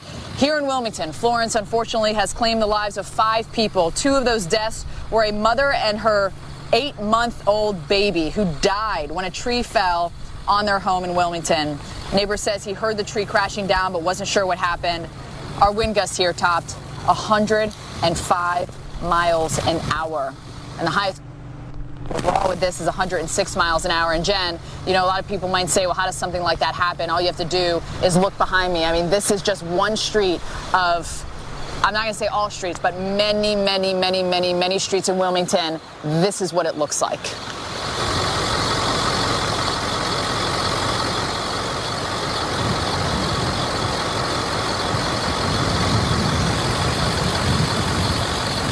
Okay. Steph, all right, sorry about that. The signal's going in and out sometimes. I couldn't hear what you were saying. But I know you were talking about some of the tree damage that happened there. And, you know, I want to talk about here in Myrtle Beach, South Carolina. We don't have the big trees that came down. We have a lot of tree limbs. We are without power for most customers in the area, and it's tree limbs like this, right? And so you get enough of these down, of course, to come down power lines. That becomes an issue. In terms of roads being blocked and other types of damage, I haven't heard a lot about that, but we are under a curfew here in Myrtle Beach. It's from sunset to sunrise, so after the sun comes up after 7, that curfew is lifted. However, the weather is not going to be necessarily any better for going out here today. We're actually going to, I think, get into some tough rain as we get through the next couple of hours. So tree limbs like this, you know, I'm in the Kingston Plantation. This is a little condo area here just north of downtown Myrtle Beach. And, you know, there's a lot of trees in this area. There's a lot of trees once you get away right there from the coastline here in Myrtle Beach. And of course, once you get up towards Conway and when you get out to Florence, where they're now getting into some of the gustier winds and rain, that's where you are going to find trees down, tree limbs down especially, and watch for that risk of power outages. Now, as I'm going to talk about the rainfall here across the area, because the rain is very light right now, we are yet to get into some of the heaviest of bands that will come our way, and that's coming in later today as we get into, I'd say, the next couple of hours. One band going to slide in. That one went through Steph, brought some heavy rain to Wilmington. Another really potent rain band has a lot of rain potential with it. Rainfall on the order of several inches per hour, and that's going to come through here. And so we'll worry about flooding. We saw that yesterday in downtown Myrtle Beach. There were scenes where Ocean Drive had water on it. That's going to be the potential again today because we do have that risk of very heavy rain coming in. It was about 5 1/4 or 5.3 inches of rain that fell yesterday. And so we will watch for at least that kind of rainfall potential again today. We have a long way to go yet with this storm. You know, last night, the eye came right over, or the center of circulation, I should say, came right over Myrtle Beach. Right now, it's about 25 miles off to our west. And with that, you know, we still have the whole other second half to go, Kelly. We know there's a big wingspan still yet to go with this system. So, you know, we got at least another day or more to go with the rainfall from Florence. Kelly, back to you. And Jen, with these outer rain bands, the heavy rain, the wind, the power crews are going to have a tough time getting out there to restore power to the thousands without. At last check, just North Carolina alone, 750.9 thousand customers are without power. And you can see we are still calling for the most widespread outages to be in that area of eastern North Carolina as well as South Carolina, where Jen is in Myrtle Beach. But it's also possible even as far west as Asheville and down into Savannah, Georgia. The lights could go out here as well because the gustier winds that we are anticipating. So you've got the heavy rain, and typically where you have the heaviest rain, that's where you're going to have some of those stronger wind gusts as well. And also the threat for tornadoes. Just a little while ago, we had a tornado warning in Wayne County. Thankfully, that was canceled, but still more to come in terms of severe weather and especially flooding. That really is going to be the calling card when it comes to Florence. With all this rain potential, all that tropical moisture, it's going to add up. And for those of you who have already seen a foot, foot and a half, 2 feet of rain, we're calling for another foot of rain on top of that. Unfortunately, even places like Charlotte, where we do have a flash flood watch in effect, down to Columbia, and also including Wilmington, North Carolina, where Stephanie is. Hey, Steph. Yeah, that's right. And you know what? We have live team coverage. We have 18 crews that are giving you all the information from the coast all the way inland here of Hurricane Florence. I should say Tropical Storm Florence now. Of course, this is not over. We're just in the middle of this thing. At least 2 more days of heavy rain.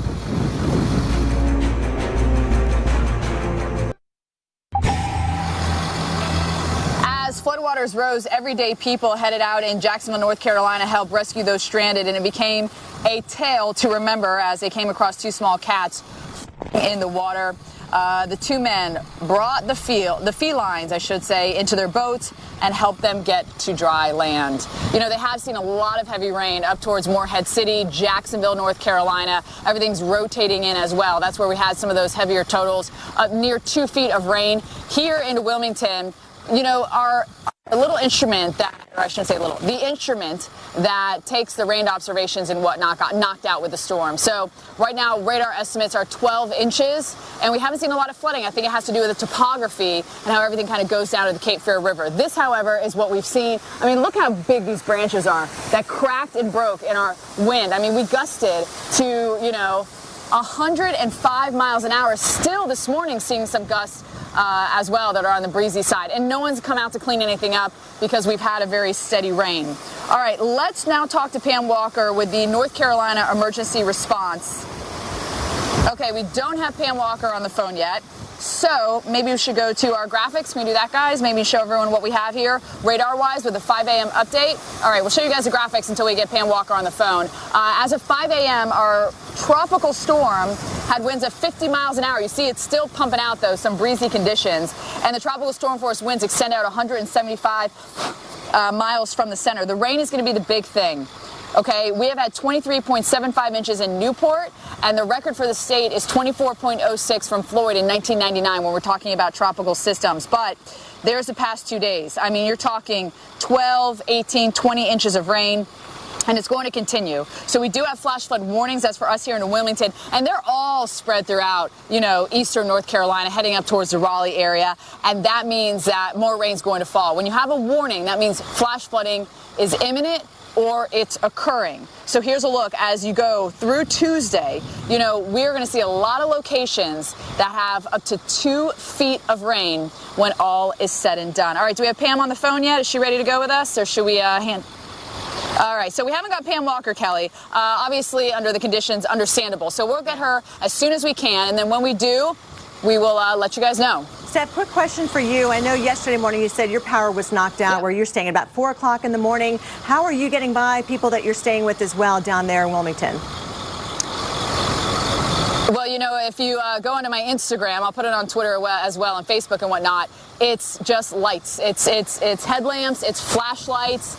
And it's definitely challenging. But, Kelly, if that's our biggest problem, we'll take it. People here have so much to recover from that. A little headlamp, that's all right. Yeah, exactly. And you said it. I mean, this is a slow-moving disaster basically playing out before our eyes, Steph. Of course, we're concerned about flash flooding, but also the threat for river flooding. So I'm going to talk a little bit about that right now because we're talking major flood stage already. More than a handful of rivers are at major flood stage at several gauges. So, of course, we do have the flash flood watch in effect for this whole area from Roanoke, Virginia, down towards Columbia, South Carolina, and over toward the coastline. We're not done with those heavier rain bands kind of feeding in from the Atlantic Ocean. And therefore, with all that tropical moisture, we're going to squeeze out another foot to a foot and a half, and that's on top of the foot that you may have already picked up in some of these areas. In fact, I know there was one area where we did see 23.75. That was in the Newport, Morehead City area of North Carolina, and we still have several more inches to go.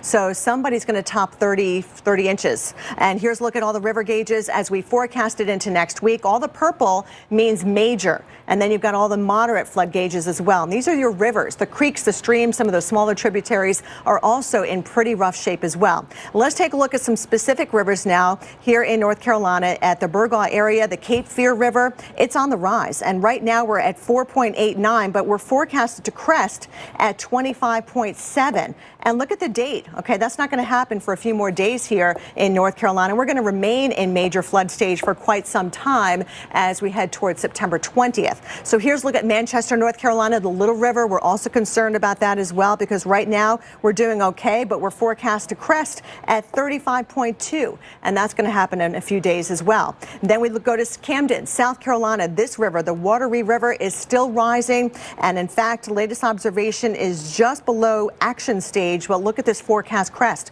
We're up in that purple zone. That is major flooding that is forecast to happen here. 35.9, maybe not quite the record.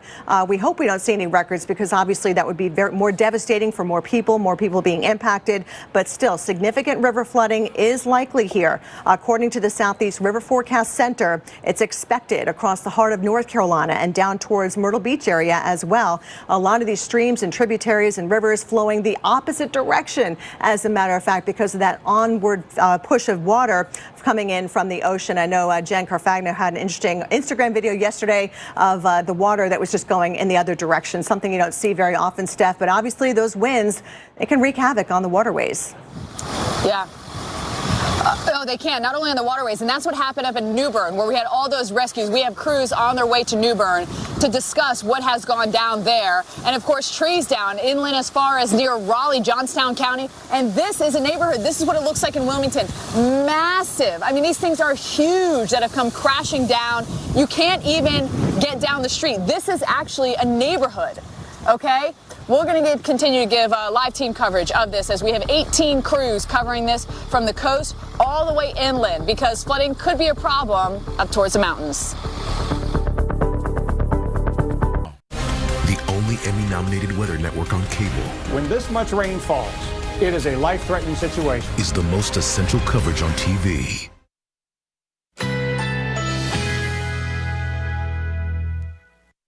Currently in our area, 68 degrees under partly cloudy skies.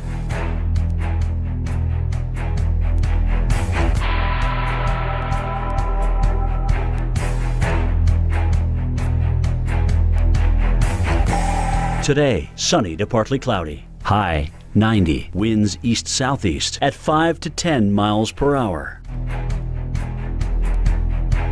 Tonight, mainly clear. Low 65. Winds light and variable.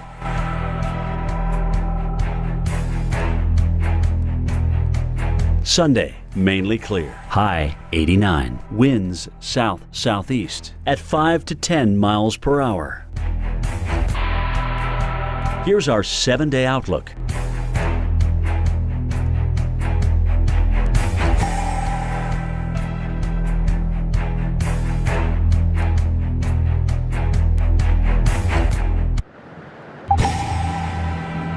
As Hurricane Florence started to make its way into Myrtle Beach yesterday, a few police officers made an unexpected stop to rescue some American flags. The flags lined the street, but the wind and the rain were beginning to tear them apart.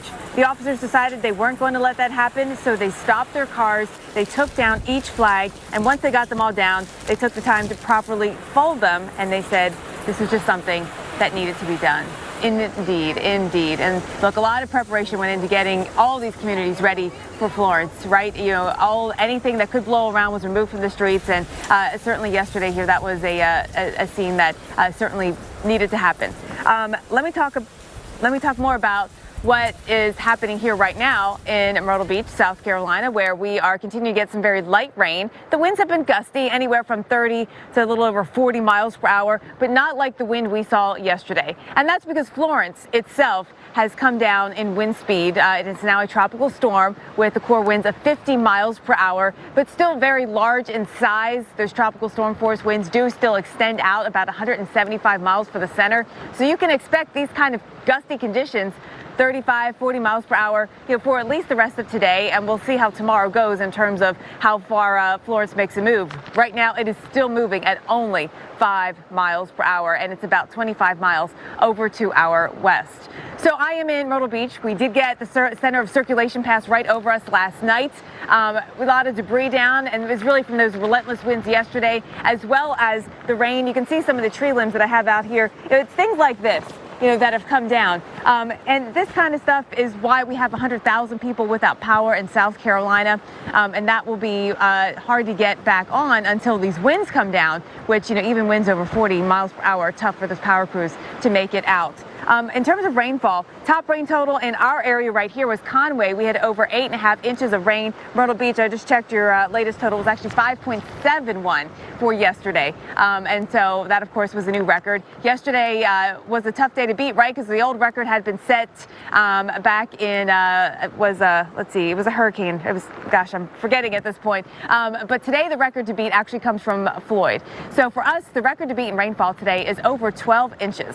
And so there's the potential there. We have the rainfall forecast for us in the area of about 6 to 12 inches. The center circulation is off to our west, and that means we're in the southerly flow. That means we're going to get those bands coming in. If one of the heaviest ones sits right over us for an extended period of time, we could easily pick up that much rainfall today. I'm watching the radar this morning and seeing what's happening in that band that just went through Wilmington. It's now sitting just off to the west of there. There's another very strong rain band that's just off to the west of Jacksonville, North Carolina, and that's bringing in some very heavy rain with rainfall rates of about 2 to 3 inches per hour coming in there and extending up north. All right, so the potential for rain, for us, our forecast is 9 inches of new rainfall. Of course, there will be local heavier spots. And you look at the widespread area from South Carolina down, even into Georgia, we're going to see 1 to 3 to 6 inches of rain. There'll definitely be a gradient of rainfall, though, associated with the closer you are to the circulation of Florence. So watching the inland flooding is a big concern today, and I think we'll have street flooding from the rainfall, Kelly, but I think the river flooding is really a bigger concern, and we know how widespread that could be considering the amount of rain we're going to get into these rivers here in the south and east. Kelly, back to you. Jen, quick question. I saw your Insta story yesterday. You had the water going kind of the wrong direction because of that onward push, the wind blowing it the wrong direction? Yes. Yeah, Kelly, I mean, we had such a long period of winds offshore. We didn't even have waves, and we had, you know, breakers not even going to make it up because of the strong winds blowing everything back down and out to sea. That's changed, though. Of course, I haven't been out to the beach today, and likely won't until we get some daylight and see how road conditions are. But I can tell you that I'm watching the water levels, and yesterday we were running below predicted levels all day long. Last night, once the center of circulation came through and those winds shifted from the south, now we're actually running above predicted levels. So I think we'll be a foot or two above where high tide would normally be come later this morning. High tide comes in just about after 11 a.m., Kelly. Just amazing, the power of these tropical systems. Jen, we'll get back to you in Myrtle Beach, but we do have the latest stats from the National Hurricane Center. We've been getting more and more frequent updates now that we still have our system, but it's still working its way inland. Winds knocked down to 50 miles per hour, moving very slowly, painfully slowly, at about 5 miles per hour to the west-southwest. So we still have multiple hazards to go along with this tropical system. Even though the overall wind has gone down, we still have, you know, the tropical storm conditions, including the threat for tornadoes. You've got the storm surge still along the coastline, especially in North Carolina, where you still have that onshore flow. And here's a look at our predicted path as we go through the next couple of days, becoming basically tropical depression status and then losing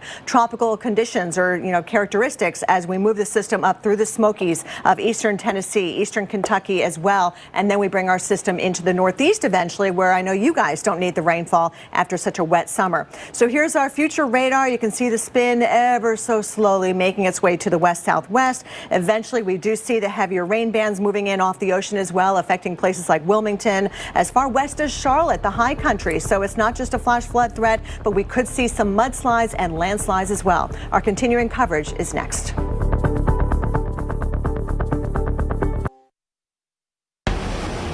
It's a slow movement of the storm that makes the difference.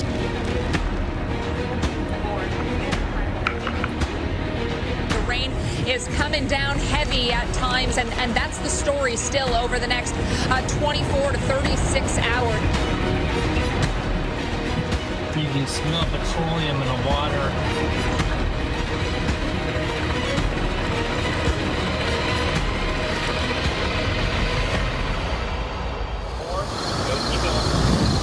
And soaked and saturated, that is what Hurricane Florence has done to North and South Carolina. Now Tropical Storm Florence, and we have at least 2 more days of rain, if not 3, from this very slow-moving system. I'm meteorologist Stephanie Abrams live in Wilmington, North Carolina. I'm joined by Jen Carfagna, who is live in Myrtle Beach, South Carolina, and Kelly Cass is joining us in studio. I want to show you what it looks like in Wilmington, North Carolina. This is what it looks like, street after street after street. Massive trees. Can you get some perspective on just how huge this is? Of course, homes all around. There have been trees on homes.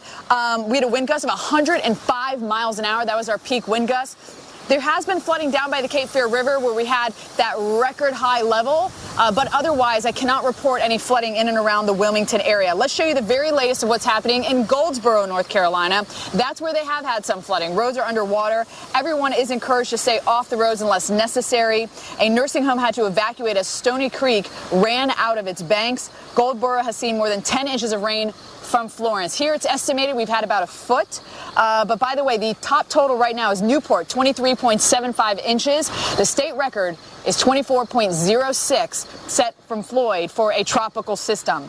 So here are the numbers. 50-mile-per-hour winds with this system, okay? Moving at 5 miles an hour, west-southwest. The center of circulation is actually closer to Jen. She'll talk about that momentarily. How about our rainfall totals? There they are for you. Anywhere from 10 to 20 inches, and we could pick up another 10 to 12 inches in several locations here. So Florence set 23.75. Are we going to break that 24.06? I do think that is going to happen possibly, if not in one spot, maybe a couple spots, and this is why. As you look at the radar, we're just right in between 2 heavy bands. But up towards the Jacksonville area, the Morehead City area, also seeing significant rainfall, and it's continuing to pile in. Flash flood warnings extending all the way towards the Raleigh area. And there have been trees down southeast of Raleigh, Johnstown County, over 100 trees down. And then again, a flash flood warning means that flash flooding is imminent or it's occurring. A wash just means the conditions are favorable for it, so keep that in mind. So here's a look at Wilmington over the next 3 days. Tomorrow, it's going to get a little bit better, but it still could actually be raining into Monday. But today is our last day with some of those heavier showers. They will be rotating in as we head into the afternoon hours. But Jen, it's just the matter that it's slow and so widespread. It's not just Wilmington. You see that forecast. It goes north, south, and west of here as well. Steph, I was looking at the satellite and just the cloud shield, the clouds extending all the way up to Pennsylvania, all the way back to Georgia and Tennessee. So it's just a big system, right? It's got a lot of energy. It's going to take a while to wind down, even though that central wind speed has come down to 50 miles per hour, and Florence is a tropical storm. Look, there's just a lot of energy with it. There's a lot of moisture with it. There's a lot of rain, and we're still going to get it here in Myrtle Beach. So, Steph, that's what I want to talk about, actually, the rainfall in Myrtle Beach. 5.71 yesterday was the total here. One of the top totals in the state was actually in Conway. We had over 8 inches of rainfall. The winds gusted in the upper 40s here in Myrtle Beach. I think it was either 48 or 49 for us here. Charleston, South Carolina actually gusted to 56 miles per hour, and that was the strongest wind gust in South Carolina yesterday. I don't think we'll see as strong winds today. Obviously the center of circulation has, as it's moved past us, and it went over top of us actually last night here in Myrtle Beach. It's now off to our west, and the winds have come down around that center of circulation. But we're going to have still the persistent duration of winds gusting to tropical storm force, sustained to tropical storm force all day long today. And that's going to create the risk for additional scenes like this. We've got tree limbs down. You can see one in front of me, one behind me as well. And it's these kind of tree limbs littered across the area, which have been the reason for a lot of the power outages. We have 100,000 without power in South Carolina. With the winds like this, it's going to be tough for power crews to go out today. So it will be difficult to get power back on. And we may add to that list as well, just with these persistent winds. Even though they're not as strong as they were yesterday, they're still strong enough to take down some tree limbs like what you see. Let's talk rainfall. I mentioned some of those totals. Conway up over 8 inches. We are going to get into some of these outer bands that will bring in the big rainfall rates, and that's what's going to give us some big totals today. So the big rain yesterday all happened actually along and to the east of the circulation. So that's where we are today in South Carolina. So anticipating some heavy rain coming our way for the next couple of hours. It's going to be the light stuff, kind of like what we have right now. Very light rain, a driving rain because of the wind, and I'm sure you can see it a bit in the lights that we have out here this morning. That's going to be the case and not changing all day. But when we get into some of these outer bands, there's one that just went through Wilmington. There's another one that just went through Jacksonville, North Carolina. That'll give us those bigger rainfall rates and the risk for the rainfall that will add up. We've got 9 inches of rain plus in the forecast here in Myrtle Beach. We're going to see about 5 or 6 inches in Charleston, and you can see how far north that extends to. So all the way into the upstate, we've got that risk for heavy rainfall. And Kelly, the risk for inland flooding. Today will probably be a day with flooding from rainfall, but then into Sunday and into Monday, now we start talking river flooding, and I'm very concerned about that. I think these rivers are going to rise, and there'll be a lot of people who I hope are ready for it. Yeah, Jen, already 7 gauges in major flood stage right now, and we're still talking about a system that's crawling to the southwest at only about 5 miles per hour. So multiple hazards associated with this system. I also turn on the lightning too, just to show you that we do have some of that involved with our heavier rain band that's now working into North Carolina, right on the beaches. You're probably hearing some thunder out there, and you can see our circulation, as Jen just mentioned, down here along the coast of South Carolina, but barely moving. So within those heavier rain bands, we still have the threat for severe weather, including tornadoes. Tornado watch in effect until 7 o'clock this morning, including Kinston, down to Wilmington, where Steph is, over to Morehead City, where we picked up nearly 2 feet of rain yesterday. And Morehead City, thankfully, catching a little bit of a break right now, kind of in between the rain bands. But look at Wilmington, and right in between Wilmington and Morehead City, we are just getting clocked with some very heavy rain. And as Jen just talked about, it's all about those rainfall rates. And with a tropical system, you can easily squeeze out 2-3 inches per hour. And that's going to add into some of these totals here, 12 to 18 inches on top of the foot to foot and a half that you've already seen previously with this system. Therefore, conditions are ripe for flooding. We've got a flash flood watch in effect, even down here into southwestern Virginia, but all over the Carolinas. Flash flood watch is in effect through Tuesday, by the way. This is not just today, because it just gives you an idea of how slowly this system is moving. So it's very likely that we will see flash flooding here in places like Fayetteville, down in Myrtle Beach. It all depends on those rainfall rates if you get get it or not, but the river flooding, that is slow to come back down, slower to rise, slower to come back down. Right now, we've got 7 gauges reporting major flood. We'll likely see more added to that list. And there's a look just south of Raleigh and especially the Fayetteville, North Carolina area, well away from the coast. We're talking about 11, 12 inches. You get into the high country of western North Carolina, we're concerned about landslides and mudslides as well. There's a look at Charlotte, where we do have anywhere from 9 to 11 inches are expected. And Jen, I know once we see daylight, we'll have to get a look at those beaches because beach erosion, another concern. Yeah, it certainly is. I know we saw that yesterday near where Florence made landfall, and certainly to the east of it where they had that onshore flow for hours and hours. Take a closer look actually at some of the waves that Florence pushed in to the Carolina coast, with massive waves building into Southport, North Carolina. There was knee-deep water found on some streets around high tide. There is a 24-hour curfew in Carolina Beach. I know that water came up here high, and it came up with that circulation that came right over that area. All right, so the surge obviously has caused big hazards already. We saw that surge go all the way up the Neuse River, causing the flooding there in New Bern. Dr. Rick Postel will show us a new view, and a really telling view of why storm surge is so dangerous. Storm surge is often the deadliest part of a hurricane. Let me show you what that looks like, starting with a 1 to 3 foot water rise above normally dry ground. Now, this might not sound like much, but remember, this is flowing water being pushed by the wind. We know that 1 to 3 foot of storm surge can knock you off your feet, stall out cars, and even carry cars away. It is too late to evacuate when the water rises to this level. But let's go above that. Let's go 3 to 6 feet, for example. Very large objects can be carried in this kind of flowing water. They can act as battering rams and enhance the damage. But let's go even above that. 9 feet of storm surge. This kind of storm surge is not survivable unless you move to the higher floors of whatever structure you happen to be in. So please follow the advice of the local officials and evacuate as ordered when a hurricane moves in. I just think those graphics and that whole presentation so phenomenal. Storm surge is so dangerous, and it's always really hard to explain what it's going to look like. That showed you. Unfortunately, we saw it in reality. And Kelly, we're still concerned about it today. There's still a storm surge warning up from Myrtle Beach to Ocracoke Inlet in North Carolina. 3 to 5 foot surge up there. Here, it could be 2 to 4 foot. And we'll watch about the time of high tide, which comes just before lunchtime today here in Myrtle Beach. Kelly, back to you. The fact that the system is moving so slowly, Jen, there are going to be a couple of high tide cycles we'll have to watch, especially as that onshore flow continues off the waters of the Atlantic. So first of all, let's show you the latest stats from the Hurricane Center. We're getting new information pretty much every hour. Winds knocked down to 50 miles per hour, but this is key right here where you see the movement of the system west-southwest at only 5 miles per hour. I mean, it's practically stationary. It's barely moving at all. And of course, you've got those rain bands, and you're tapping all that moisture from the Atlantic Ocean, and that's also causing that water rise right at the surface as well. So that storm surge is that water rise above normally dry ground,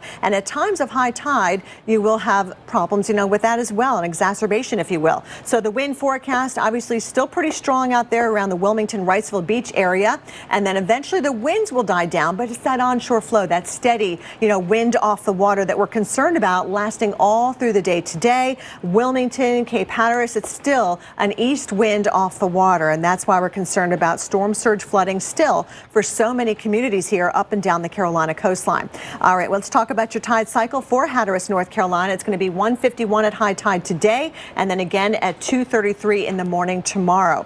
And of course, these storm surge levels are not going to be as high as what we saw yesterday when our system was much bigger, much stronger. But Wrightsville Beach, your high tide 12:37 this afternoon, and then again after the midnight hour, just before 1 o'clock tomorrow morning. And for Myrtle Beach, where Jen is located, again, it's just before 1 o'clock this afternoon, and then just after 1 o'clock in the morning on your Sunday. So multiple hazards with this system. It's not just the storm surge, the freshwater flooding, the chance for severe weather.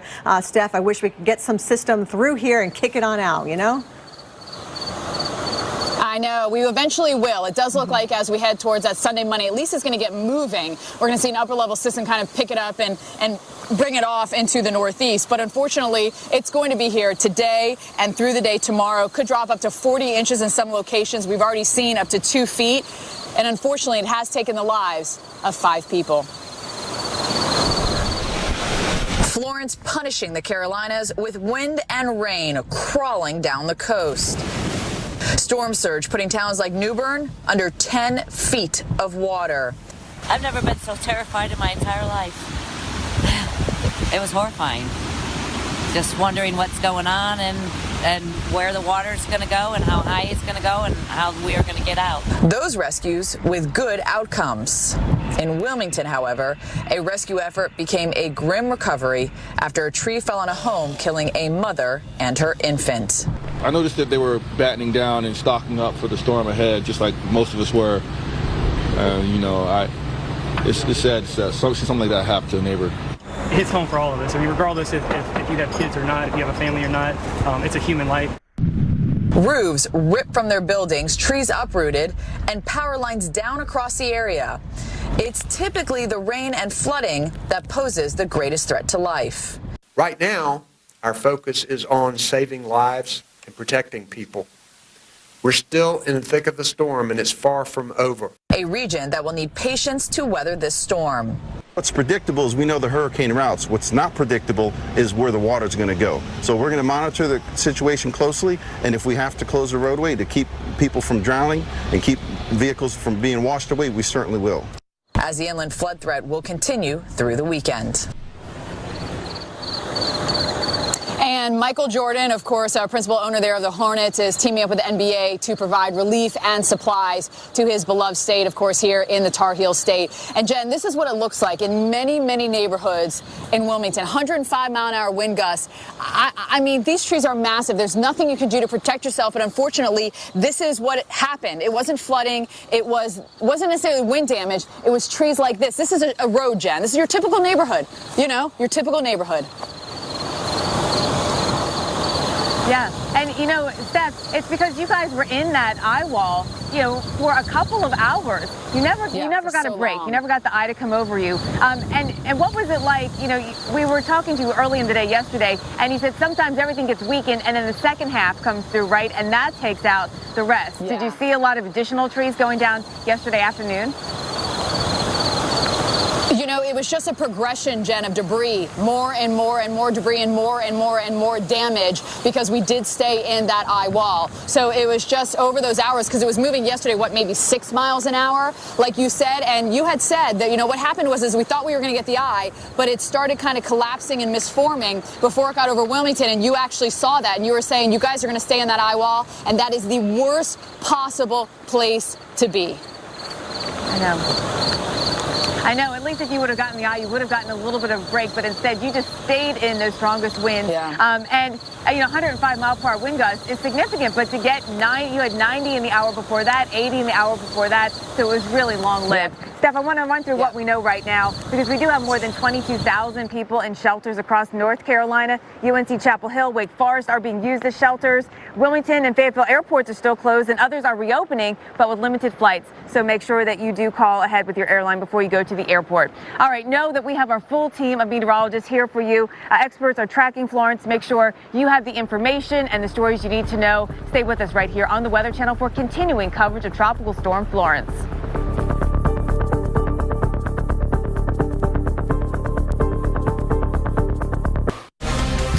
Emmy-nominated weather network on cable. When this much rain falls, it is a life-threatening situation. Is the most essential coverage on TV.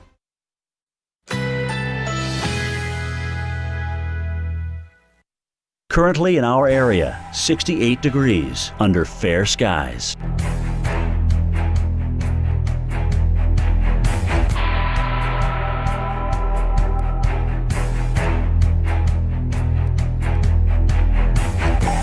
Today, partly cloudy, high 90, winds east-southeast at 5 to 10 miles per hour. Tonight, mainly clear, low 66, winds light and variable.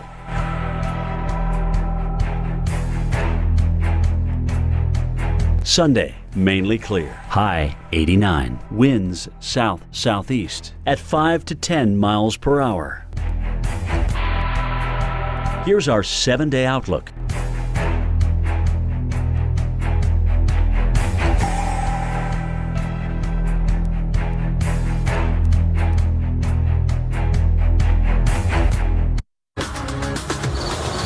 Welcome back into Wilmington, North Carolina. I'm meteorologist Stephanie Abrams, and we have seen about a foot of rain. That's the estimate because the station was actually taken out from Wilma with 105-mile-per-hour wind gusts. I want to show you these massive trees. I mean, these are huge. I'm 5'8", guys, just to give you a little perspective, and here I am standing by these trees. You can see it took down, obviously, the power lines. Branches were snapped off. In this case, the whole tree came crashing down. You see the one in front of me, one of the branches snapped off, and they're just kind of crisscrossing over the road in this neighborhood, and this is what it looks like in many neighborhoods. So what did this? It was hour after hour of being in the eye wall. That's what did this. So we had, 70-mile-an-hour gusts, 80-mile-an-hour gusts, 90, and then we got to 105. That was our top gust here in Wilmington. And that's the highest we've seen in this area. All-time peak winds. The highest was Helene, 135 back in 1958. So that just tells you how rare this is, that it was all the way back to 1958 that they had a gust, and it took us this long in order to even rival that. Now, when it comes to the water rise, one of my producers was just talking to a police officer, said, have you seen any flooding? Because we have not. And essentially, they said they haven't seen any or heard of any flooding either. It's all down by the Cape Fear River. That's where we had our 3.6 feet water rise over normal level.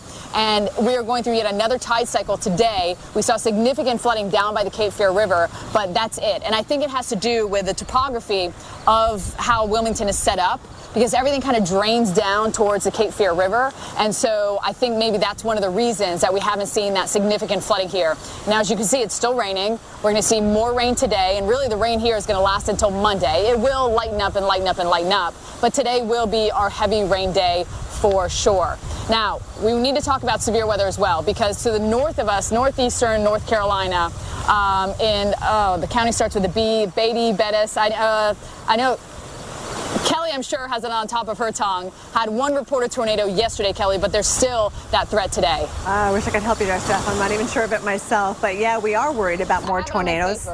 Yeah, we'll get you that. But of course, more tornadoes are possible, and they're going to be very quick to spin up and very quick to spin down. They're typically not as huge as the ones we see out in Tornado Alley. They don't last as long either, but they can still do harm and injury and a lot of damage as well. So we're going to talk about the severe threat. Where you see the red on this map, parts of North Carolina, South Carolina, that's where we're mostly concerned about some of those outer rain bands, those rain bands associated with Florence that could spin up some severe weather, including tornadoes. Right now, no tornado warnings are in effect, but we do have numerous flash flood warnings. Some of them at times are even escalated to a flash flood emergency when you've got multiple water rescues in a lot of neighborhoods that are threatened by the rising waters. Right now, we do have Duplin and Onslow counties in this flash flood warning, including the Wallace area. This goes until 9 o'clock. Obviously, with these heavier rain bands, these warnings could get extended as well. And then you've got the tornado watch, which is in effect through this morning until 7 o'clock this morning. It does include a section of I-95, by the way, for those of you who might be traveling through the state of North Carolina. There's some pretty rough conditions that we could be dealing with at times. And again, it's going to be those rain bands kind of wrapping around the center of Florence. That's where you could see not only those impressive rainfall rates of like 2 to 3 inches per hour, but a quick spin up of a tornado that will be difficult to see, by the way, because of the heavy rain situation. So don't wait to see it. If you're put under a tornado warning, immediately get to your lowest level of your home, away from the external walls, away from the windows, away from anything that could be flying through the air, because it is possible, as our circulation is going to slowly spin its way through South Carolina the next several hours. And look at these rain bands, including where Steph is right now there in Wilmington. We are predicting the very heavy rain, and with that, the threat for severe weather as we go right through tonight. It is just nonstop. So here's a look at our exclusive tornado condition index that we've devised here at the Weather Channel. A 4 out of 10. That basically means a 40% chance that we could see tornadoes, including where you happen to be, Steph, in Wilmington. All right, so I did get the name. It was Bertie County, by the way, that I couldn't remember there. So let's now talk to David Cotton, who is Onslow County with emergency management there. Let's talk about the coastal sections of Florence, because, David, we really haven't been able to get to the coast. So, it's all still blocked off. Do you have any information of what happened in some of these coastal areas? Sure. Within Surf City, they have received 25 inches of rain over the past 48 hours. North Topsail Beach has experienced significant overwash due to storm surge. We have dune breaches and even the North Topsail Beach officials have yet to return to the island and actually begin the damage assessment. So we are getting sketchy reports. We are trying to work with the Coast Guard and the Marine Corps stationed here and see if we can get a flyover with a helicopter to give us damage assessments. David, unfortunately, we only have about 30 seconds left. When do you think families will be able to get back over there? Any clue? At this point, it will be the middle of next week at best. Okay. All right. And also Camp Lejeune, any reports from that or the families? Everyone seems to be okay. We are in constant communication with Camp Lejeune's EOC. So they seem to be Thank you so doing much, just David. fine. We really appreciate you. All right, David, we really appreciate you coming on at this early morning hour and your information.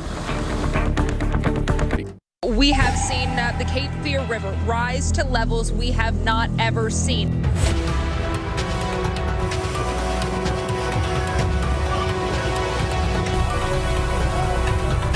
You can smell petroleum in the water. You drive around town and all you see, trees down. It's going to take a long time to get out of the way.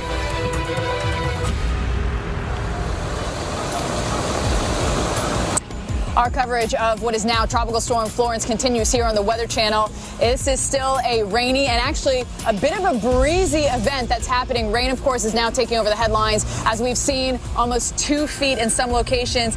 Here in Wilmington, we have had an estimated foot of rain. And it's not only North Carolina, it's South Carolina, where my partner Jen Carfagno is live this morning. Kelly Cass is joining us in studio. I'm meteorologist Stephanie Abrams in Wilmington, where we want to show you what many, many, many neighborhoods look like. This is why the power's out. One of the reasons. I mean, just look how massive this tree is. You know, I'm 5'8". It goes across the entire street, and this is not the only one. Behind that, there's more trees that are down in front of it. We have a huge tree limb down.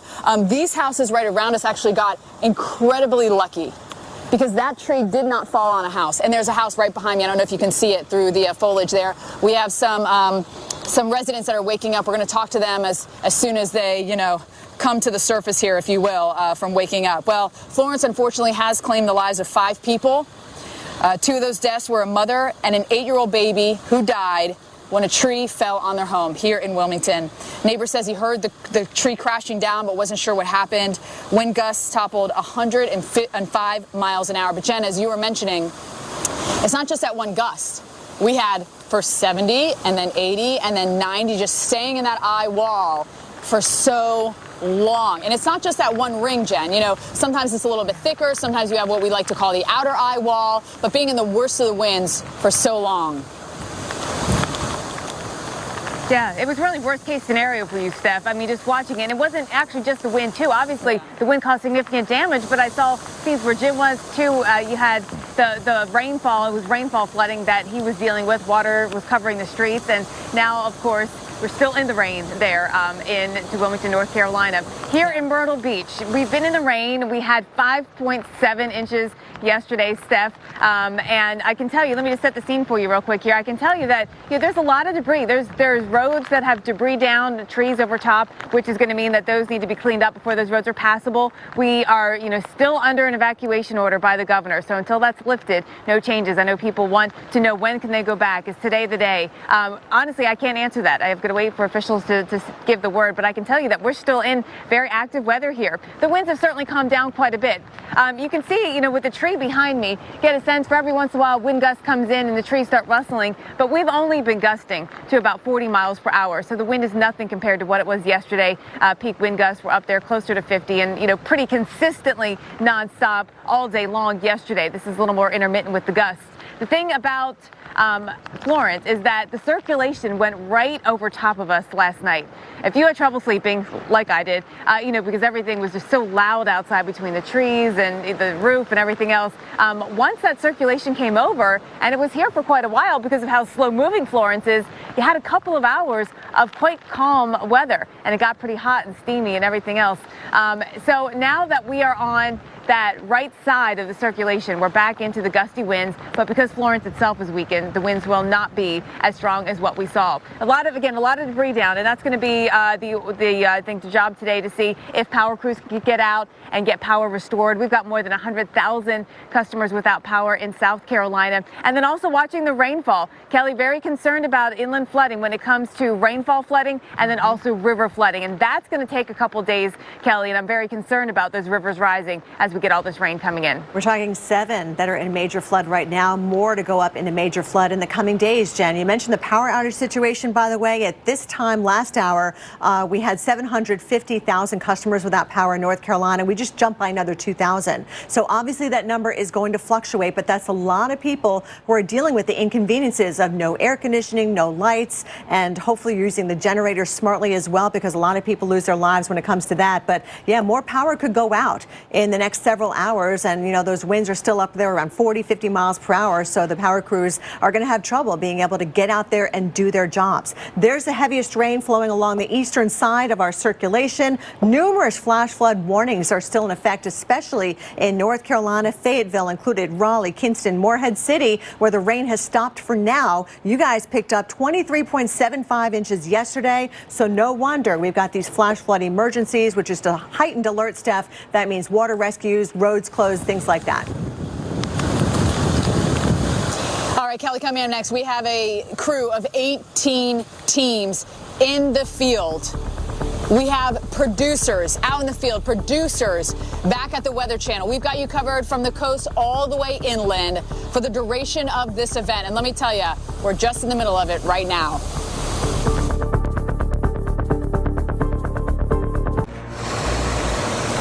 Incredible before and after pictures of the devastation caused really by the push of water ahead of Florence. This is in Washington, North Carolina, and you see the main road in the parking lot inundated. But the thing is this is not from rain. This is on the Pamlico River, and so they were getting that straight east wind, and so that just pushed all the water right into them, just like you saw in New Bern, which is just south of this area. They just got that water push, and that's why they saw that incredible rise. Now we want to bring in Pam Walker with North Carolina Emergency Response. And Pam, what are your biggest areas of concern right now for the state? Well, overnight we had rescues in the Beaufort area, Kinston area, and this morning we're hearing calls for assistance in Jacksonville, in and around Jacksonville, North Carolina. Yeah. Our biggest area of concern is the rising rivers and the potential for much more to reach major flood stage throughout the weekend. Now, what about the nursing home that had to be evacuated because of the rising water? Do you have any details on that, where that is exactly and what problems they're having? No, I don't have any details specifically on that specific area. We have had calls in different areas for special medical needs and different areas that need assistance, but I don't have any more details than that. Okay, all right. How about the greatest need for responders? Can people help out? I know, like the Cajun Navy coming up from the Louisiana, Alabama area. Do you need more people like that to come in for you guys? Well, we do have about a little more than 100 teams already out there. We have more teams that are coming in from other states. FEMA is working with our local first responders all across North Carolina, and we of course, appreciate anyone that is willing to help someone and provide them assistance, but we do have a lot of teams that are here and a lot of teams that are on the way. And lastly, are we still in the rescue phase, or are we in the cleanup phase yet, or we're still going to have to wait until the storm is out of here until we start that cleanup? Well, I think it's a little bit of both. I think some people, as the rains start to move out, they're going to start trying to get out there and clean up the downed trees and the limbs and debris and that type of thing. But then we also will have a large part of the state that will be still dealing with flooding. Yeah, that is true. Pam Walker with the State of North Carolina Emergency Response. Can't thank you enough for all the work that you're doing and for coming on with us at this early hour here, though I know no one's really getting sleep right now for at least central and eastern half of North Carolina. Let's give you the very latest on Florence winds. Right now it's a tropical storm, 50-mile-an-hour winds, moving west-northwest at 5 miles an hour, and just that onshore flow is going to continue to bring those rivers up when you have the high tide, and then they will go back down. But the rain on top of that, some places could see 40 inches when all is said and done. And we have a look at just the past 2 days. We have seen from 12 to almost 24 inches. Our highest total is 23.75 in Newport. And it's just going to keep it on, unfortunately, Kelly. So it's a twofold flooding here of the rivers rising just from the push of water, not necessarily yet because of all the rain. Wait till that all gets into the shed.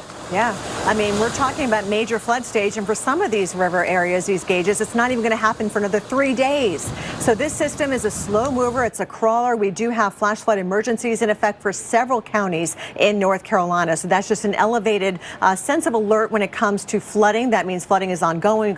We've had rescues going on, including Craven County, by the way, where New Bern is located in that flash flood emergency. Flash flood watches also in effect for a huge area of the Carolinas that go all the way up into Roanoke, Virginia as well. That means conditions are favorable for additional flooding. And you can see why. Look at our forecast. This is on top of the foot to foot and a half that you guys saw yesterday. And we've got another 12 to 18 inches on the way, including right there in Wilmington where Stephanie is, and parts of South Carolina, 8 to 12. So let's talk rivers. We've got 7 gauges that are currently in major flood. We're predicting more will rise into that flood stage or that major flood stage in the coming days. For a place like Burgaw, North Carolina, the Cape Fear River, last observation was at 4.89, but it's going up to major over the next several days, forecasting a crest at 25.7 feet, and that's going to happen in 3 days from now. Then we head over to Manchester, North Carolina. We're watching the Little River. Right now, not so bad at 12.06, but look at this rise up into the purple category,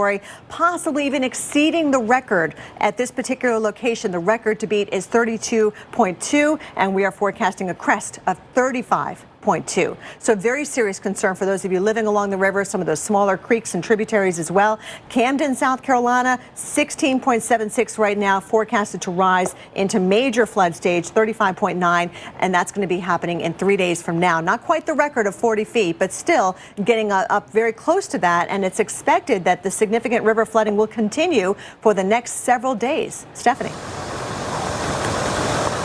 All right, Kelly, we haven't had to deal with river flooding, but we have had to deal with this. Enormous trees down, and this is what it looks like in many, many, many neighborhoods here into Wilmington. But the fact that it's still raining and the storm is still far from over, we're going to continue to keep you covered here. 18 crews in the field from the coast all the way inland, as we will still see rain, heavy rain, at least for the next 2 to 3 days.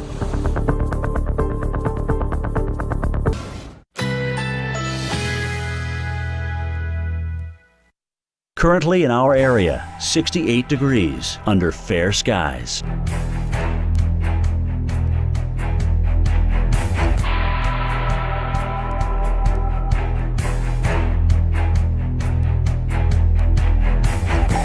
Today, partly cloudy, high 90, winds east-southeast at 5 to 10 miles per hour.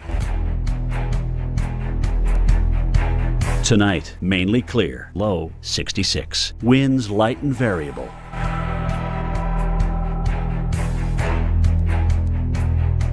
Sunday, mainly clear, high 89. Winds south-southeast at 5 to 10 miles per hour. Here's our 7-day outlook.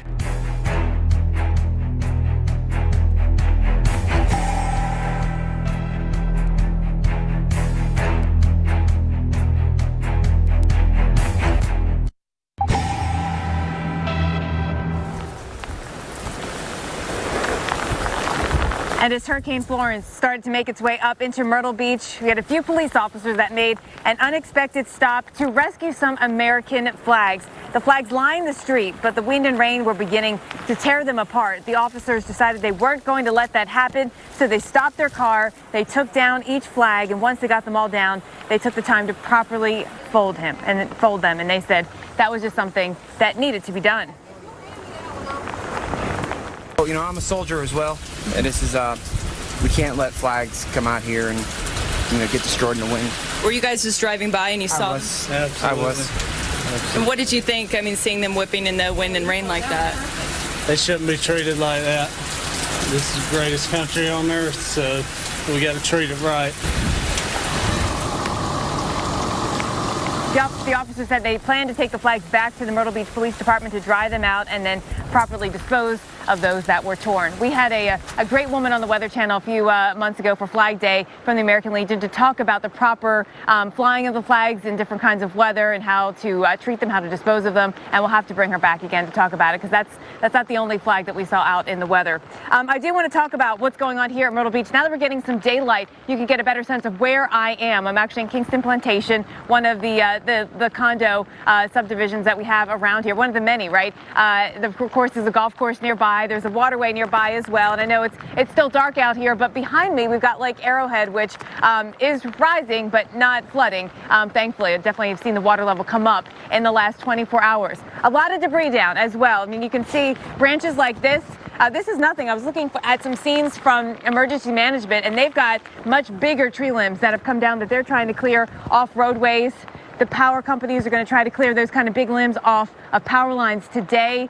We've got more than 100,000 without power around the state of South Carolina. And here just in Myrtle Beach, there's about 50,000. So look, pretty much everyone is without power this morning. If you're watching us, you are probably streaming it. So I know you're paying because I didn't have power either this morning. And it's going to take some time. The winds are still gusty. Thankfully, the winds have come down now that the circulation, that center of circulation from Florence has gone over us and is off to our west. But now we're on the right side of the hurricane, which happens to be the side that you get all the onshore flow. You get the big rain bands with the even bigger rain potential. And we are in that for at least a day with winds that will still be gusting to tropical storm force strength, upwards of 35, 40 miles per hour. And that nonstop is going to make it hard for crews to get out there and could actually cause some additional power outages as well. I want to talk about the rain because the rain here, we had 5.7 officially. It was a daily record yesterday, beat the old record, which was set back in 1995 from Hurricane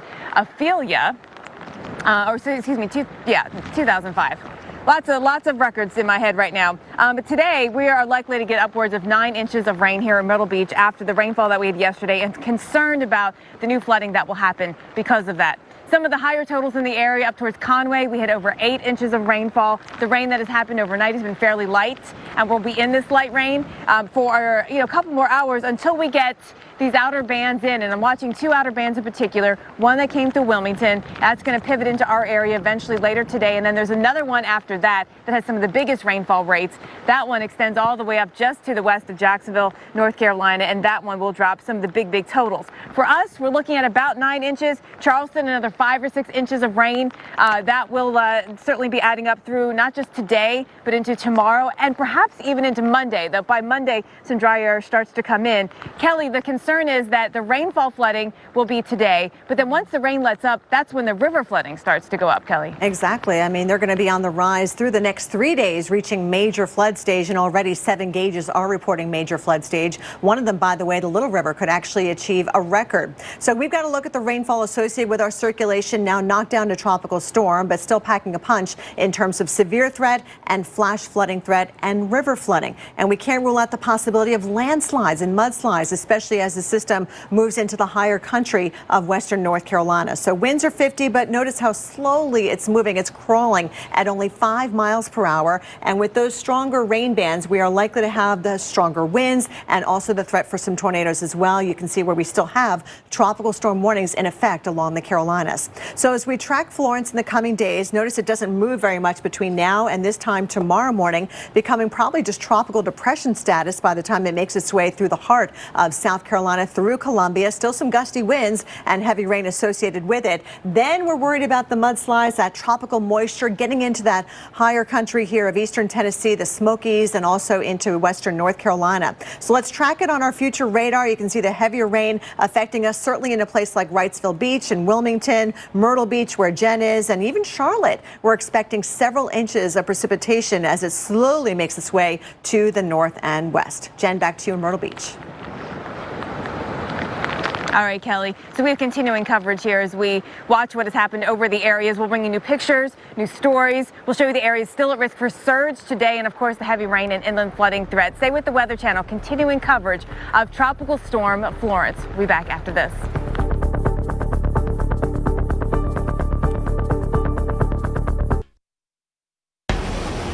It's a slow movement of the storm that makes the difference.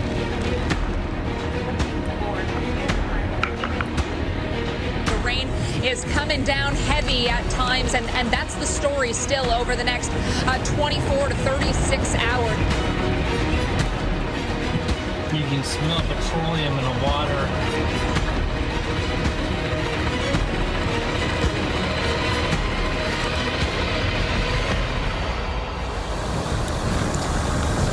Soaked and saturated, the Carolinas just battered by Florence, and we actually have 3 more days of rain from Florence. 3 more days in the state of North and also potentially South Carolina. Slow moving. Meteorologist Stephanie Abrams live in Wilmington, North Carolina. Meteorologist Jen Carfagno live in Myrtle Beach, South Carolina. And meteorologist Kelly Cass live in studio for us this morning. Let's show you Wilmington, where we actually do have a curfew 10 p.m. until 6 a.m.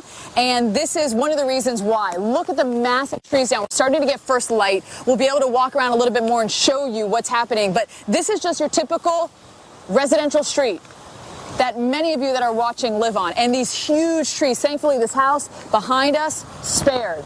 This house off to my right spared because this tree limb, it came out into the street. There were many that were not, and this is what it looks like over the place. Now, unfortunately, floodwaters are rising, not in Wilmington. No flooding here in Wilmington unless you're right on the Cape Fear River when we get into that high tide. But we haven't seen any other flooding. But in a lot of places, it is here into southeastern North Carolina. Families in a neighborhood in Jacksonville say this is the worst they have ever seen. Joe Simmons traveled from Minneapolis to Jacksonville to care for his mother.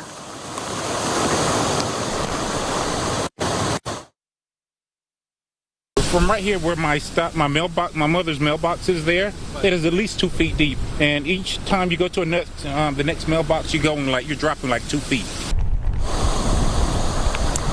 Now, the National Hurricane Center says more than 16 inches of rain have fallen in southeastern North Carolina. I will say the number one place that has seen the most rain, Newport, 23.75 inches. Another place seeing tremendous flooding, Goldsboro, North Carolina. Roads are underwater there. People are encouraged to stay off the roads. A nursing home had to evacuate as Stony Creek ran out of its banks, and Goldsboro has seen more than 10 inches of rain from flooding. And we still have another potentially 10 inches to go here through today and into tomorrow. So what is the very latest?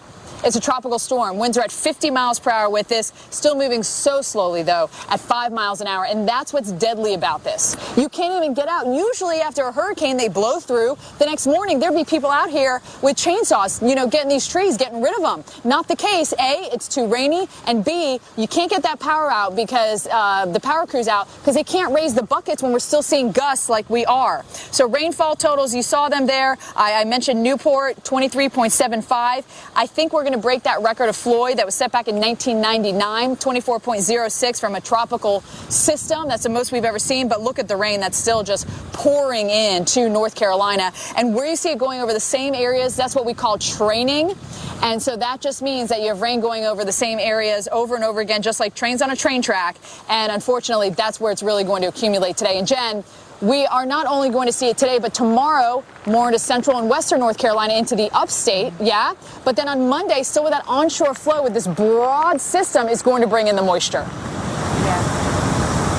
Yeah, and even as Florence moves away, we're still going to be in that onshore flow. Steph, there's not a clean sweeping front to come on through. I mean, a lot of times you see a tropical system make landfall. There's a front. It picks it up. It takes it out, and you get a break from the weather. That has not been the case with Florence. We've been tracking this thing. It's been a named storm for 14 days. Right? I know it's been on top of mind for you guys for 14 days. It's sort of a painfully slow process to have to deal with all of it. And we're really now just still about halfway through the impacts because we just got the center of circulation over us in Myrtle Beach last night. It just moved. It's about 25 or 30 miles off to our west right now. It actually didn't move overhead. Our winds calmed down, all of it, but it had weakened to a tropical storm. And now with winds at 50 miles per hour, that's going to cut down our wind speed. Let me take you chronologically through what happened here in Myrtle Beach. We'll start with yesterday. And 24 hours ago, as Steph was getting hit with that eye wall and getting winds 90, 100 miles per hour, what was happening in Myrtle Beach? Because we were on the left side of the circulation, we had offshore flow, the wind blowing from the land to the sea, and it was strong enough and just such a long duration that it was literally pushing the water back out. We were a foot or two below the tide predictions, and so even at the time of high tide, the water never came up the beach yesterday. We never saw waves. Any big breakers or whitecaps were knocked down by that offshore wind, and because it took a while for the rain to get in here, that sand was just blowing around on the beach here for most of the morning anyway, until the rain got in the afternoon. And then the rain came, and then the winds actually picked up more here in Myrtle Beach. And so yesterday afternoon, we had nonstop rain, we had nonstop winds, gusting officially at the airport just about over close to 50. It was 48 miles per hour, but certainly there were gusts higher than that, I'm sure, in your backyards. I mean, we had winds gusting to 56 as far away as Charleston, South Carolina. So the wind was a factor. It's why we have tree limbs like what you see out here right now. You've got lots of this kind of stuff. This is why bigger limbs actually than this is why we are out of without power for over 100,000 customers in the state of South Carolina, and we'll talk more about that this morning. All right, let's get to the rainfall in terms of what we've seen. Officially here, more than 5 inches, 8 inches plus in Conway.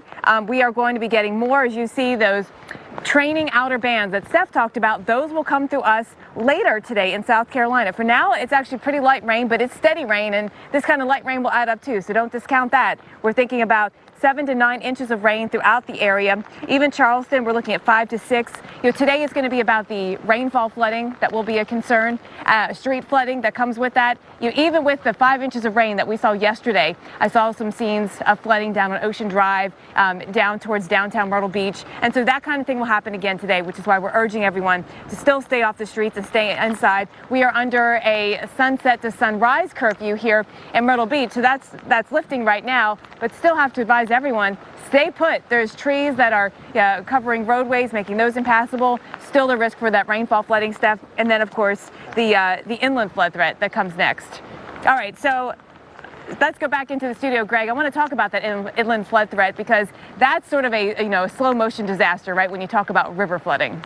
Yeah, Jen, you're exactly right. And it's far removed, actually, from where the center of circulation is. The greatest rainfall that we're going to get today is actually still in North Carolina, even though the center is in South Carolina. Look at this satellite picture. I think it perfectly highlights sort of the distant threats with Florence. Let's go there now, guys, quickly. Let's go to the satellite picture. There you go. Look at this. This outer rain band means business. It is quasi-stationary, meaning it is barely moving.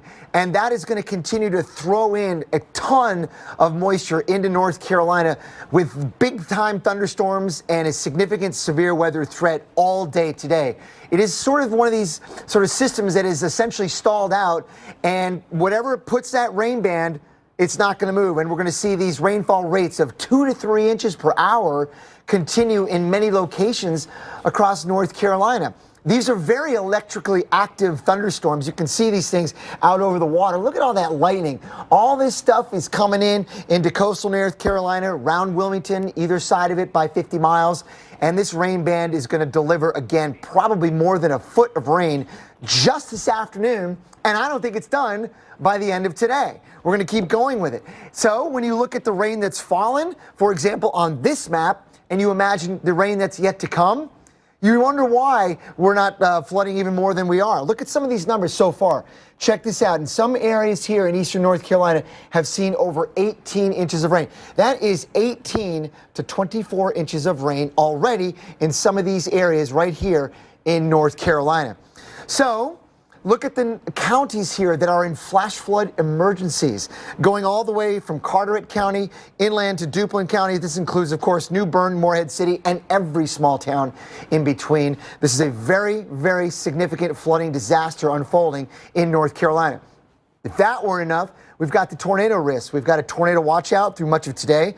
Again, not surprising that the Storm Prediction Center has extended this from this morning, and we'll probably see more tornado watches as this thing sits and spins, slowly winding down, but continuing to deliver the significant flooding threat throughout the day today, overnight tonight into North Carolina and South Carolina as well. and into tomorrow. We're not going to be done with the story of the weekend. It continues to lumber its way westward toward the higher elevations of Tennessee by later on Sunday night and early Monday morning. So rain yet to come across parts of North and South Carolina. Incredible amounts, Jen. Maybe another 1.5 feet in North Carolina, with some storm totals probably between 40 and 50 inches. And of course, where you are in northeastern South Carolina, you had a foot to come over the next couple of days. Jen. Yeah, and that's significant, Greg. That in itself is significant. And gosh, the 40 inches is just beyond belief. All right, I do want to talk about the waves. And of course, that surge yesterday and the big waves crashing into a lot of damage along the coastline. Let's take a closer look at these waves that Florence pushed on the Carolina coast. Massive waves into buildings in Southport, North Carolina. There was knee-deep water on some streets around the time of high tide. And there is a 24-hour curfew in Carolina Beach. You guys had that center of circulation of Florence go right over you. It was still, I think, an 85-mile-per-hour storm when it was going right over top of you, and certainly a lot of damage there. And the surge creates a lot of damage and a real threat to life and property. It's hard to imagine what it should look like, right? But Dr. Greg Postel has a way to show us, in a way that only the Weather Channel can, the damage that storm surge can do. Storm surge is often the deadliest part of a hurricane. Let me show you what that looks like, starting with a 1 to 3 foot water rise above normally dry ground. Now, this might not sound like much, but remember, this is flowing water being pushed by the wind. We know that 1 to 3 foot of storm surge can knock you off your feet, stall out cars, and even carry cars away. It is too late to evacuate when the water rises to this level. But let's go above that. Let's go 3 to 6 feet, for example. Very large objects can be carried in this kind of flowing water. They can act as battering rams and enhance the damage. But let's go even above that. 9 feet of storm surge. This kind of storm surge is not survivable unless you move to the higher floors of whatever structure you happen to be in. So please follow the advice of the local officials and evacuate as ordered when a hurricane moves in. Storm surge warnings are still up from Myrtle Beach to Ocrahoke Inlet in North Carolina. And Kelly, the biggest risk is going to come at the time of high tide. Exactly. We've got a couple of high tide cycles to get through because the system is barely moving, Jen. A quasi-stationary, as Dr. Postel mentioned earlier, moving at only 5 miles per hour. And we've got that onshore flow that's just going to continually batter the beaches here. We're talking beach erosion as well as storm surge flooding. You've got the winds right now around Cape Hatteras gusting to 32 miles per hour. And even further inland over towards Raleigh, we're gusting close to 30 miles per hour. Even Charlotte, I was checking there because I've been seeing some reports on social media of some trees coming down as well. So here's a look at our storm surge water rise above normally dry ground. Not as bad as what we saw yesterday, of course, when we had an oncoming a hurricane coming onshore. But still, we do see that water rise continuing as long as we've got that onshore flow, and especially at times of high tide. Not just North Carolina, South Carolina as well, including Myrtle Beach where Jen is. It's still going to be an onshore flow by the time we make our way through 5 o'clock this afternoon, and certainly the midnight hour. Look at our system. It's only here over Columbia, South Carolina at midnight tonight. So even into tomorrow morning, we are concerned about additional water rise along the coastline. Let's get to some of those high tide cycles now for a place like Hatteras, North Carolina. Times to watch, 1:51 this afternoon, and then at about 2:33 tomorrow morning. Stephanie, back to you in Wilmington, North Carolina. All right. Well, unfortunately, it does look like Florence is going to hang around for the next couple of days, and some areas could see up to 40 inches of rain. New this morning, we do have to report some tragic news that 5 people have lost their lives in the storm. Florence punishing the Carolinas with wind and rain crawling down the coast. Storm surge putting towns like New Bern under 10 feet of water. I've never been so terrified in my entire life. It was horrifying. Just wondering what's going on and where the water's going to go and how high it's going to go and how we are going to get out. Those rescues with good outcomes. In Wilmington, however, a rescue effort became a grim recovery after a tree fell on a home, killing a mother and her infant. I noticed that they were battening down and stocking up for the storm ahead, just like most of us were. It's sad something like that happened to a neighbor. It's home for all of us. I mean, regardless if you have kids or not, if you have a family or not, it's a human life. Roofs ripped from their buildings, trees uprooted, and power lines down across the area. it's typically the rain and flooding that poses the greatest threat to life. Right now, our focus is on saving lives and protecting people. We're still in the thick of the storm, and it's far from over. A region that will need patience to weather this storm. What's predictable is we know the hurricane routes. What's not predictable is where the water's going to go. So we're going to monitor the situation closely, and if we have to close the roadway to keep people from drowning and keep vehicles from being washed away, we certainly will. As the inland flood threat will continue through the weekend. I do have to say there has been tremendous support from FEMA, from other states, not even neighboring states, states from far away. And of course, Michael Jordan, who is from the Tar Heel State, went to school here. He is teaming up with the Hornets, which he does own, Jen with the NBA, and they are going to assist as well. Yes, and Steph, a lot of people are certainly wanting to help right now. I think reach out to the Red Cross, see what they need. At this point, no one is asked to come back into the area because we're still under a mandatory evacuation order. All right, let me talk about quickly what we know. We know that more than 22,000 people are in shelters across North Carolina. UNC, Chapel Hill, and also Wake Forest are being used as shelters. Wilmington and Fayetteville airports are still closed. Others are reopening, but with limited flights. You'll need to check ahead with your airline.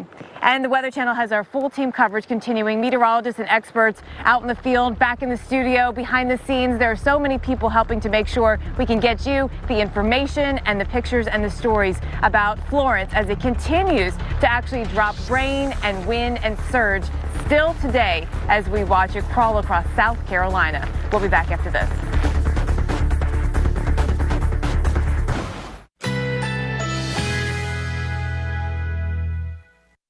Currently in our area, 67 degrees under fair skies.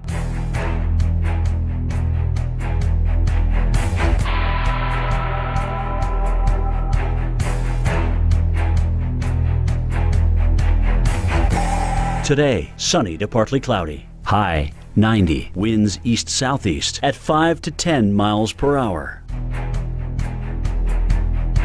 Tonight, mainly clear, low 66. Winds light and variable.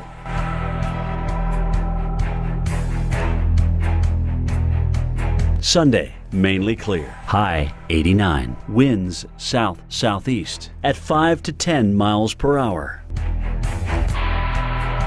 Here's our 7-day outlook.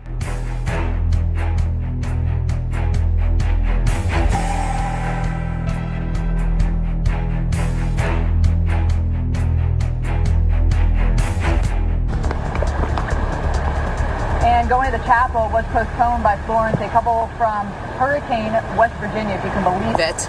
I mean, that's unbelievable. Planned to get hitched in North Carolina, but the now tropical storm wasn't going to let that happen. Let's just say it objected. A mandatory evacuation order was issued for the beach. Everything was set. The reservations were booked and paid for on North Carolina's Outer Banks. The money was spent, but Florence had different ideas. Now the couple does plan to get married back in Hurricane West Virginia. All right, let's talk about what was going on during the storm when all these trees were coming down. We have Rich Anderson, who lives in this house right behind us, nice brick solid house here. Yeah. First of all, did you ever think about evacuating? We did. We debated it. The house is a 100-year-old brick house, and it's been through hurricanes here before. And we have 4 dogs, and that was going to be really hard to travel with them. So we just decided we were going to ride it out. So what was it like during the storm? Because we heard trees popping all around us. Were you even able to hear these trees? We didn't hear the trees. It was just loud. Everything was going on. We were looking out all the windows, and then we actually thought we probably shouldn't be looking out these windows because they could pop too. But we would look. There's another tree down. There's another tree down, and we were worried about the ones that were real close to the house. But we were fortunate. I mean, all these trees went down, and none hit our house. Okay, so now you're without power. When do you start this cleanup process? I'm assuming you're waiting until the rain stops and I mean, it's still pretty breezy. Yeah. Well, I don't know when we'll be able to start out here. In our backyard, we have a couple things we were thinking about working on today to try to be ready to get out of the yard. We have a big fence back there that's kind of blocked where we wouldn't be able to get our cars out. So we're going to probably start a little bit today. Yeah. So do you think you would stay if another one threatened the area, or was this enough for you guys? I think we should stay. Yeah, we could do it. It's a tough call. Have you been able to talk to any of your neighbors on the street? We've seen a couple of them. One guy lost his dog yesterday, and we were kind of walked around a little bit to help look for it. And he was driving around, so I felt bad for him. Yeah. All right. Well, Rich, thank you so much. Thank you. We're glad that you guys are safe. Yeah. And good luck in the cleanup process, because it is a long one, that is for sure, to get everything back in order with trees that are just this size, this magnitude. It's not like one of the smaller trees like we were at yesterday during the eye wall of the storm. But this is what happens, Kelly, when you're in the eye wall for as long as we were. Again, our peak gust 105, but it was several hours of 70, 80, 90 per hour gusts. Yeah, I mean, we were expecting that eye to go right over you, Steph, but instead it got so disorganized that eye wall just sat on your location for so long. Yeah. And we're expecting more power outages, by the way. So a lot of folks are without power now. We're talking about 752.9 thousand customers in North Carolina alone. And we've got more severe weather on the way as well, including the chance for tornadoes. So here's where we have the red on the map, including much of eastern North Carolina as well as South Carolina, where Jen Carfagno is located there in Myrtle Beach. It's these rain bands wrapping around the center of Florence. And look at this. You can see the lightning showing up on some of these rain bands as well to the north of Stephanie's location, right along the beach there as well, and more to come in. So we're talking rainfall rates with those thunderstorms, 2 to 3 inches per hour. Numerous counties are under flash flood warnings, and some of you also flash flood emergencies. Just a heightened level of alert here because we've had water rescues, roads closed, that kind of thing. Duplin, Onslow counties, a flash flood warning till 9 o'clock at least. So some of these warnings could actually be extended, especially if these same areas keep getting hit over and over again, because our system overall is not moving very much. So a tornado watch has been extended. No surprise here for these counties of eastern North Carolina through 5 o'clock. If you live outside that tornado watch, that doesn't mean you're not going to get a quick spin up of a tornado, but that's where conditions are more favorable. And here's a look at our future radar, by the way. You can see the center over South Carolina, but it's that onshore flow. We are just tapping all that moisture from the Atlantic. It's just going to be nonstop all day long today. More power could go out. Then that heavier rain begins to reach into the western parts of North Carolina. We're already, Charlotte's been dealing with some breezy conditions out there as well, and some trees even coming down. And where you've got saturated ground, it's not going to take much to topple those trees. Tornado threat today, Jen, is looking like a 4 on our Torcon. That's a 40% chance of seeing tornadoes, including where you are right there in Myrtle Beach. Yeah, because those outer bands, Kelly, will come through here. Now we're in that risk.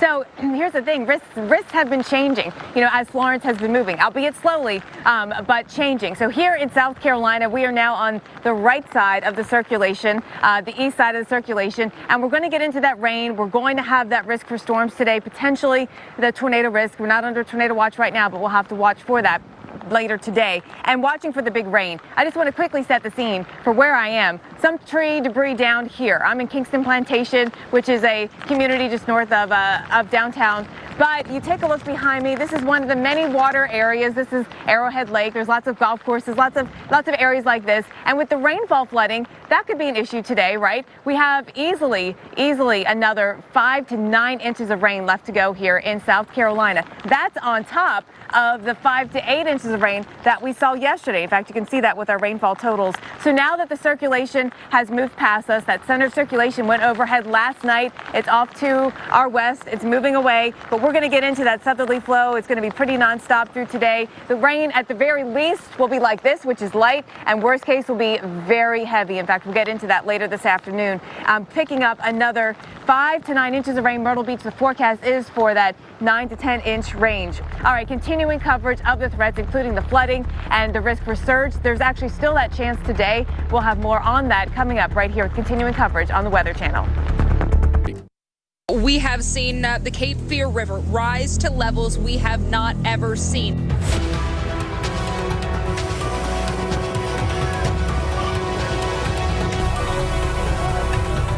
You can smell petroleum in the water. You drive around town and all you see, trees down. It's going to take a long time to get out of the way.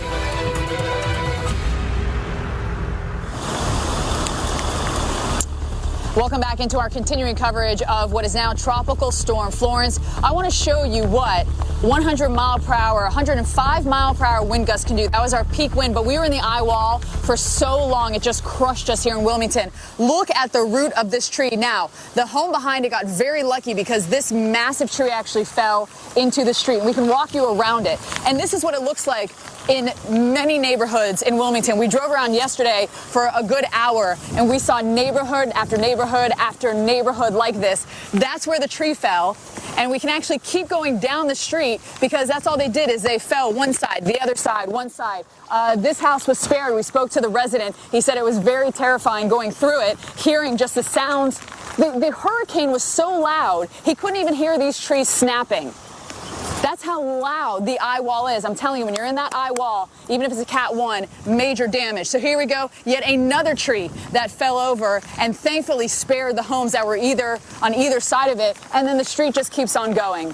So unfortunately, with trees coming down, that's how we did lose some lives. We had 5 deaths with this hurricane, 2 of those a mother and her 8-month-old when a tree fell on their house in Wilmington. And Jen, this is no flooding, but significant tree damage in and around much of Wilmington here.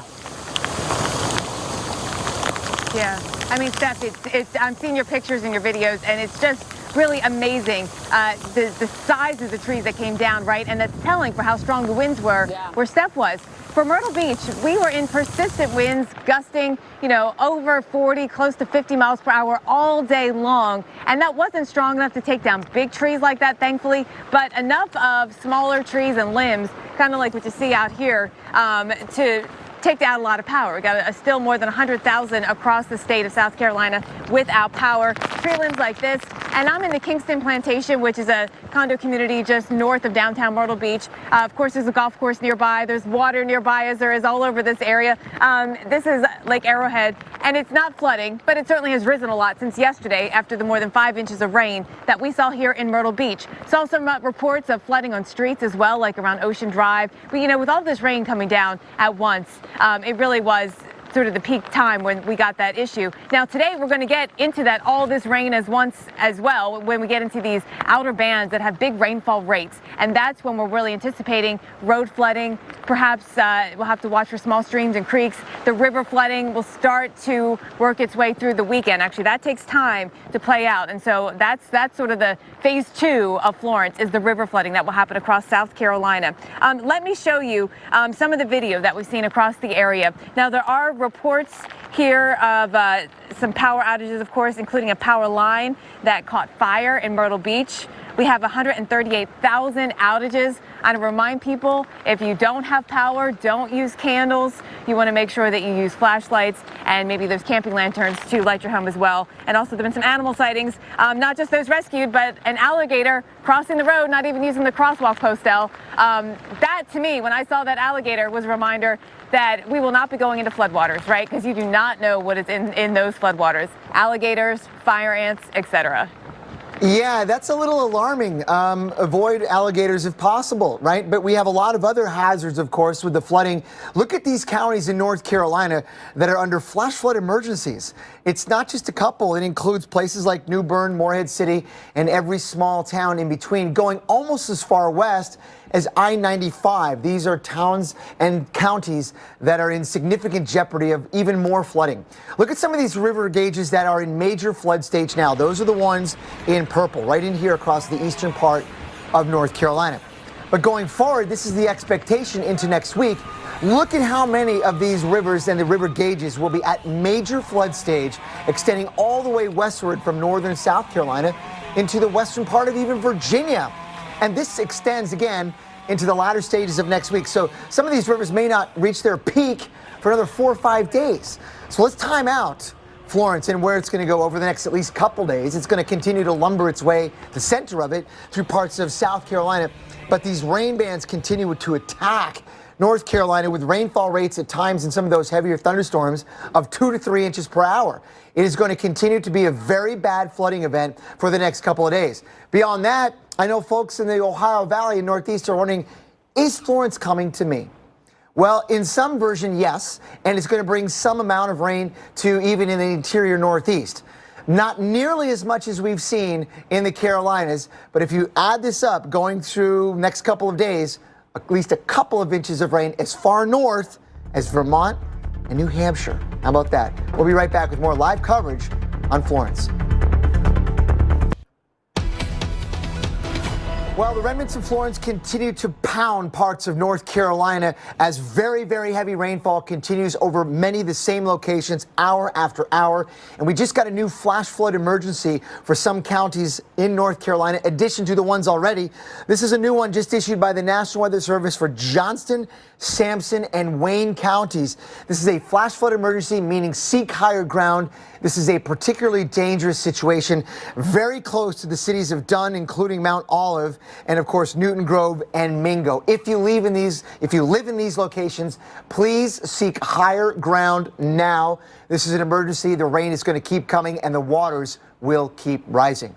I'm going to send it back now to Steph in Wilmington, North Carolina. Yeah.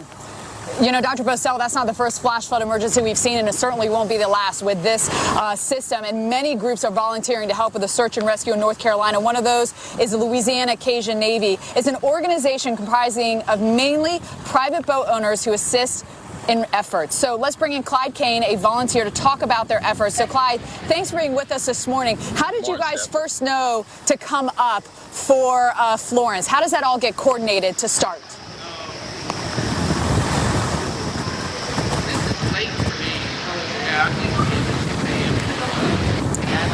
Clyde, can you hear me? Oh, it seems as if we're having some technical difficulties here talking to Clyde. Okay, unfortunately, we're having technical difficulties with Clyde. We'll get back to him as soon as we can, get that connected, as you can imagine. A little bit tough out in the field, no matter where you are. But what they were doing is they were helping in New Bern. And that is where we had all those, rescues. There was, 200 people rescued, over 200 people that were rescued. So let's talk about what we are going to be dealing with here. As we head over the next several days, it's just going to be rain. This thing's going to rain out as it's moving to the west. Right now it's moving west-southwest at about 5 miles an hour, winds at 50 miles an hour with this, and watch that pressure is going to continue to go up and up and up and up. That means the winds will go down. Okay, so that means that this thing is weakening. It will continue to weaken, but that's not even the problem. The problem is just the overall big circulation with this. First of all, it's going to push the water inland with those tide cycles, right? And then it's bringing in the moisture as well, going to dump another 10, 12 inches on already saturated grounds. We've already had near 24 inches, 23.75 inches. Remember, the record for rainfall from a tropical entity is Florida 99 with 24.06. We are already at 23.75, and I can tell you exactly where that's located here.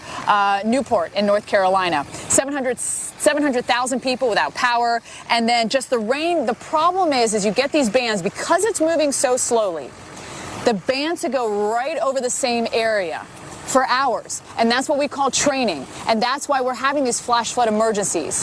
Here into Wilmington, North Carolina, we're actually in between two heavy bands. We're getting very lucky here. We have not seen significant flooding with the exception of the Cape Fear River during high tide. That's when the water gets really high. But right where we're located, I mean, we've had an estimated foot of rain from this system, and we're obviously getting more, and it will continue to fall for us here. By the way, it could continue to fall really until Monday. Obviously, it is a little bit going to get a lot on the lighter side. All right, so I'm told that we have Clyde back on the phone from the Cajun. Clyde, are you there? Yes, I am. How you doing? Okay. All right, good. Thank you. I'm glad. Thanks for coming on with us. So tell us about how you guys knew to go to New Bern and what your experience was like there over the last 24 hours. Really getting in. Not sure what day it is. It's early, I guess 2 days ago. I've been up for about 3 days. We went down into New Bern, and we had a lot of calls that were hitting our Facebook page, about 500. And we got down there. I waded through some chest deep water to get over to get a gentleman. And, we couldn't put boats out right away because of in fact, we're still having trouble deploying because of the high winds. And we have the airboats and the duck boats. So we're kind of waiting for this thing to settle down to get in there and just get some extensive rescues done. So Do you have an estimate of how many people you rescued? We counted, I think, 97 rescues between the two groups that we have right now. Just mainly because, we can't get into too many places right now. There's trees down, there's the gusts of wind, and of course these bands that are coming through.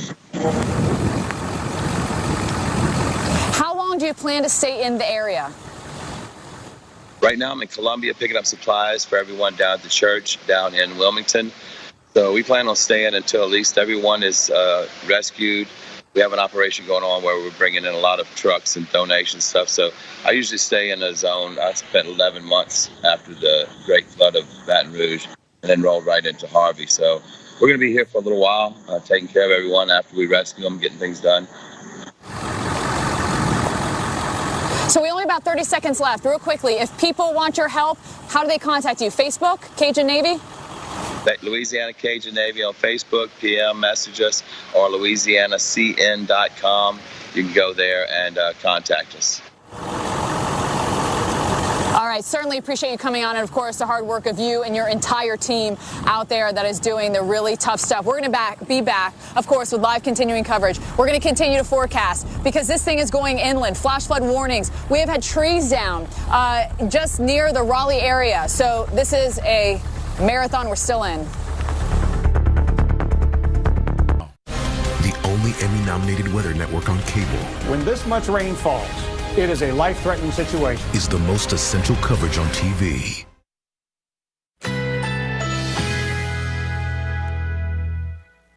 Currently in our area, 67 degrees with foggy conditions.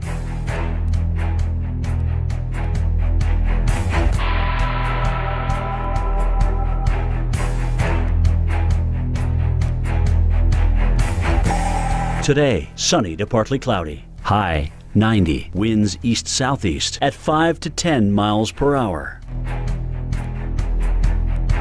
Tonight, mainly clear. Low 66. Winds light and variable.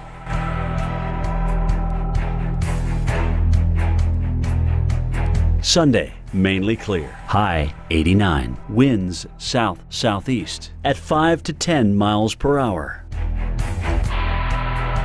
Here's our 7-day outlook.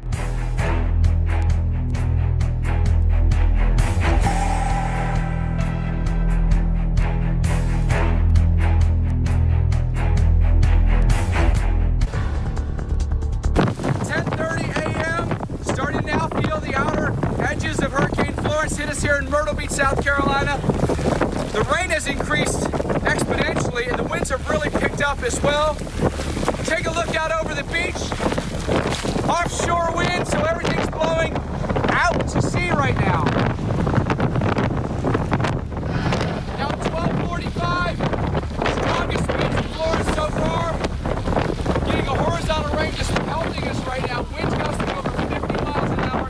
We'd like to see the wind and the rain stay like this, consistent if not stronger, for the remainder of the day and through the night tonight. Now 2 o'clock and the winds and the rain about as intense as they've been. It's been going on for about 4 to 5 hours now. The really intense rain bands and wind bands. Winds officially gusting to 55 at the airport, but there'll be isolated locations where the winds gust even higher than that, like where we are in this big exposed parking lot here. As far as flooding goes, haven't seen that yet, but it's just the beginning of the onset of the rain, and it'll go through the night tonight. 2:30 in the afternoon in Myrtle Beach, intense wind gusts with Florence now gusting over 65 miles an hour. Power's now going out, but still looking at the palms. They're still doing quite well. Some of the pine trees might have more issues, but this is the worst of Florence so far today.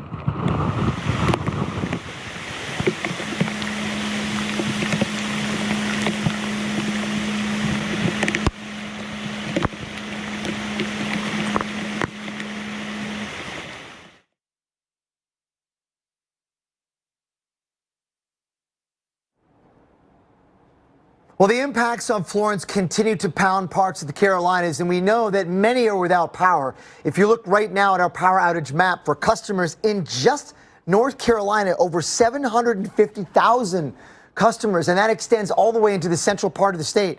In South Carolina, it's really not any better. We are still seeing significant outages in the state just to the south. Look at this, over 130,000 customers without power in South Carolina, and these numbers are only going to be going up over the next couple of days. Rainfall reports so far. Now, we know these now have been exceeded because it's continuing to rain really hard in North and South Carolina. But as of the latest numbers, 20 inches in some places in North Carolina. Look at this rain that continues to pound North Carolina, and this band is essentially stuck. It is stationary and continues to deliver rates of rain of 2 to 3 inches per hour.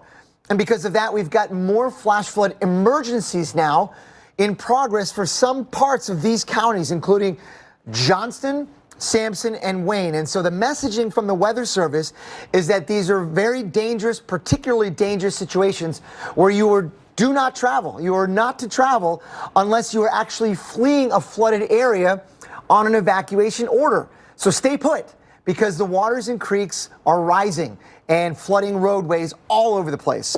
And we can thank the near stationarity here of Florence with a center over South Carolina, but this rain band continues to assault North Carolina with the heaviest of all the rain. These thunderstorms mean business, and they're not going to be moving much. So where it's raining hard now, it's going to be raining hard for many hours yet to come, unfortunately. Now, South Carolina has its share of rain, no doubt about that, and some gusty winds. But the nastiest of all the weather is still in North Carolina in a couple of different bands, which, aside from all the flooding, probably going to get some tornadoes. Tornado watches are out. Now, this goes until 5 o'clock tonight. I can bet there will be more tornado watches issued, maybe for some surrounding areas, and later on into the evening and overnight hours. But going back to that rain, the flash flood emergencies now are expanding their coverage to include more and more of North Carolina. This is even above and beyond a flash flood warning. This is one of those situations where there's very significant danger, and absolutely do not travel unless you are ordered to, because you're fleeing from a region already being flooded. So the river gauges that are in major flood stage, those in purple now, think about this. The rain may slow down over the next couple of days in parts of Virginia and South Carolina, North Carolina, but the rivers will continue to rise. This goes into next week, and many of these areas expecting major flooding may not see those rivers crest until the end of this upcoming week. That's amazing. But let's talk about now the short-term forecast for Florence. It's going to continue to crawl, the center of it, across parts of South Carolina with some wind damage potential, maybe gusts of 40 to 50. But it's in North Carolina, Southern Virginia, Western Virginia as well, that will see very significant flooding all the way. We have now some breaking news coming to us from a new advisory now from the National Hurricane Center on still Tropical Storm Florence. Winds are estimated at 50 miles per hour, moving west. This is it. Moving west at 2 miles per hour. This is an extremely dangerous flooding problem that we're seeing unfold across parts of the Carolinas with Tropical Storm Florence essentially stationary. Stay tuned for all the latest. We'll be right back.